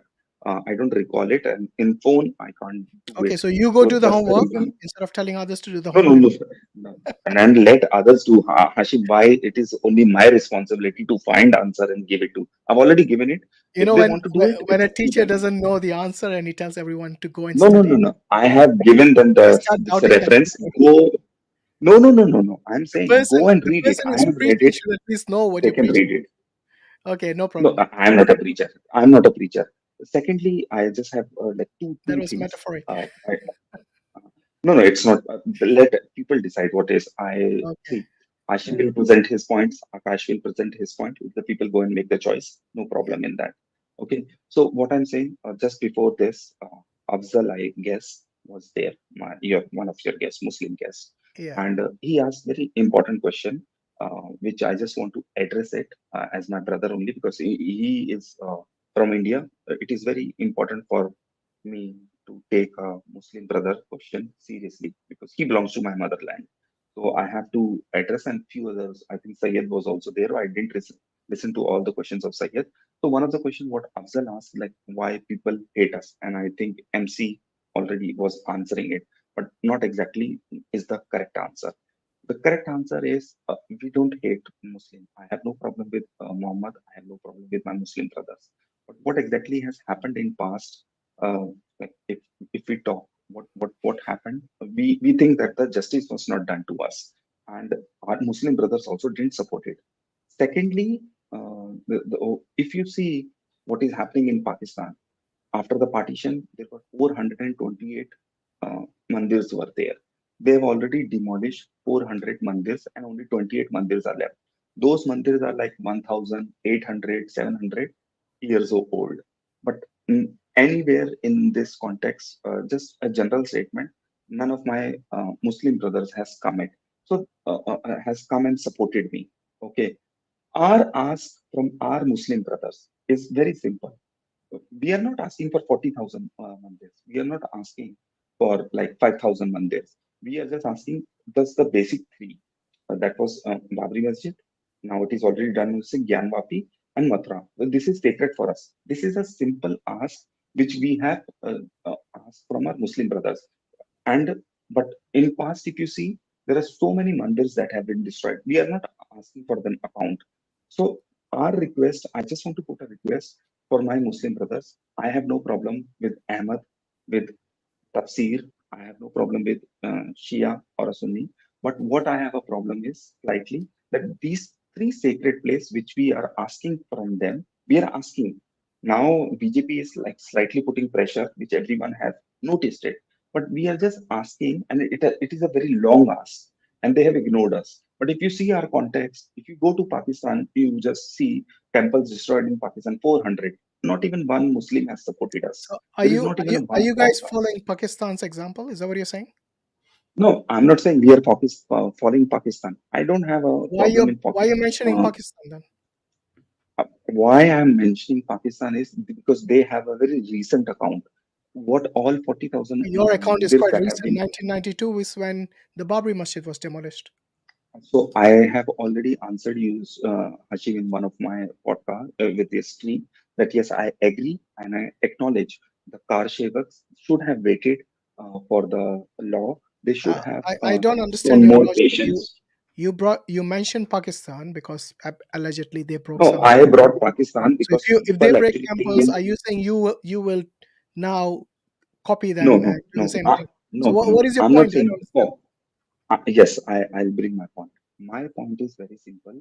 When our temples were broken, none of anyone, not even a single Muslim, have supported and voiced for us. Okay, but still there are certain Hindus in India. This Babri Masjid has demolished. Now they're going for a Gyan Vapi. And we will still support. Okay, if this evidence is for my Muslim brothers, we are happy to give. I'm not saying it could be very little margin of people will be there, not huge chunk, but still we are there. But when our You are this not. atrocity was done, You need to pay attention to this Places of Worship Act. so This for is okay, if this is in the part of the Indian Constitution to follow, and if they have made this rule that beyond 15 after 15 April 1947 you cannot change the status of a place of worship, and now the Supreme Courts of India are breaking this law. So how can we trust anything that the Hindus bring to us as being no, saying, okay, this I'll is going answer to be that. the law, then we are going to implement it. But it looks like you're not implementing your own laws.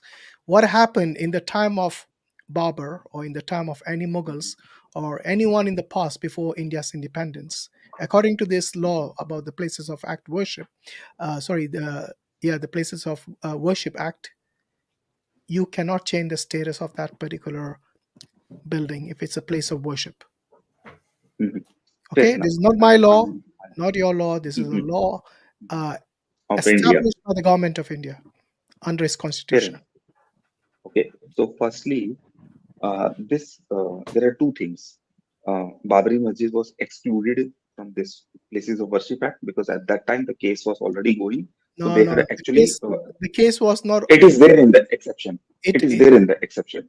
Where in the Babri exception? Masjid is specifically Where you is it have in to the read the exception? law. No, but look again. You're Then I making the claim. So like the no way I no presented the my law law, you need the to act present is your in evidence. front of you. Okay, I will present it. I'm not denying it, but yes, the act is in front of everyone. Yeah. Anyone can go and read it. When did I they change? will not. When did they change that act to bring the Babri Masjid as an exception? When did they change that? No. No, it was there because Babri Masjid case was going in 1947. Both the parties were fighting. So when this act was 1991 or 92, Places of Worship Act was built. This Babri Masjid was the only masjid that was excluded from this one. Okay, Okay, so so I'm not going to in that go case, details in this one. okay, by your own assertion that the Babri Masjid was excluded from this, then we can rest assure the people that none of the other places of worship are going to change the status now. Absolutely. I So was don't about to bring come on that only. Gyan Vapsi Masjid. No, Don't bring I was anything else. about to come on that only. Yeah. Yes. How many So times are you going now to what? bring exceptions? No. There's only Babri Masjid was one exception, but other two masjid, that's what I'm saying. Hashim, this is our request to our Muslim brothers that if they can give us two places, this is very sacred to us.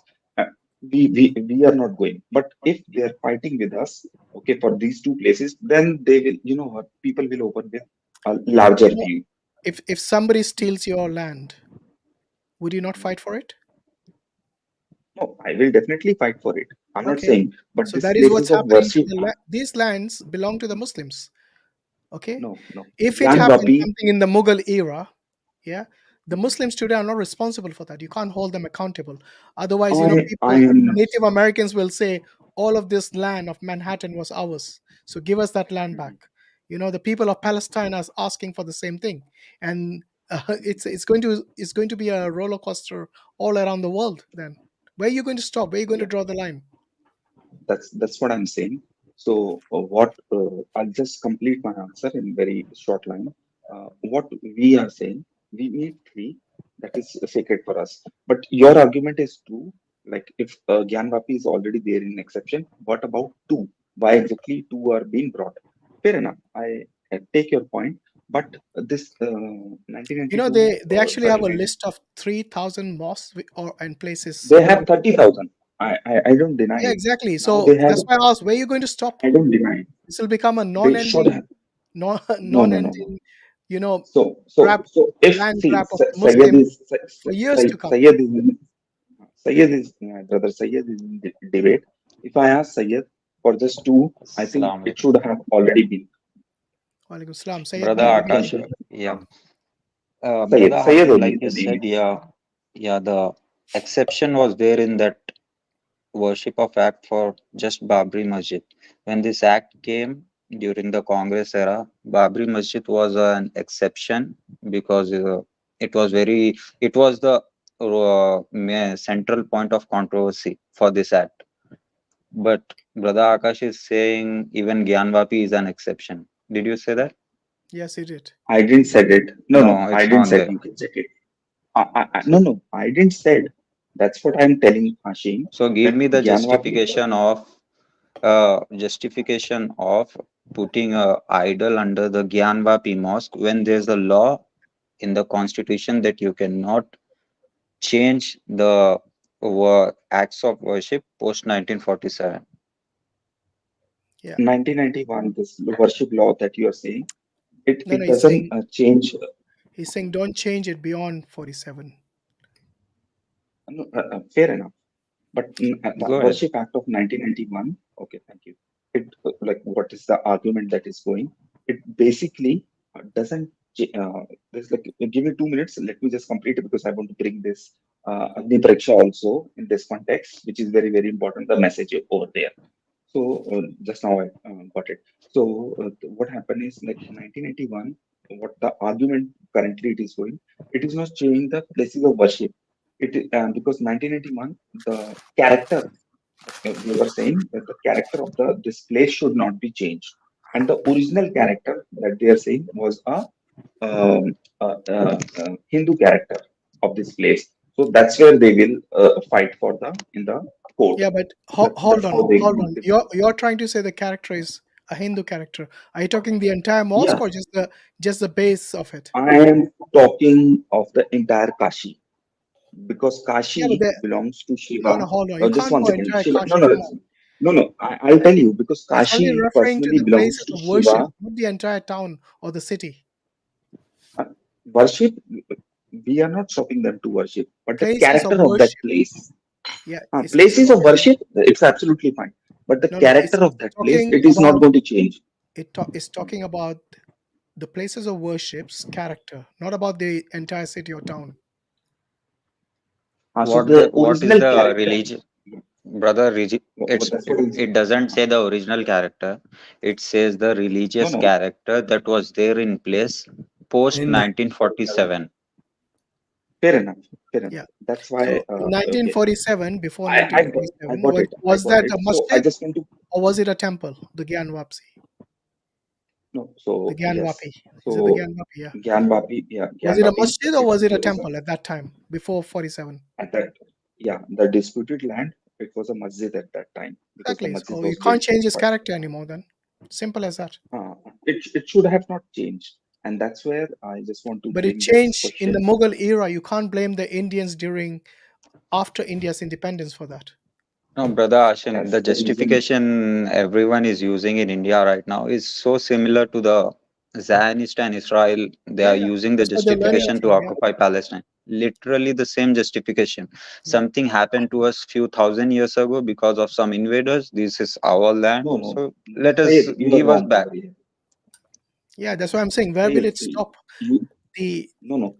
you will have should the have natives stopped of on Mathura. America, the natives of Australia, all of them demanding their lands. Like where is this going to stop? I don't what you're saying is right.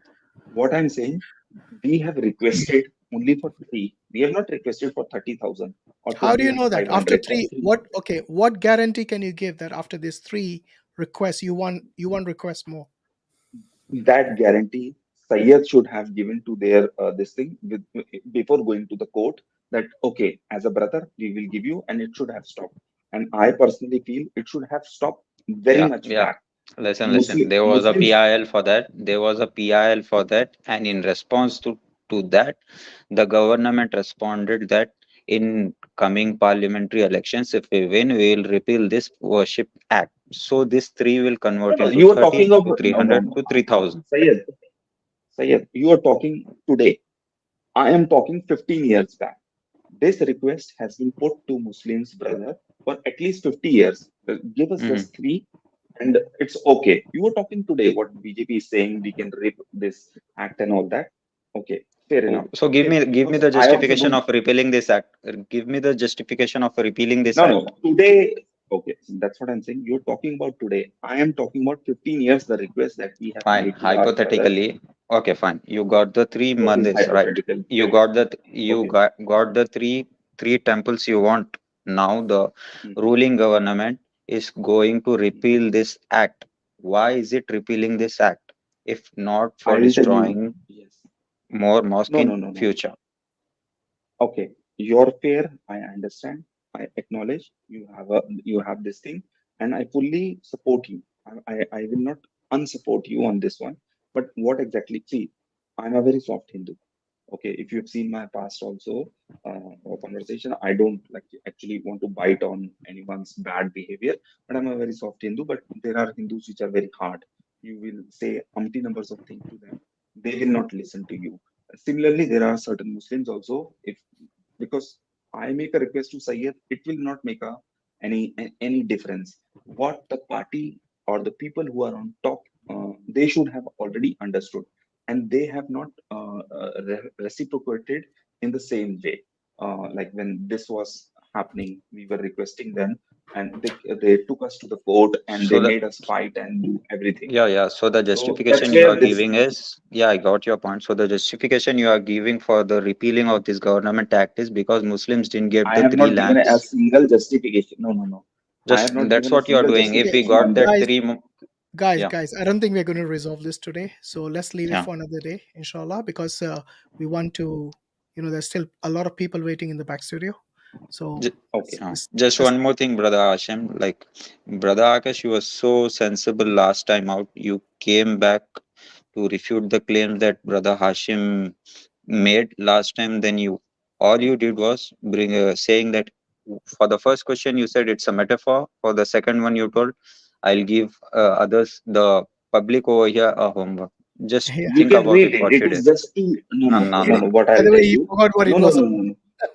No, no, It's no. I'll just Hashim. was If you can preposterous. read 116, if you can read 116, there are Yeah, 2 but you words forgot what down. it You was. Why can you read asking me to 118. read something you don't know?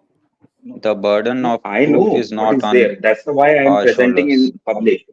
No, no, no, no. Okay, It's I'll tell you it's what. not a You burden. You you just go have to and read the read it. Quran. That's your homework.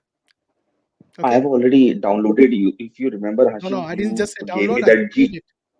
Read it, No, and no, then that's what I'm saying. that's your homework. GTAF is what the this thing application you gave me. GTAF, Oh yeah, GTAF. If you GTAP. remember. Yeah, good. So yeah. So I have done it. It's not Right, like I've not started it, but yes, definitely right. I'll be starting reading that Inshallah, also. inshallah. So Like we say, God stuff like willing, that. you will you'll benefit from it. No, Okay, I thank you, love to Akash read bhai. all this. Until next time, we got a lot of people waiting in the back studio.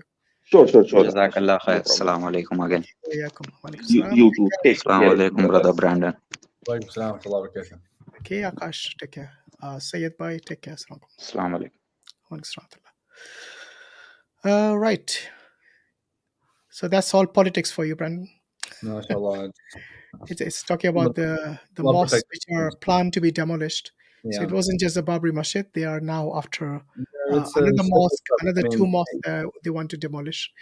So all these are like holy places, they're not going to or stop holy in lands. Gaza. they're not going to stop in Gaza. They're going to keep going and going. It's just one Yeah, thing. yeah.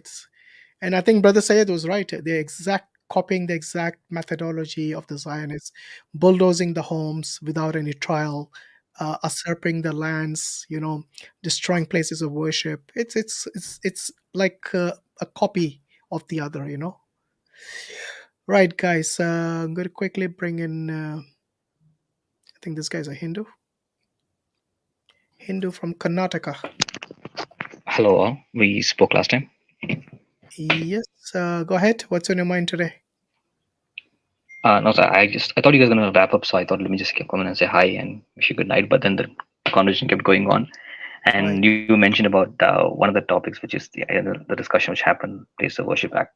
I mentioned about the exception last time. Sorry, my friend. I really don't want to indulge in the topic again.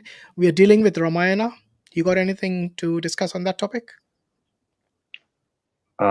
Just the act that supersedes the other act. That's what I could. The act is not included in the Ramayana. Yeah, but I was just referring to the discussion before. Yeah, so maybe some other time when we discuss that topic. And we did have 3 episodes discussing Ram Mandir and the Babri Masjid. That was the opportunity. So I'll tell you what, maybe in the future, if we have any similar episodes, you can discuss. But right now, we are discussing the Ramayana. Do you have anything to share on that? No, I spoke last time, and I will stick with the same position. I think I was part of the first part 1 of the Ramayana discussion, so I'll stick with the same. I just want to name the act and then leave it at it. If it's all right, I could just name the other act, which would work. Would that be fine? Next time, inshallah. Okay. All right. All right, Thank you Kirti. then. Again, there's a lot of people waiting. Again, good night. Yeah, no, I just came in to say hi and bye. That's pretty much what I wanted to. But then, yeah. Hi. Yeah, and bye. Take care. Yeah. Right, Bye. Oh dear. Okay, who is next? Prathamesh. Hey, hi everyone. How are you? Very well, thanks. How are you doing? Good. Where are you joining us from? I'm originally from India, but I've been living in US these days. I'm from Texas. Okay, good. Are you here to discuss the topic? Yeah, I just had some thoughts about the topic.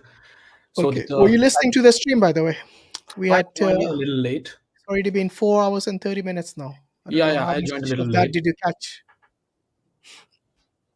How much of that did you catch? Very little, because I joined I think half an hour ago. Okay, no problem. All right, what's on your mind? So the title says, is Ramayana fact or fiction? So at the outset, I just want to say that I think Ramayana is a faith-based text, and I think if we say that if we want to say that a text is from God, then it should be free of any kind of logical fallacies. So I think be it Ramayana or let's say even Quran, right? Anything that has logical fallacies is not a word of God. So I think that's not what we're discussing. So let me just summarize for you what our take is, and then perhaps you might be able to understand. So the reason we are discussing Ramayana, and specifically about Ram and about the characters in Ramayana. So the question, before you even look at the logical fallacies within the stories, I want to know if Ram actually existed in history. We cannot say that for sure, because it happened like many thousand years ago, and even if it did exist, it's it's very hard because of the arrow of time, and because since a lot of time has elapsed to preserve the archaeological proofs of any historical character. So I think we cannot say for sure whether he existed or not. Now the question is how much we can trust on the text that is available to us now. No, but that, before you even allude to the fact that because of the time difference, or maybe the amount of time that has elapsed, there's no possibility of finding any hard evidence. Okay, so what that implies is that he is a historical person, but because of so much time has elapsed, we cannot find any physical proof. Is that what you're saying? Yep. Okay, so on what basis you say this?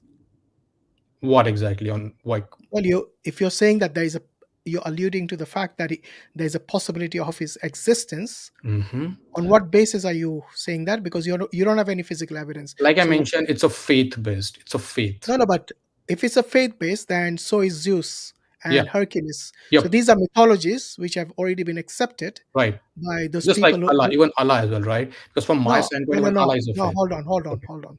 There's a difference between someone who is a historical figure who Mhm. walked on earth Mhm. and someone who is an entity like Allah or Brahman who are mythological. Sorry, not mythological, who are like this is not physical, metaphysical. Yeah, that's the word I'm looking for, not mythological. So Allah, angels, the hereafter, these are from the unseen. Okay, not from the physical realm like the earth, where Ram is supposed to have walked, where Sita is supposed to have walked, where Prophet Muhammad, peace be upon him, is supposed to have walked. So you see, when somebody asks us for evidence about the Prophet, peace be upon him, we got tons of evidence actually, both in terms of archaeological evidence, in manuscript evidence, you name it. We got a lot of evidence for that. If you Yeah. do not have evidence for any about Ram or Sita or Lakshmana or Hanuman or whatever characters are in the Ramayana, then on what basis you're saying there's a possibility they existed in history? No, but I don't understand why you are applying different criteria for Ram and Allah. I'll explain you the reason. I Okay? just So told you. I understood your point. One is I understood your point. physical. I One is understood your point. physical. The Yes, other is yes. metaphysical. Yes, Big I difference understood it. between the two. Yes, I got that point. Okay, but let me tell you my thoughts on that. I understand your point that Allah is metaphysical. However, as I understand him, he is also all powerful. So if he was real, right, he could have, if he wanted everyone to believe him, he could have just presented himself, right, in terms of some kind of an hard evidence. So why doesn't it do that, right? Why is there no like empirical evidence of Allah if he's Shall I all tell you why? powerful? Shall I tell you why? Yeah. Because that wouldn't be a test. It's basically like you saying that in the tests, why does the teacher not show the answers to the questions? If he or she wanted to, he could have easily done it. No, but This life for us is a test. If we already see Allah, then where is the test, my friend? so your answer is circular. You're just giving me a circular It's not answer. circular. It's Yeah, logical. I'll tell you why your answer is circular. Okay. Okay, go In on. your answer, you just mentioned that life is a test. Yeah. And you mentioned that because it's mentioned in your text. But like I said, if any text has a logical inconsistencies, unless you resolve that inconsistency, you cannot really point to a Where text is the and then inconsistency? assert. That's the question. Where is the inconsistency? Okay, so for example, let's say Quran at one point or at one place mentions that everything is predestined, but then also No, another you're place, going all over the place. Look, other place you talk no, about wait. just talk about With life all being due a test. respect, I'm going to ask you, why don't you compare Ram with the Prophet, peace be upon him? I'm not comparing Ram or Prophet Muhammad, peace be upon him, to your Brahman, who is also metaphysical. Okay? You're comparing apples and oranges, and that is not right. That is a logical fallacy. So what you're doing right now is you're comparing Allah with Ram. Even according to you, Ram is not the Almighty God. Am I right? So that's what I'm saying. I even don't know if Ram was a real figure. So how can you ask me the question whether he was God or not, right? Yeah, you have already answered my question, actually. I asked you, is he mythological? Yeah. That's what So I is he said. mythological or is he not? According to me, since we do not have any evidences, any hard evidences, unless we get some hard evidences, he's a mythological figure for me. Okay, Just so you like answer the just question. like Then Allah. why are we disputing over something we both No, agree we are upon? not. Sorry. Yeah. So we are not. I never disputed. I never said that Ram was a real figure. What No, I'm you trying to you get at said is, you actually kind of alluded to the fact that he could have existed. yeah. Because we don't have evidence, so we Yes. can't say for certain. That Yes. was your Yeah, narration exactly. earlier. Yes. Now you have changed that narration No. to I a haven't changed mythological anything. figure. Because if something is mythology, that means it's a myth. Yes, you don't have evidence for it. No. And you So will I never didn't have evidence change. for it. Sorry, yeah, I didn't change anything. I just clarified after you asked me a question. Okay, good. So okay. we both agree that he's a mythological figure, just like Hercules and Zeus were, Yeah, and were Greek Allah mythology. and Allah, yeah. No. You can't, again, you're comparing apples and oranges. No, I'm telling you why I'm not doing that, because our criteria to judge whether something is mythological or not right now Hmm. is whether there are any hard evidences or any kind of For whom? evidences, right? I Hard understand evidence your for point. I understood your point that Allah is no, metaphysical. I no, wait, understood wait. that. Hard evidence for what? I did not request hard evidence for Brahman, did I? I requested hard evidence for people who allegedly are supposed to have walked on earth. And that is quite a reasonable request, because if I'm going to claim that somebody literally walked on earth, then I'm going to say, okay, where's the evidence for that?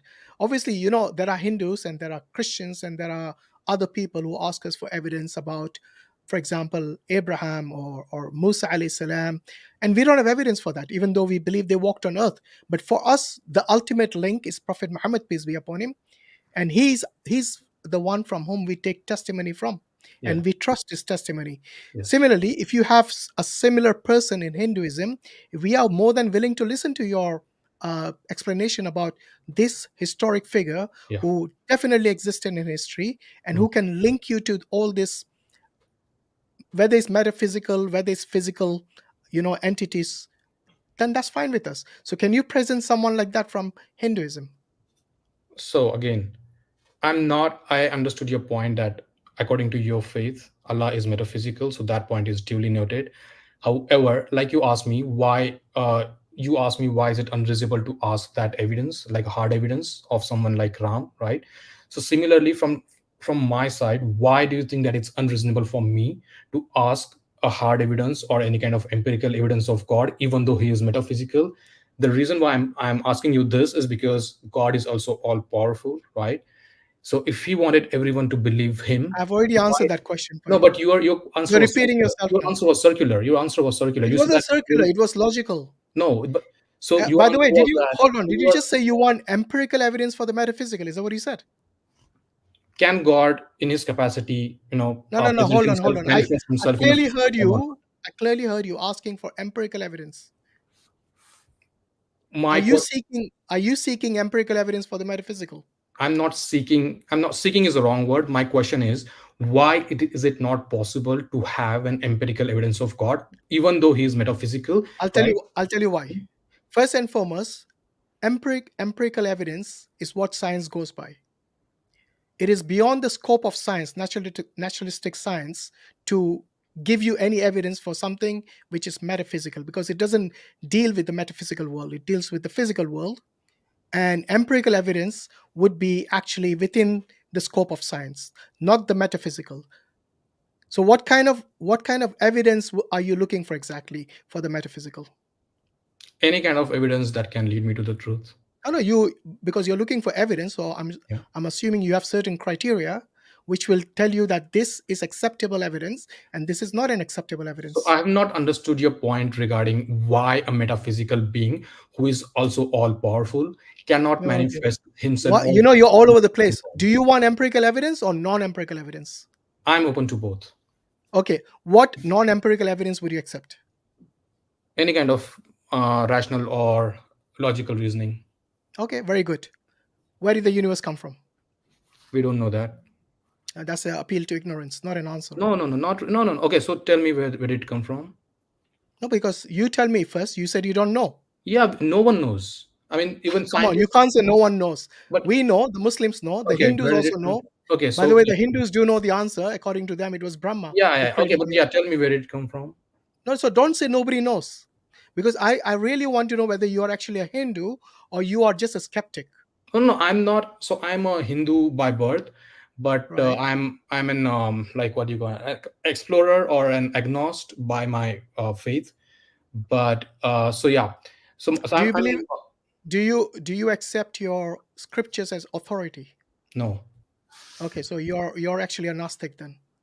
Yeah, I already told you I'm an agnostic, yes, or No, an no, a explorer. Gnostic is actually someone who not just rejects God, but actually rejects the Vedas, rejects all the No. I scriptures. don't. Sorry. I don't reject God. I do I believe didn't say you that. reject God. I said a Gnostic in Hinduism is one who rejects the scriptures, the Vedas. You Yeah, don't yeah. consider them as authority. Yes. That's right. Yeah. Okay. So on what basis do you believe in Hinduism then? If it's not the scriptures. I am not a Hindu by faith. I'm a Hindu by culture. I'm Okay, born in Hindu you're family. just an Indian then. Yeah, you can call me an Indian. Yeah, no problem. Yeah. Okay, you believe in God or you don't believe in God? I do believe in God. Yeah. You do believe in God. Yes. On what basis? Because so again, like for me, God is a being who is responsible for like a creation or sustenance of universe. So that is like a very Okay, hold on. Earlier, when I asked you who created the universe, where did the yeah. universe come from? You said I don't know. You said where did it come from, right? You're Yes, asking from for a you place said or just now. You said God created it. Make up your yeah. mind, That's man. but you asked me where, right? You didn't ask me who created, right? So I don't have to ask you who. When I say where did if you ask me the same question, where did the universe come from? mhm, I said Allah created it. okay, You see what I mean? yeah.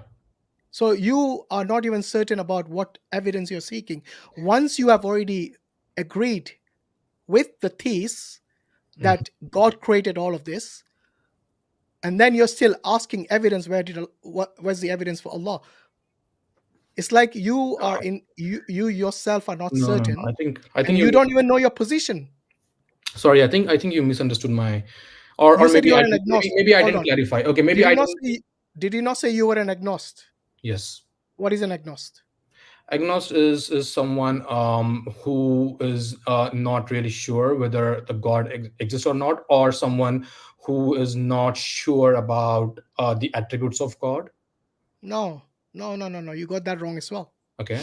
So basically, someone who's an atheist, completely rejects God. Yes, that's not what my position You're is. not one of those because you Yes. accept God's Yes. existence. An agnost is uncertain. Yes. So they are not saying they don't believe in God. hmm Neither are they saying they believe in God. So you're Yeah. not an atheist, you're not an agnost, you actually are a theist who believes in God's existence. So I think yeah. So let me clarify my position. So yeah. Please do. So I am uncertain about God. I know that I told you that I believe that there is a being who is responsible for creation or sustenance of universe. But that belief is again, it's a faith at this point, right? I'm still exploring, and if an evidence presents itself that changes or that challenges my position, then I'm more than willing No, but to change my position. Hold on, you hold on. So when I yeah. say when I alluded to the creator, I said that that's my belief. I'm not saying that I'm like certain about it or I have like a smoking Yeah. gun, right? So you base it on faith Yes, and not on evidence. Am I right? yes. Okay. Can I base my faith in Allah on just faith? Yeah, you can. Okay. Then there's But no then you problem. cannot We say both that agree again. no, but you cannot then say that your religion is logical and rational. We haven't even explored that yet.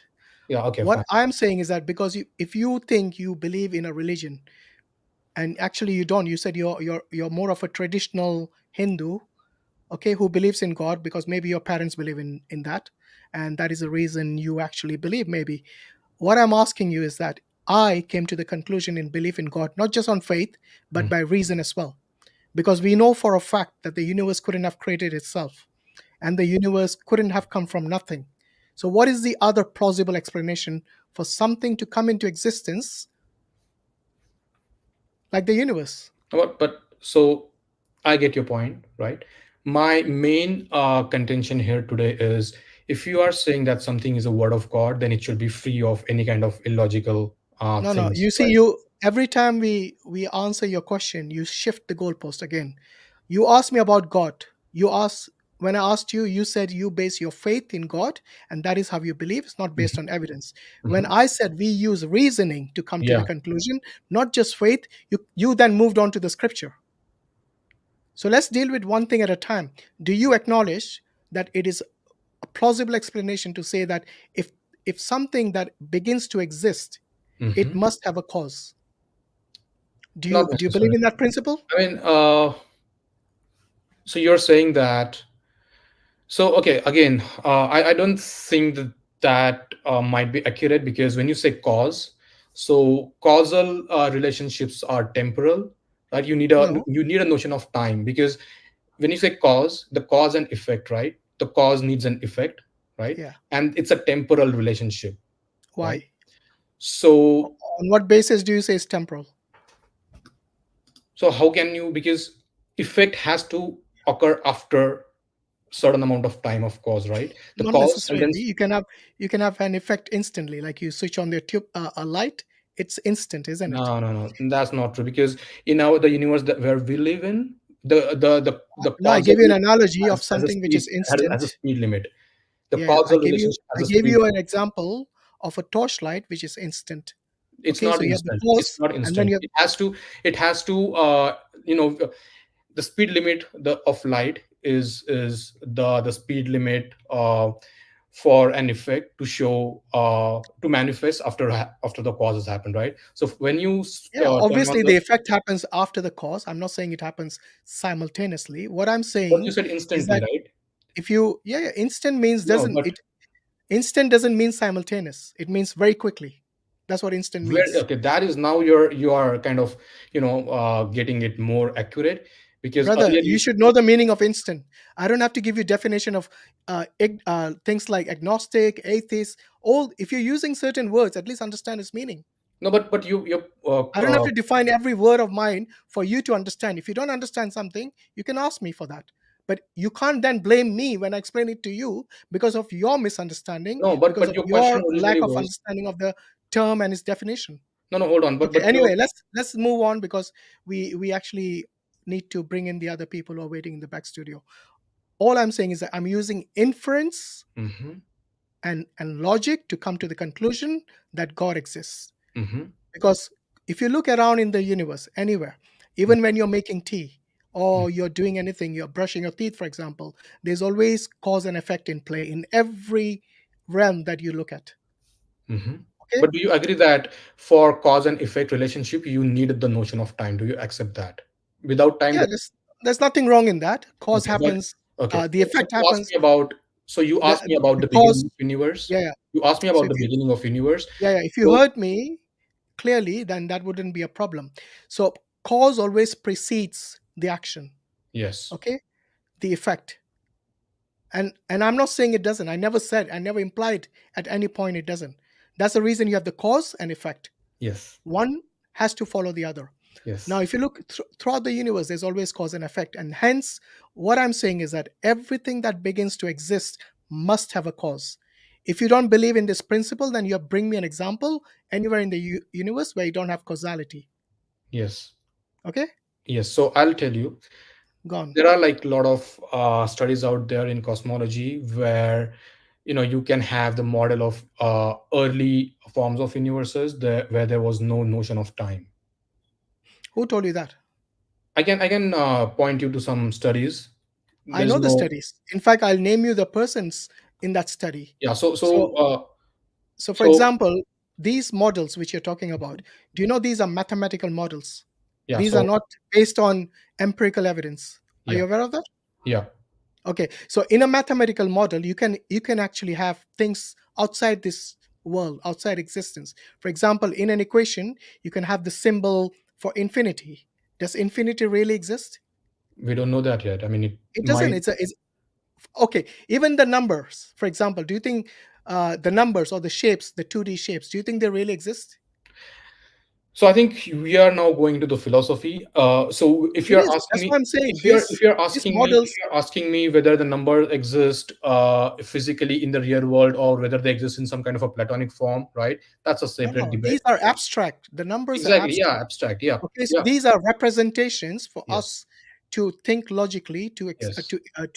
to maybe communicate in a way which we Yes. understand each other. Exactly. That's my But point. in So reality, if I were to ask you for go and look for number 14, mhm. you're not going to find it, are you? Yeah. I'm just going to. That is So, true. so that's why I'm saying the reason I brought in philosophy is because these models are based on philosophy, Yeah. But not but on do you empirical agree? evidence. But do you agree that these numbers give us the clue about the mechanics of physical world, Yeah, they can be right? representative. Okay. For Then what I example, will. if I said how many people are Pratmesh, Yes.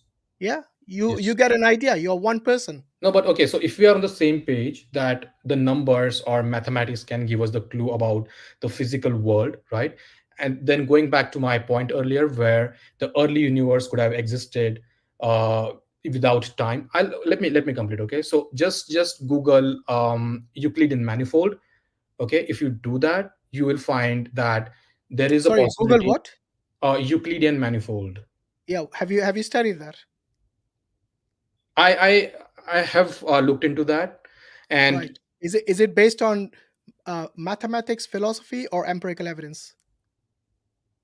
it's based on mathematics. And like we Good. So said, it's not mathematics empirical does give because, us, like I said, but we already agreed that mathematics can mathematics. you can represent abstract things in mathematics. Yes, but they It do give us doesn't a it clue doesn't about the physical world. automatically it doesn't automatically translate to something which is in the physical world. Yes, but do they Okay. give us the clue about the physical world? It doesn't matter if it gives you a clue or not. Without empirical evidence, Yeah. you're just going to have something called hypothesis in science. Uh-huh. Do you know the difference between a theory and hypothesis? Yeah. What's the difference? So in hypothesis, you basically propose an idea, and you try to test out that idea using reason, logic, and mathematics. And Mhm. once you have like a clear idea, or not a clear, maybe not a clear idea, but once you have laid out the theoretical foundation of that idea, then you move on to kind of the experimentation stage, where then you try to seek out the empirical evidences of that theoretical idea. So initially it's an Not hypothesis. necessarily empirical evidence, but at least theoretical. Yeah, whatever. Yeah. Yeah. So okay, so basically, in layman's term, a hypothesis is like an opinion. Yes, Like yes, I can give an opinion, you can give yes, an opinion. That yes, doesn't necessarily mean the opinion is true. yes. Now, once you go through peer review, Mhm. then and if it passes, if they can actually disprove your Mhm. hypothesis, then it will not reach the status of a Yeah, theory. I agree, totally Okay, agree. so Yes. No, but these things which you said, look, even there are things like the cyclic universe. yes, There are many other models that they have actually um, yes, I agree. given. These mathematicians and philosophers have come with all sorts of models. I think there are like probably, I don't know, 50 models or something for the origin of the universe. Right. Guess which is the only acceptable one, or the most accepted, I would say. Yeah, the Big Bang Theory. Yeah, Yes. Why is that? Because it because reached the status of a theory. The others are still hypotheses. yes, So let's not build our arguments on opinions. Let's go with the actual I facts agree. I agree. which are No, no present to worries. us. So Now, based I on the Big Bang unless theory, mhm, wait. sorry. Based on the Big Bang theory, how old is the universe? We don't know that. So the 13.8 billion years that scientists Yeah. say is not the age of the universe. What is it? What then? When did it begin? We don't know that. So the Well, based on the Big 13.8, Bang theory, there is a beginning. no, there is not. There is. No, no, no. Ask the people who have actually gone and researched this particular I think you've got aspect it in wrong. Yeah, I'm cosmology. I'm 100% sure that you got it wrong, and let me explain you why. Okay, so Go the on. 13.8 billion years is not Yeah. the age of the universe. It's not the time when universe began. Is a time since inflation, right? Okay. Before Look, inflation, all even if that is the universe still case, existed, but it existed in a hot no dense. one says that singularity is eternal. No scientist says I'm that. not. I'm not. So I'm not. Please don't say something which I've mentioned. I haven't even mentioned singularity. Okay. I'm just Okay. mentioning the hot dense state. Okay. Now, when You're you talking about say the inflation. The inflation also began at some point. Do you know that? yeah, but you said that universe, right? You see, you alluded to the beginning of universe, right? Now you Well, are that saying is, if you want to call it, I don't know, what do you want to call it? You want to call it from the singularity onwards, the universe then expanded. That's fine with me, no problem. All of the cosmologists who have studied in this field, they will all tell you that it always comes to this conclusion that it had a beginning. Whether you want to go 13.8 billion years, whether you want to go 20 billion years, I don't care. If it had a beginning, then we cannot call it eternal. so. I think yeah, you definitely got it wrong. There are many cosmologists, not many, but majority of the cosmologists. If you ask them, they will tell you they will have no opinion, like no strong opinion about whether universe began to exist or it always existed, right? Actually, I can and that is the big, like you said, the Big Bang theory is the most accepted model. yes, but it They, does not the does not cosmologists who entail the back this beginning of universe. theory do say this actually. No, Big Bang theory does not entail the beginning of universe. Big Bang theory, all it tells No, no, is it's not about the universe. exact date of the beginning. I'm saying they all come to the conclusion that it began at some point. No, you're wrong, because there So are if many. you're saying I'm wrong, then bring me the evidence of I your already claim. gave you. Okay, No, so you didn't give anything. I You already gave me gave. an opinion. So okay, so look at the work of Roger Penrose, for example. Yeah, Roger Uh, Penrose is okay. based on philosophy, is based on mathematical models, And not on okay, empirical evidence. okay, and the scientists who say that they universe had a beginning, do they have an empirical evidence, or do they also have the Yes, they studied the redshift, and they so, studied, and that is how they come to the conclusion that so this present universe, which is expanding, at one point it was tiny singularity, okay, and let this me is I and this think itself, no, by the way, do you know what evidence they provide that it cannot be eternal? there are, I know you talk about redshift, but let me address that point. Okay. No, I'm not using redshift for coming to the conclusion that the universe couldn't have been eternal. I'm asking, do you know what evidence they provide for that? For what? Beginning of universe? That the universe had a beginning and it couldn't have been eternal. Yeah, so there are like a lot of apparent, I wouldn't even call those evidences. I will just call them as like a Call them principles if you want. On what principles. Yeah, principle? so they talk On what about principle they base second that law it of couldn't be eternal? thermodynamics. They talk about the expansion of universe. They talk about, like you Yeah, mentioned, the which part of thermodynamics they specifically they use talk this? about entropy. Yeah, and So, why entropy? because universe, in the universe where we live, the entropy tends to increase over the period of time, right?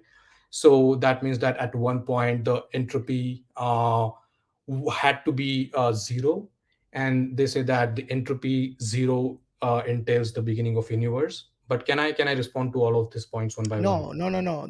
It doesn't end there. What they actually say is that because of entropy, which is a second law of thermodynamics, the usable energy depletes.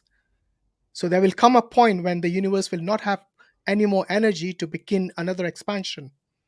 So they say there's only a few cycles that it could have gone through. And by the way, this is all based on, again, mathematical models which they build Yes, but this is using not these empirical principles. evidence. So the Of course, claim, they sorry, so can the never claim, think beyond the universe. They can never think, yeah, because but without time and but space, you are now everything falls at apart for one them. point you are okay with mathematical evidences. Can you hear me? Hello, Yeah, I can hear you. hello, I can hear you. Yeah. hello. Can you hear me? Can you not hear us? Hello. Okay. Yeah, okay. So at one point you are okay with just mathematical evidences, but at other time you are like hell bent on requiring the empirical evidences, right? So Yeah. first I would like to understand, Shall I tell you when you why? say Shall I when tell you you say why? sorry, when you say a second law of thermodynamics entails the beginning of universe, are you No, I saying didn't that? say that. I never Okay. said that.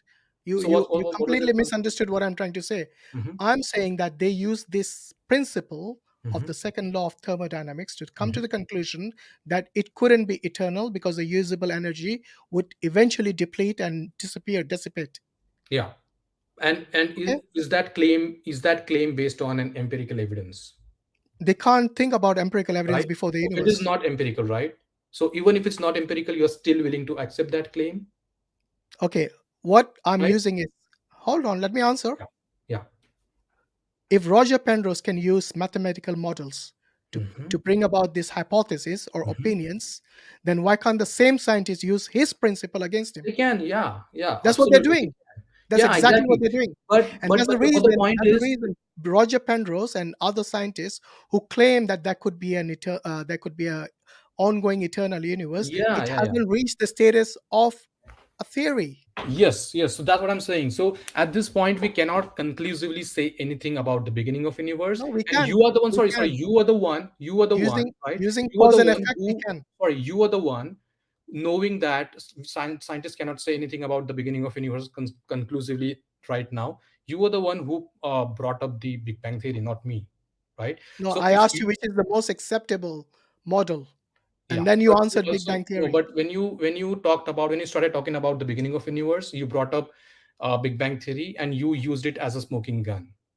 You used it Okay, as a conclusion. why do you think it is the most accepted model by the same cosmologists all around the world? Mhm. Why? Because the kind of thing that Big Bang predicts, we can No, see their evidences. However, absolutely. the thing that you mentioned That about and the it beginning, cannot be falsified.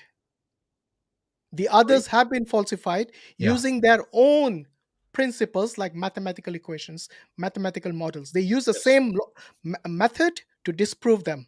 Do you understand But now? sure, but I think we are on the Okay, same anyway, page. look, my friend, if you want to believe in God, which you already do, that's fine. All I'm asking is that once we are discussing Ramayana and nobody can prove, none of the Hindus know even when this particular character existed. Because have you heard of his presence in the Treta Yuga? Yeah, I've heard about it. Do you Yeah. know when was the Treta Yuga? No, I'm not very well It versed was with it the was in the religious. Ice Age, Okay. 2.1 million BC, Okay. when there were no Homo sapiens. Okay. Okay, even humans, according to the latest scientific um, investigation and findings of paleontology, they said that the humans only started making tools around 12,000 BC. I mean, so So how can can I? somebody Mhm. exist when there were no Homo sapiens, and they can have tools and they can have chariots and palaces and humans walking on earth and monkeys walking on earth? I mean, come on, think of it. So can I You respond to want that? to go along with logical inferences, but when it comes to the Ramayana, you don't want to accept it. On on one hand, you're saying it's mythology. On the next, you're saying there's the reason we don't accept is because we don't find any hard evidence. But you can never find hard evidence for something that's already been concluded as a mythology So from your can I own respond to self. that? From your own self. So yeah, let me respond quickly to that. Okay, quick. Get your points. No problem at all, right? The points that you mentioned, they're ridiculous. But Which the points? Which points are points that ridiculous? you mentioned about the Treta Yoga and Ice Yoga and the right, all those points are fine. I mean, I do agree that That's from your scripture. Why no no saying no I'm saying it's ridiculous? no. So it's okay. Let me say that those points are ridiculous, meaning that I'm agreeing with you that they logically do not make sense, right? Mhm. But on the same at the same time, why you're not addressing the point that I talked to you about life being a test and predestination? They are just as ridiculous, right? How do you Why solve the why is it puzzle? ridiculous? So if everything is predestined, how does life being a test makes logical sense? No, hold on. If you believe in God, can he predestine things for you? But then how does life being a test make sense? That's why I'm saying you. If you don't know your destination, yeah, what it is going to be, whether it's hell or heaven, then it is a test. The only way you would falter is if you did know what the end result was. What? Which Sorry, part of can that you you didn't repeat get? that? Yeah, Which can part of you that you repeat that? didn't get? I mean, all of it. I mean, so when you said test, right? So let's say if a teacher want to test a student, that Hmm. means student has a fair shot at performing well in the test, performing studying hard and doing well in the test. But here, the kind of test that we are talking about, the result is already set. No, The it's test is not. not. That's what you're thinking. So okay, fine. This So is your does God? assumption. Sorry. So does God know whether, let's say, a person is going to hell or not? Does God know that? Yes, God does know that. Right. Do you know So that though? that is sorry. Hold on. So let me answer my question first. Okay. If Okay. he already knows, that means the result of the test is already fixed, right? No, it's not. So For if you, it's still a test. but if you kind of Okay, think let about me. this holistically, sorry, if you think about this test holistically, right, it Yeah. doesn't matter what I think. No, What it does matters is what is the because objective truth. be- What is the because objective truth? there's a What difference is the here. objective truth? It's I'll just tell you because how. I don't know, right? Just because I don't know, that Yeah. doesn't change the objective truth. And the objective truth in this case is that the result of test has already been set. So Okay. how's When that you say a when you test? say the result is set, is that based on your actions or without your actions?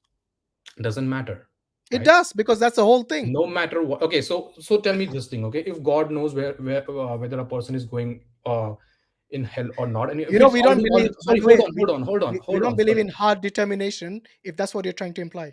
I'm not implying hard determination, okay? Okay, good. All I'm saying is if if the result of test is already fixed, right? And if God already knows whether a person is going to hell or heaven, right? Now answer this very simple question. Would that person, no matter what action he takes, does he have control over changing that test result? Yes. In fact, in Islam, we believe that if you make dua, if you pray to Allah for certain thing, uh, that itself can change what is destined for you. So that means the And predestination is false. That that's means the reason I'm predestination is telling false, you, right? hold on, I'm still Yeah. answering. Yeah. Okay, that's the reason I've told you that we don't believe in hard determination. Yeah. Okay, So that if means you the understood what hard determination means, then you will not make the conclusions and the claims which you are making. For example, I'll give you an example. Let's say you are in a classroom with, say, let's say 20 students. Your teacher has been teaching you for the whole year. Now, before the final exam, the teacher predicts certain students will certainly fail based on our experience, based on what the actions of those students of their lack of studies and so on. She's saying, I'm going to say these students are certainly going to fail. So out of the 20 students, let's say she predicted maybe 2 of them will fail. And after the final exam, they certainly do fail. Did she change the result? that's Or a did the false students' analogy actions because teacher is not all did the knowledgeable. students' actions determine the failure? Which one was it? Because the teacher did predict. The teacher is saying, I'm sure the students are going to fail. But teacher is not all knowledgeable like God. God doesn't have to That's why I predict said anything. it's an God analogy. doesn't Which have to part of predict that you anything. didn't God understand? already knows everything in It's an advance. analogy, my friend. Try to answer the analogy. Let's But see if that you is can. that analogy makes no sense because it's a false analogy. Okay. It's an apple. You are comparing apple with oranges, right? Do you know what an analogy is, by the way? I know what analogy is, Okay. but Is an analogy a like for like situation? not necessarily. But Thank you. it So doesn't don't it say doesn't apples have and to. pears then. But it should not be. Don't The expect apple analogy for an should not apple be in an analogy. flagrantly. No, sorry. But when you give an analogy, right, it should Mhm. not flagrantly contradict with the underlying fundamentals of the thing that we are It trying to. doesn't. It Sorry, doesn't, hold because on. the underlying fundamental in Yeah. that analogy was the teacher's prediction and the Yes. actions of the students. But does That was God? the underlying principle. Why does so? None of Does them. God Wait, have wait. to? Would you blame the teacher in that case, in that analogy? Let's just stick to the analogy. Would you blame the teacher for the failure of the students? Okay, now we are sticking because we are sticking to the analogy. Now don't take it back to the God because God doesn't have to predict anything. He's all knowledgeable. In the analogy, yeah, I Don't tell won't me blame what the not to teacher. do. Just I stick to don't. the I analogy, my won't friend. blame teacher in your analogy. In your Why? analogy, I won't. But we Why will you cannot not blame the teacher? Because the because teacher predicted. yes, but she is not all knowing, all powerful like Ah, God, you're right? taking it to God again. See, No, no, you're the no, one who said you will not take it, and you do, no. because But that is the only way you are going to make sense of something which is not hard determination. Mhm. And by the way, did you come to this stream by your choice, or did somebody force you? To the stream. Yeah. Did you have a choice not to come to the stream? Yeah, yeah. I had a choice. I believe in free will. Okay, but who knows? Maybe God Yeah. determined it for you. Yeah. Could So be. you had no I'm not choice, or did denying you have that. a choice? I'm not denying that. But what I'm saying is, if you are saying that, so what you are suggesting here is that God has to predict some things, right? I don't know why. Why does No, I God think has you to you still you play the still are prediction confused. games? I asked you whether you came to the stream by your choice, or did someone compel you to? Yeah, I came here by my choice. Good. Yeah, So it's free will. yeah, Okay. Nobody forced you to do anything. yeah, So whether whatever you say, right or wrong, you're the one ultimately accountable for it. yeah. Good. So why are you blaming God for anything? Because I'm not. So I think you are misunderstanding what I'm Yeah. saying. I'll tell you Because what. Go because home and watch because this I don't stream, believe in and then you'll predestination. realize Because sorry, yeah, because I do not why believe you in are still not predestination. understanding. Sorry, because I do not believe in predestination. When I say that, I believe in free will, I can say that because I do But not believe in predestination. free will Hold on, itself. because but in your case, because you believe in predestination, We when you believe say in. that Are you you have a saying we free don't believe will, in free will? Is that what you're saying? sorry, Are you saying we don't believe in free will? I'm not saying that you don't whether you believe in free will or not. All I'm saying is, Free if you will are is saying that something is one of predestined. the principles in Islam. Mhm, So the jinn and the insan mhm. are given the free will to do what they want, and they will be accountable for their actions. Just like I explained to you, why did somebody force you to come to the stream? You said no. Did I ask you came by your free will? You said yes. I asked you, will you be accountable for your actions, good and bad? You said yes. So you are actually agreeing with the Muslims that whatever you're doing is based on your free will and not something which has been fixed for you. But Hashim, I think you are so okay. When you refer to jinns or any other things that are mentioned in Quran, you kind of derail into logical circular reasoning, because No, I before don't. even, hold on, let me I don't actually elaborate. believe in Let jinns. me let me let me let me elaborate It's on that. metaphysical again. Let me elaborate You on won't that. find scientific evidence for these things. Unless you resolve this logical contradiction, you cannot refer to Quran. Otherwise, that will be circular. I Okay, hope what you is the understand logical that. contradiction? Tell I me. already told you, What? predestination and life being test is a contradiction. Now Okay. you Tell me answer that what is hard question. determination. Let's see if you understand that. Sorry, can you what? What is hard determination? Hard determination meaning that everything is predetermined, meaning that no matter what actions we take, we cannot really change the outcome. Okay. Do the Muslims believe in hard determination? So what's the predestination? No, I'm asking you, do you believe that the Muslims believe That actually depends believe? on what do you mean by predestination. If Allah has predestined everything, right, then yes, Muslims do believe It's in like the example of the teacher I gave you. yeah, So your but like I actions. said, no, but like I said, Okay. the God Let doesn't have me to do the explain how predestination. the predetermination works in Islam. So Mhm. for example, if you do good deeds, yes, Mhm. Allah will help you in doing those good deeds. Mhm. And this will determine your end at the end. So it's not If you predetermined, you mean? Can I It's finish, not please? Can predetermination. I finish? Yes, please. Okay. If you want to continue doing bad deeds, Mhm. then in that case also Allah will help you, because that is what your intention is.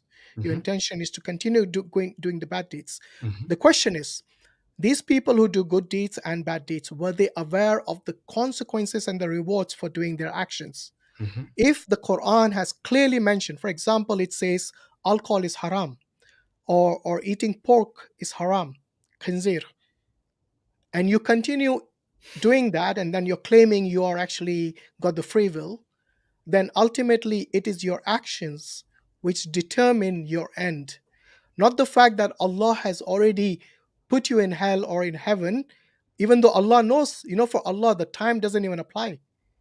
There's no past, present, future in that case, because for Allah the time doesn't apply. He's in fact the one who created time and space. So from your point of view, as far as you're doing it with free will, nobody's compelling you, then ultimately it is you who is responsible and accountable for your deeds, whether good or bad.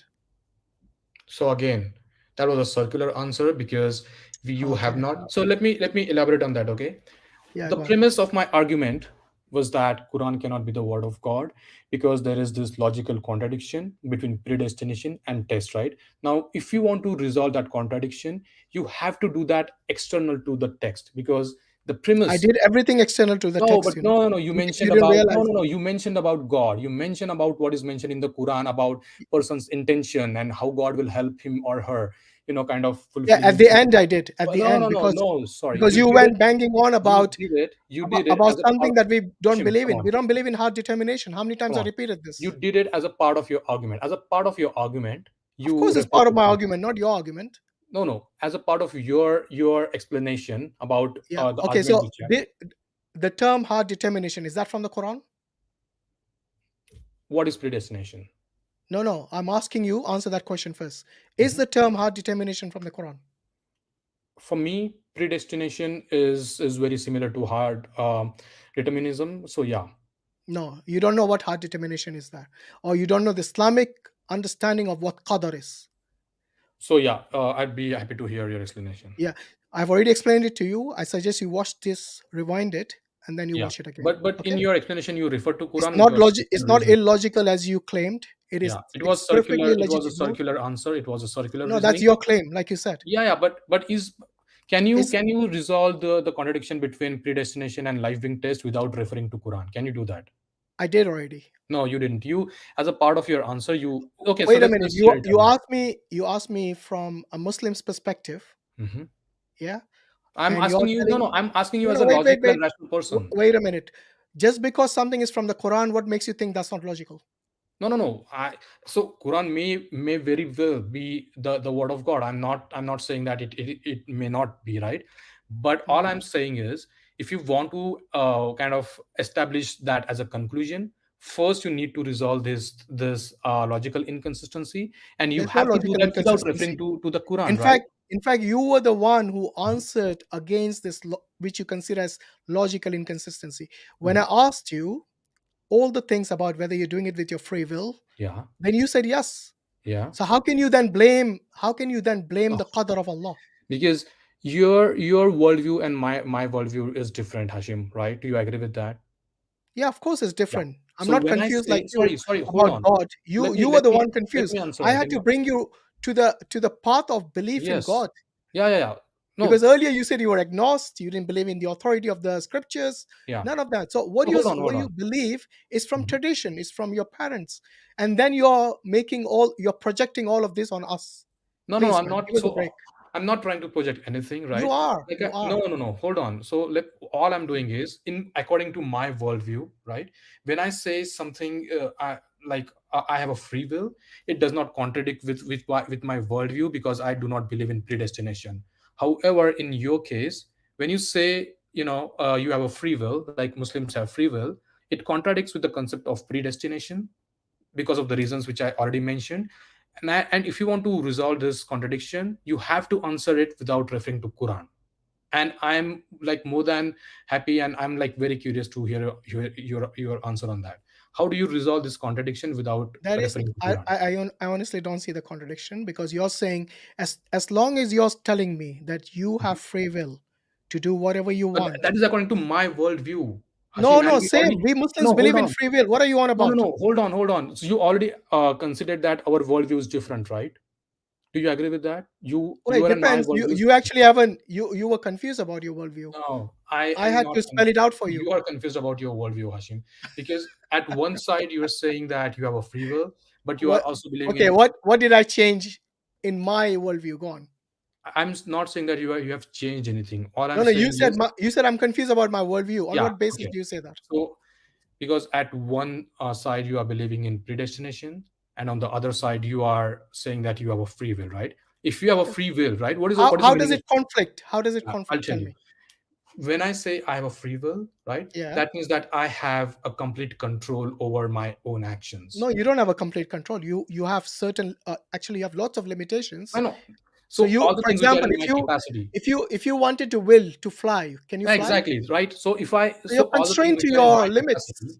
You don't the have the things which are complete in free my will. capacity, the things which are in Exactly. my Yeah. capacity, Yeah. right? Obviously, I don't have wings, so I cannot fly, right? But the things which are in my capacity, I have a control, right? So, for example, if I decided to kind of exercise regularly, I'll be healthy, right? If I do not do that, I may not be very healthy, right? So, I have, for things which are in my capacity, I have control over my actions, right? But when you say that everything is predetermined, how can you in the same line say that you have a complete control Because over your actions, right? Because your no matter problem is what you keep actions you take, assuming. the conclusion is never going to No, it change. doesn't. It doesn't, because your actions will determine your final destination. Okay, I keep so everything is repeating not myself. that I means think we everything is should. not predetermined. We are going. Maybe we are not going to agree. Let's agree to disagree. But I But suggest you okay. go home and review this stream, and then Yes. you'll understand. Number one, I never said hard determination is what the Muslims believe in. Number two, we actually believe in free will. We know that Allah has control over everything. For example, if you do an action, that action itself is something that Allah wills, but you're the one taking the initiative to do the action. He helps you complete it based on your intentions. So if you're going to keep intending doing good things, Allah will help you in that. If you keep doing the bad things, Allah will also help you in that, because that's your intention. So that Now means you everything cannot is blame not Allah for predetermined, that, right? just like the students who fail cannot blame the teacher for it. Sure. Now I'm repeating myself, so I think we should probably end it here But Hashim, can I and say come that back next everything is not time. predetermined? Do we at least agree that everything is not predetermined? Not hard determination. No. Yeah, but that means everything is not predetermined, right? Because I predetermination need is a to subset of understand hard what determinism, hard determination is. Go right? home and read up on hard Predestination determination is a and subset then of come hard and determination, discuss. right? All right. Take care, Predetermination mate. is. Bye bye. He'll never end. He'll go on and on and on. We have spent enough time with him. Right. Who's next? I think this guy Pratmesh, didn't he already? Oh, that was the guy I was speaking to. All right. He's been waiting for a while. Mubashir. Assalamualaikum. Walaikum salam wa rahmatullah. Yeah, Where are so you how are joining you? us from? You do remember me, right? We did talk like few months back. I don't remember everyone, bro. Sorry. I see so many people. No, but I had joined the chat a lot of times. That is why I'm telling you. Okay. Where are you calling from? No, it's a bit difficult for me to reveal that. Oh, I remember you I now. told, yeah, you You're the remember me now, Hinduism yeah. expert. Okay, good. Yeah, I remember now. Okay, go ahead. What's on your mind? Yeah, I had a few points to make. In fact, I was just writing it on my memo so that I don't forget it. I had a few points to make. First of all, whatever say, I did not follow the whole live, but a few of it, and I had a few clarifications to make. For example, one guy came and he was saying that the Valmiki reincarnated as Tulsidas in the 17th century, right? And he rewrote the Ramayana. Yeah. And when you were asking him for proof, he did not have any proof. In fact, they don't have any proof for that. They None do of it them. in order to reconcile it. Yeah. Because in the Valmiki Ramayana, he's not portrayed as a god. In the Tulsidas Ramayana, written in the 17th century, he's portrayed as a god. So in order to reconcile it, they do say that point. I wanted to give 2 points that you mentioned. You were saying that the father of the Prince Ram had 3 wives. In fact, that is a misconception. He has got 3 wives. According to the Valmiki Ramayana that you were reading right now on your screen, he has 350 wives. Yeah, 3 main wives. Like, I can't hear you. Do you have the reference for that? Yeah, I do have the reference for that because I was comparing the Tulsidas. Yeah, you said rightly that he has 3 wives, but these 3 wives are commonly known because they're principal wives, the main wives. Yeah. But in total, he has 350 wives. So I can give you the quote right now. It is, and it is not that much difficult to use that Valmiki Ramayana.net. It is not because you have 6 books, Yeah. Balakanda, Ayodhya Kanda, and then in each book you have a lot of chapters and then verse. Okay, so No, I the think chapters are known as Sargam. Yeah. where we were getting mixed up was in the Vedas, because I wanted to give the Okay. reference for those. The Ashwamedha Yagna. The queens Yeah. performed some rites, and those were pretty obscene, and we couldn't find the exact references for that. So maybe Yeah. if you have it, that will help us, inshallah. I will give you the 2 references that I want to make, and I will come to that. So about the 350 wives, if you want to check it right now, you can. It is on the 234 10 to 6. When I'm saying 2, it refers to the second book. Okay, it refers to Ayodhya Kand. Okay. First one is Balakand. It means Bala means childhood, so the childhood period of Rama. Okay, Ayodhya Kand. It is Ayodhya Kand, Sarga 34. Okay, it means chapter 34 or Sarga 34, verse 10 to 13. It shows you over there that he has 350 wives. In fact, many Hindus do agree. I did research on it. What is the difference between the Tulsidas Ramayana and the Valmiki Ramayana? And I got to know that many do believe that he has 350 wives. In fact, the Tulsidas Ramayana that came later on, it was going to whitewash a bit of the controversies that it has in the Valmiki Ramayana. It whitewashed it a bit. That is why. So Yeah, I you can can find it over there. Okay, that's good. So what is the other one you wanted to mention? Okay, the other one, a lot of Hindus are saying that Rama existed 7,000 BC or whatever. I have a quote from the Valmiki Ramayana that says that Rama ruled he ruled. When I say he ruled, it means when he came back from the exile. Okay, so he ruled for 11,000 years, and then you have that on. Can you hear me? Yeah, I can. Yeah. Sorry, who ruled? Was it Ram who ruled for Like 11? okay, like many Hindus are coming and saying that he existed 7,000 BC or different kind of dates. So it cannot be 7,000 BC or 9,000 BC because in the Ramayana, Valmiki Ramayana itself, be it Gita Press or the one that you're reading, it mentions that he ruled Rama, like the King Rama, he ruled his kingdom for 11,000 years. Okay. Interesting. So when you have that, it cannot be that he lived 7000 BC because his rule itself was 11,000 years. You can check it in the Ramayana that you're referring to, or any version. Okay, so I can give the reference for that. The Yeah. reference is the first book, Balakand itself. You know, in the first book itself, it mentions a summary of the whole book in a bit. That is why it tells you over there. So you have it in the first book, Balakanda, first book, first chapter, verse 97. Okay, so it's in Balakanda, book 1. Yeah, Which chapter? First book chapter. 1, Sri first Narada. chapter, Yeah. 97. The problem is on Wisdom Lib, they don't have verse numbers. It's crazy. No, don't look at the Ramayana, Valmiki Ramayana.net. You can check it over there. It is quite authentic in a way, though Hindu do reject it because it mentions about meat eating over there. But it is authentic because it has a word-to-word translation, right? Okay, so Valmiki Ramayana.net. The Valmiki Ramayana.net, yeah. On the bottom, you will have all the books, okay? So you just go on the Balakana. It means the first book, first chapter. First chapter. And verse 97. Just check it out. 97. Did you get it? Nearly there. 93. 97. Do confirm if you. 97.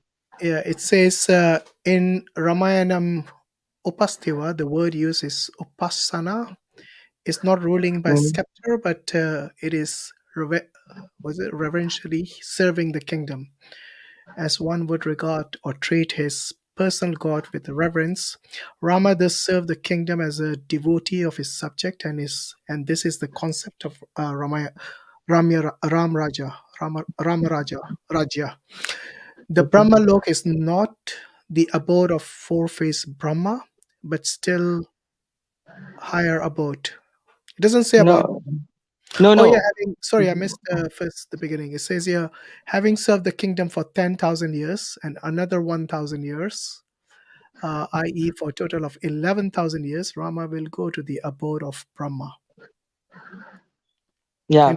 So if they are going to say that he was present 7000 BC, they will have to remove this verse, right? Exactly. Because so in fact they do have to remove a lot of verse because it goes against their beliefs. And I wanted to mention a point that concerning the Ram Mandir, that people are getting frenzy or whatever. You have a lot of devotees, like Swami Vivekananda.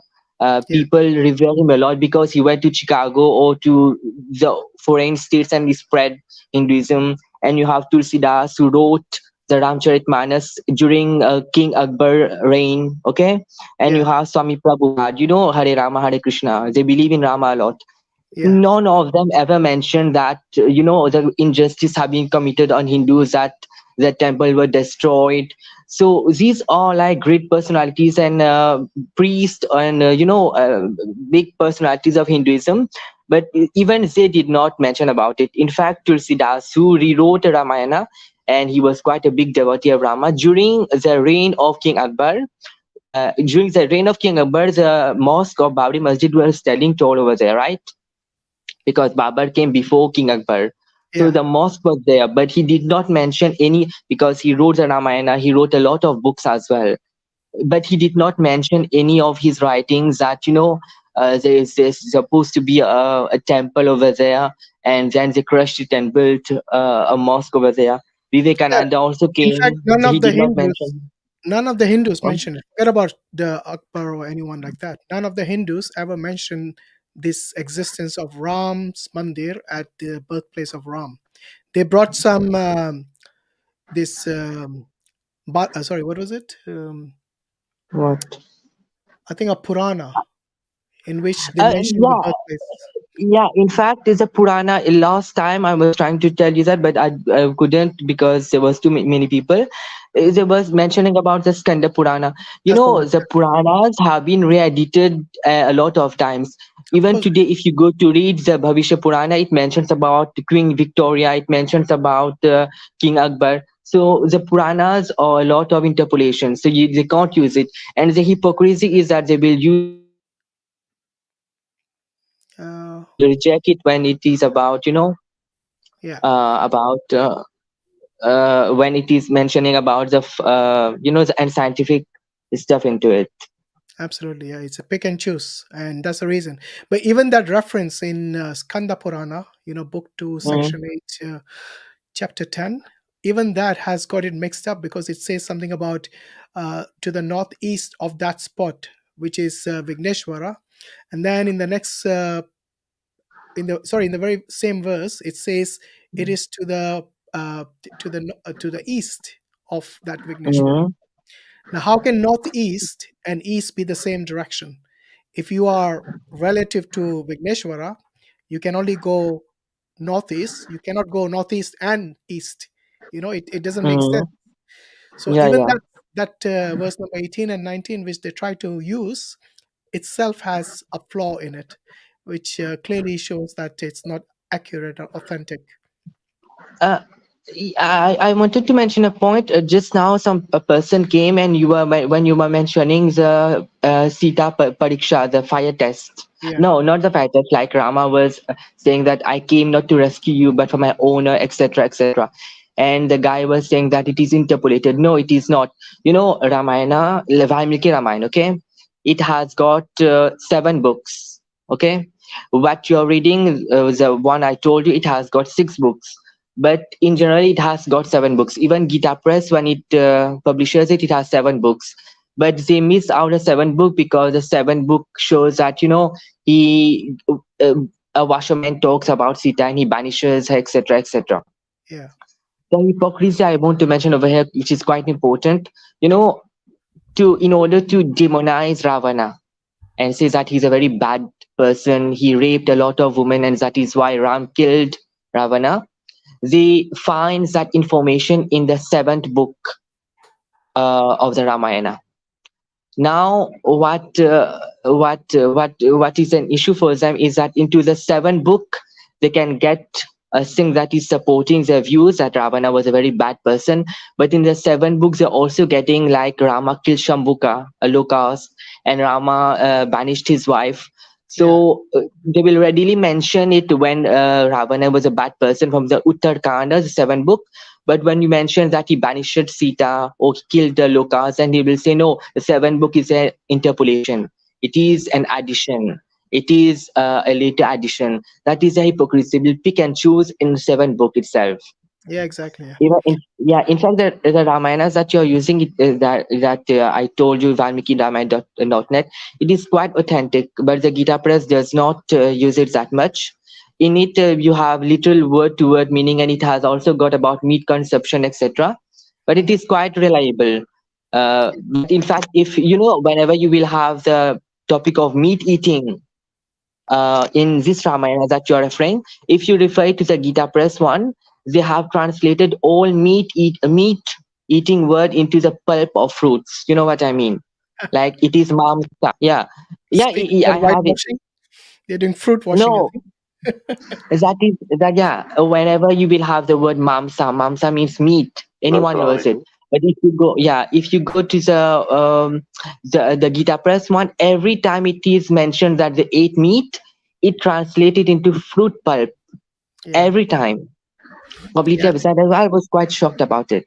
because I think it's probably the Brahmins. They are not eating meat anymore. So they have now decided, why should we have it in our But scriptures? Because it goes against yeah, our principles. So it's quite understandable. Yeah. but Sorry, over Mubashir, here, just one yeah, sec. Let me just okay, speak to Bilal quickly. You stay there, Mubashir. Yes, Bilal okay, bhai. okay. Assalamu alaikum, Hashim bhai. Wa alaikum salam wa rahmatullah. How are you doing? Uh, Alhamdulillah, Alhamdulillah. Hashim bhai, actually, I just wanted to answer the two question about. First, there is a guy named Afzal. He was from Kerala. Yeah. He just spoke to you a few minutes back. What he said was like, why there is so many hatred, like, against Muslim in India. Okay. Yeah. So I just want to answer that, like, not everywhere in India. If you go to the south, okay, South Hmm. India, He was from people, South, isn't he? from south. Was Yeah, he yeah, from the he's south? from Kerala. Yeah. He's from Kerala. Yeah, he's from Yeah. Kerala. And so if you go there, these things are not there. Because people from south, they live in the Arab country for many, many, many years. Not Yeah. only Muslim, there are a lot of Hindus also. They live there, and they know how the Arabs, the Muslim, they treat them. They treat them very equally. I mean, they have all the rights there. Nobody, go according to the religious. Nobody go according to your color, your faith, your if you are black or you're white or you're rich, you're poor. The law is in the Arab country, in the Muslim countries are equal for everybody. Okay, and the Hindus who lives in the Arab countries, can you hear me? Yeah, the law might be there, but when it comes to practicality, I think there's a lot of racism Yeah, yeah, in those that countries. that is, yeah, that's different. Okay, but what I'm Not for saying is, everyone, of course. when Like when every when place, there when are good this people and bad people. Yeah. when these Hindus, they live in the Muslim countries, they know that they are Yeah. free. I mean, they are secure. Nobody comes, nobody harm them. I mean, there are so many things which even in India, as an Indian, even in you are in India and you're a Hindu in India, you're not that safe like you are in the Gulf country. If you're rich, okay, Yeah. there are a lot of people, they Well, can kidnap your it's a children. They can, tax-free countries in the Gulf. They get a yeah, lot of benefits there in terms of yes, medication, in terms of yeah, um, even the work. I think some of the workplaces they give them return tickets home every year or something. So yes, it's they get a lot of benefits. You're absolutely right, and it's yeah. I Okay, still well then think the other, yeah, and there was another guy, his name was Akash. He was talking about yeah, the masjid, Babri Masjid, and all. Okay, so what he was saying, like there is another two masjid which they are, they're, this is in yeah. their agenda, and if this thing happen, then all the problem will be solved in India. Do you think that? I don't think so, because Not for a the minute. government, yeah, for Yeah, the present government, this is not their agenda. Their agenda is something different. I'll tell you, Hashim Bhai, and all the Hindus, who's listening to me, I'll just want to tell them that if it is worse vice, if it is 80% Muslim and 20% Hindu in India, this Mr. Modi will be sitting in the Babri Masjid and praying Tahajjud now. Okay, yeah, this is fact. He is not this is totally what he is doing it just for a politics. He has nothing to do with the religion. He is not here to do something for the Hindu. If he's so much he's so much he want to do something for Hindu, I'm telling you, as a Muslim, why don't mm, he give the petrol, like now when before he come to the power, the petrol was something around 70 rupees. Now it's become 110 rupees. Okay. And he promised that he's going to reduce all the rates. This so many so things are so expensive now. We will do this, we will do that. He has not fulfilled any promise. Okay. What I'm saying is, as a Muslim, you give us petrol for 110 rupees, we will be happy. At least to the Hindu who's supporting him for 10 years now, they are doing so many things. They even eat the cow dung to show that they're supporting him so much, and they yeah, drink the urine to show him that they're supporting him so much. At least be faithful to them, be honest to them, and do something for the Hindu in India. Okay, forget about the Muslim. Don't think about, we are, our faith is in Allah. Our faith, we know what's going to happen. The day we said La ilaha illallah Muhammadur Rasulullah, our faith is with him. What will happen to us, it's all in his hand. Inshallah, whatever will happen, something happen good for us only. Inshallah, not in this world, maybe in the akhirah. Inshallah. But inshallah. the thing Yeah, is, the Hindu, they should realize that this is all because of the politics. Okay, whatever happening nowadays, what the Hindus are gaining in this? Tell me one thing they are gaining. Nothing. What they have gained? Nothing. 60% of Indian property has sold to Adani.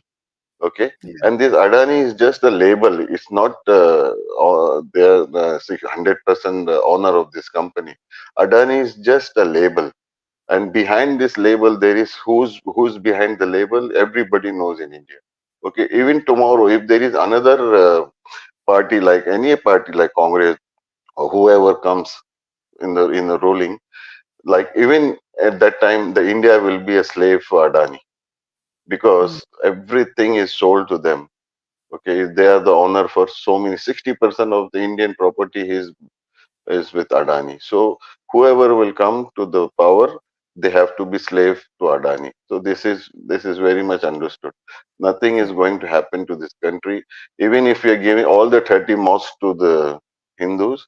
But this kind of propaganda against Muslim, this kind of hatred against Muslim will be there, because this is the only agenda.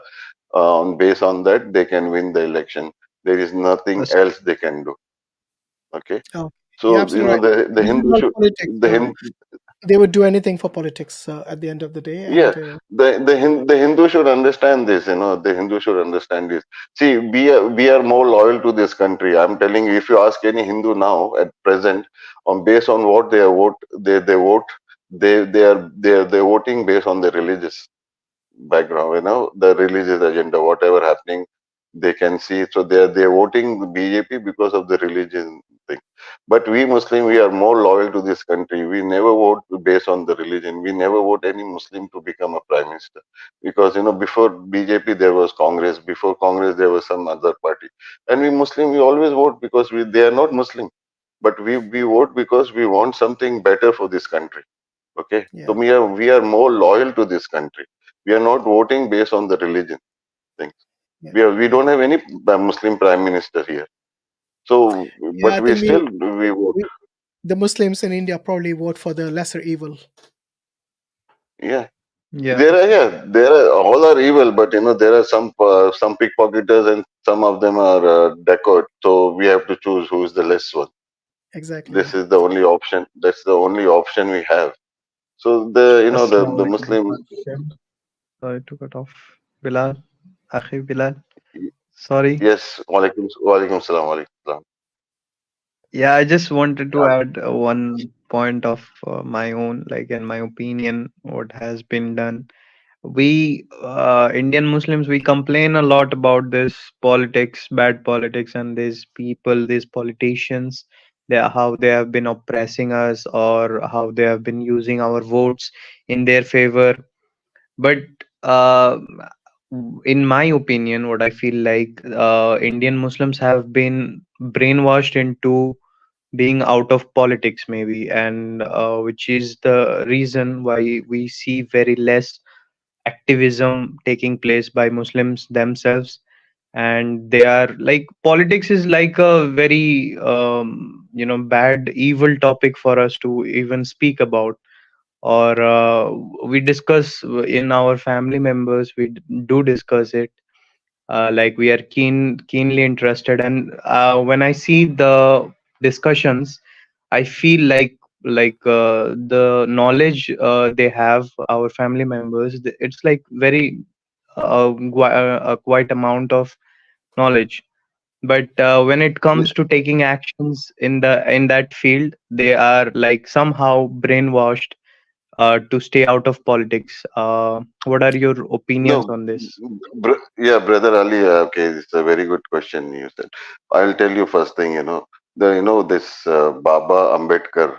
He made this constitution, and he allow anybody can come to the politics. Okay, what if he has done one? He has made only one mistake, which he should wrote that the criminal and the people who has a history of crime, they should not be allowed to enter into politics. Okay, then No, it is there. no, it's not there. If it, It's it not was there, taking place. Yeah. mostly, if see why there is not like very good doctor or engineers or very good professors, or they are not coming to the politics, because it's a dirty game. So that's why all the politicians, mostly all the politicians, if you see their background, it's from the criminal. They all have the criminal background. I totally That's why agree. Politics is an yeah, extremely dirty game. If you want to yeah. So safeguard your so that's team, why especially in an we environment Muslim. like this, Yeah, it's not easy.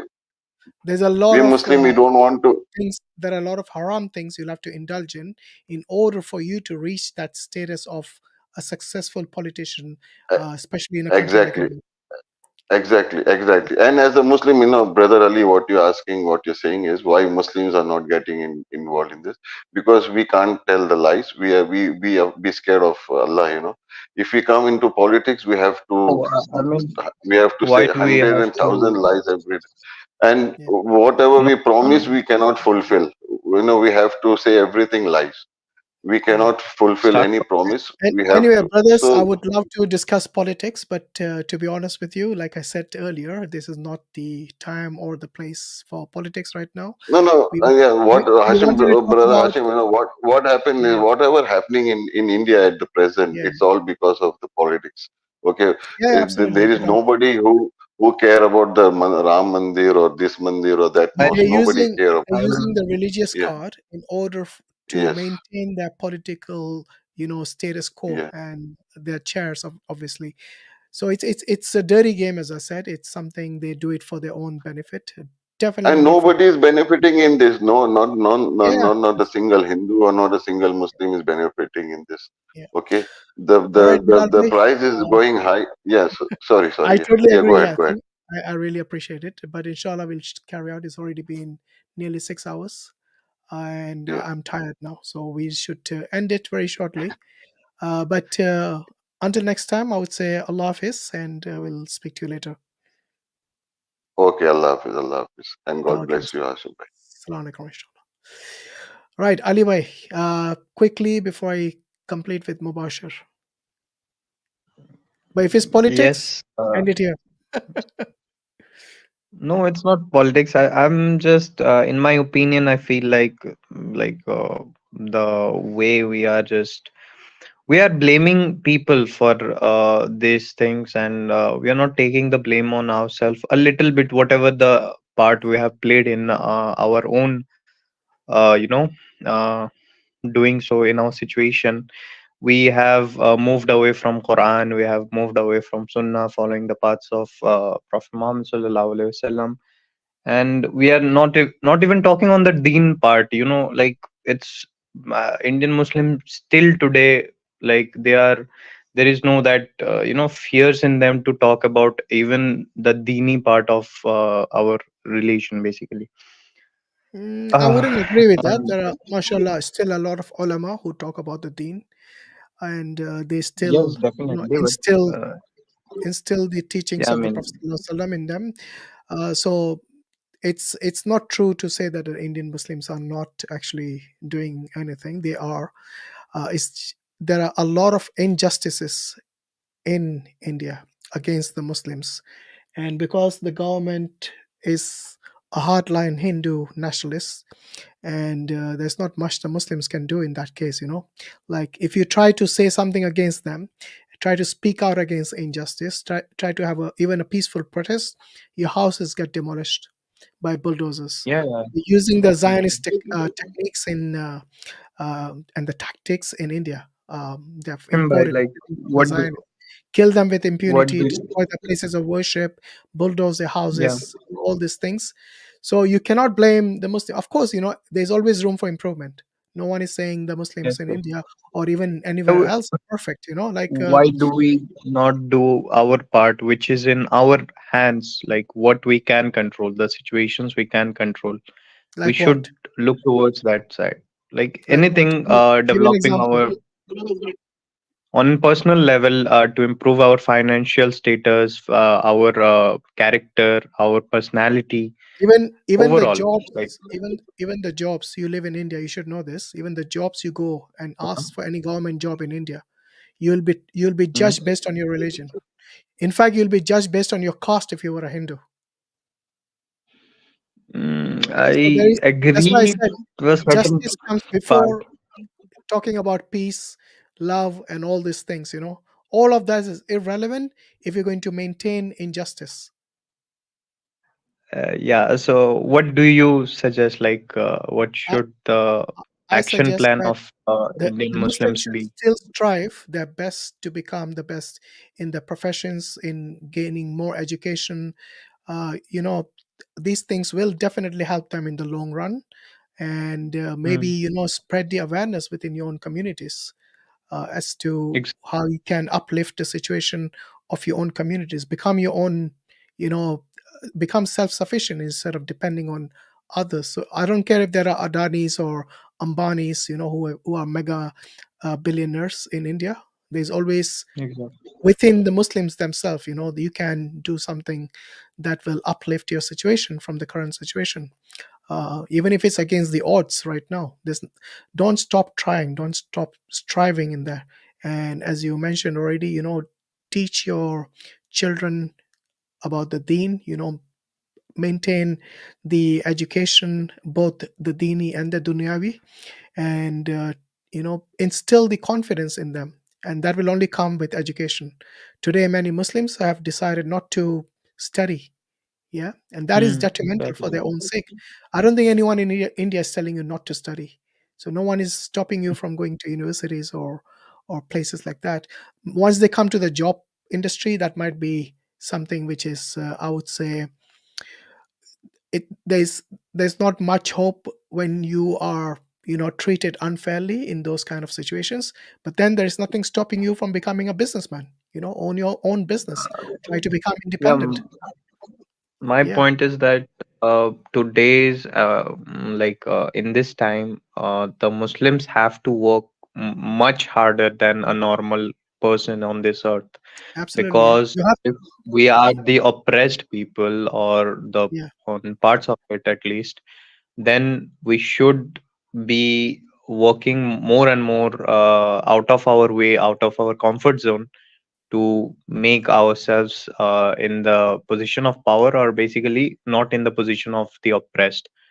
yeah, So yeah. yeah. So your hard work and your determination will eventually pay off, inshallah. And if you look at the people in America, especially the African Americans in the US, they have Yeah. been there for centuries. Yeah, Yeah. and even now they're being mistreated because of the skin color, of the way they Mm. portray themselves, the way they dress. They're being discriminated But just on that. So uh, the police even on are more the trigger government happy if level. we. Yeah, of course. I'm talking about the police, the authorities over there. They would actually, I think if a black person is stopped, it's probably because of his skin color and not Yeah. necessarily because of something that he broke the law or broke the rule or something like that. And I'm not saying all the time, obviously, and I'm not saying all the police officers in the US are like that, but you see a lot of discrimination because of racism in even in a But first world country like the US. is this like cultural or government policies that are It's influencing the brain? unfortunately it's a systemic breakdown in all their within the government itself.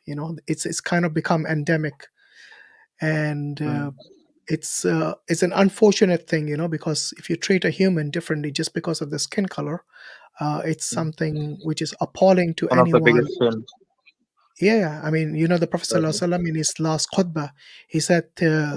the Arab is no better than the non-Arab, Yes. and the black is no better than the white, and the white is no better than the black, and the non-Arab is no better than the Arab. So this thing, the Prophet Sallallahu Alaihi Wasallam from the very beginning, he has instilled this humanity within us, within the Muslim Ummah and the Ummah at large. And he talked about this at the most important junction of his life, which is the first Hajj in which the khutbah was given. So, and this was the Yeah. last sermon of the Prophet ﷺ as well, I think, in the Uh, in Hajj, in that Hajj. So anyway, I mean, it's something that we can still. There's still, like they say, there's light at the end of the tunnel. It's not a complete yeah. hopeless situation either. Regarding Yeah. regarding this, I just want to ask from the Hadith and Quran perspective, what is this situation going to get better, or like truth shall never prevail No, it's a in some test. sense So, until it doesn't the day matter of who you judgment? are. Even, let's say, even if it becomes a Muslim country, India, you will still have to go through tests within that situation. Yeah. Yeah, So it doesn't matter where definitely. you live in the world. This situation will be ongoing, and it's something that I think we have to strive within But this I'm dunya. just saying, according to Quran and Sunnah, I is don't think the like Quran and Sunnah mentions about any specific country or this specific no, no, no, situation. no. But I'm, yeah, ultimately, when Isa alayhi salam, he returns, and the Mahdi along with him as well, there will be peace and security for a specific period when the Muslims will have the upper hand. And eventually, as the Qiyamah approaches, it's going to get worse until there are no more Muslims left. There is no more Quran left. So these things we have to pray that we don't face that kind of test at the end, or even as we say in the dua, we don't face the fitna of the Dajjal when it comes. Yeah. And we have to constantly pray. So prayer is another weapon that we actually as Muslims have forgotten to use. It's one of the most important weapons in our arsenal. When I say weapon, obviously it's something for the believer. Yeah, it's you can use the dua to enhance your situation, to uplift your situation as well, and to seek refuge from the calamities, seek refuge from the shaitan who is cursed, and a lot of things in this dunya which you will encounter in your life. So yeah, I mean, do make dua as regularly as possible. Do read your istighfars. Do read the Quran. Do try to implement it in your life. Ramadan is not very far away, so try as much as you can to learn the Quran. And I don't just mean to read it in Arabic as rote learning. Try to understand the meaning of it. Try to read the tafsirs or listen to the tafsirs from ulama, and inshallah you will have a better understanding of the purpose of your life in this dunya. Okay, Ali bhai, inshallah, until next time, we need to close shortly, so jazakallah khair for sharing your opinions. Live Thank you. stream went really far, really long. Yeah, 6 hours already. All right, brother. Assalamu alaikum, inshallah. Wa alaikum assalam. Right, so Mubashir, last guest, no more guests, admin, please. Inshallah, we're going to close down. So Mubashir, have you got that reference ready for us? In fact, about the reference, no, I do have it. I will have to search for it. But in a way, I'm trying to say that, it is, I mean, from my point of view, because the references that you will be providing, the Hindus are not going to accept it because it will be from Max Muller or Ralph Griffith. So they will tend to accept more, new Vedas and new Veda translation are coming to the market, these new translation, and they will rely on that. And the new Vedas are more secular in a way, like more What if we humanistic read? in a way. What if we What? read their own scriptures in their language, which they say is Sanskrit, and then we can determine whether the translations they are interpreting are Yeah, true? because if I mean, if you can, you just you can check it out. Just like 5 or 6 years ago or 7 years ago, a new Veda came into the market by Dr. Tulsi Ram. Okay, and if you read his translation of the Vedas and you compare to the classical old versions of the Vedas, for example, if I compare the clear Quran, okay, the clear Quran translation is Abdullah Yusuf Ali. There's no much difference. You know what I mean? It is Oh, you mean almost, but if, yeah, it's but I'm Mustafa talking Khalaf, yeah? about, Yeah, Quran. yeah. So it's the message will be the same. But if you compare new Veda translation, like for example, like I'm telling about Dr. Tulsi Ram, he's a new author. He translated the Vedas like 8 years ago. If you compare his translation to the classical English translation of the Vedas, you will see a huge difference in a way that they have eliminated all, the classical old version of the Vedas are talking about destroying unbelievers or dark skinned people or caste system. You will find it all omitted. And the Hindus do like this kind of Vedas more They now. love whitewashing, don't Yeah, it is all. For example, in the Veda, classical old versions translation I'm talking about. There is a verse which tells you about like a woman should be quite modest. She should not she should talk quite slowly and be very docile and be very faithful to her husband. If I compare to the Dr. Tulsi Ram one, it will say the husband and the wife both should be like that. Why? Because Indian feminists and Hindu feminists may say that why only the woman has to be like that? Why not the man? So Dr. Tulsi Ram puts it into his mind, and when he translated it, he did not translate that the woman should be like that. He translated the woman and the man should be like that. Right. trying to be quite equality and secular in his writing. And you will find a lot of Hindus nowadays using these kind of Vedas itself. In fact, I was quite shocked because when I was reading his Vedas, his translation, you will have a lot of verses like plane, flight, energy, rocket science. It was Yeah, all they love about that. using all these modern words to try Inventions, to. like all inventions, computer were in the Vedas, satellite were in the Vedas. So you will find all this kind of stuff in his Vedas, and his Vedas are quite popular. It comes Yeah, of into course, I don't know because how many volumes. it empowers them with lies. And That is they what. love this kind because a lot of Hindu pages that I have liked on Facebook, etc. They do post such verses, and many Hindus, without knowing it, are liking those posts a lot, knowing that how great was our religion in the back old times, and Mughals came and ruined it. But that is a new translation of the Vedas. You don't even know the original, and he's propagating his Vedas a lot. So they will not care much about the Ralph Griffith one or the Max Muller one. But the good news is that Swami Vivekananda. You have the complete words of Swami Vivekananda. Yeah. He said that Max Muller is a reliable translator of the Vedas, and he regards him as an incarnation and reincarnation of Sage Vashishta. The Sage Vashishta priest during Rama's period. Yeah.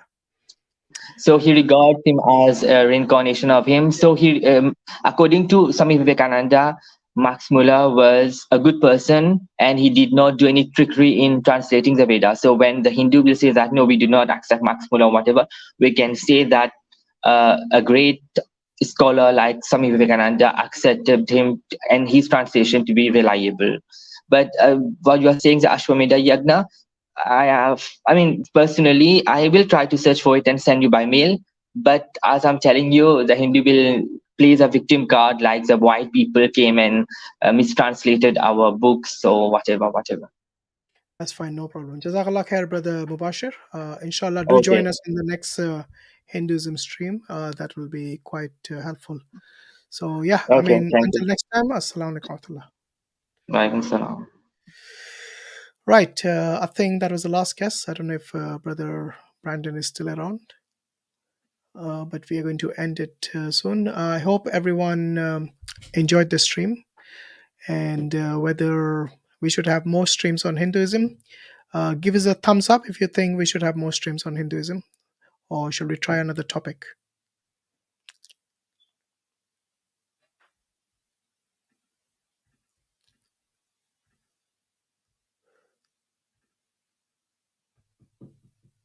Oh, okay, both. We can try that, inshallah. Maybe we'll have. Let's see if we can have another topic, inshallah. We can, but I think there's a lot to cover in Hinduism, and also it'll be good if we, because the thing is, no other Muslim channels in the English-speaking world are actually covering these topics. There might be some, but it's something that we all have to actually take part in and try to expose their deception in a way, because they're trying to say they are the oldest religion, and it's quite scientific, it's all that, but when we open the books, it's the complete opposite. Yeah, saying oldest religion doesn't prove anything.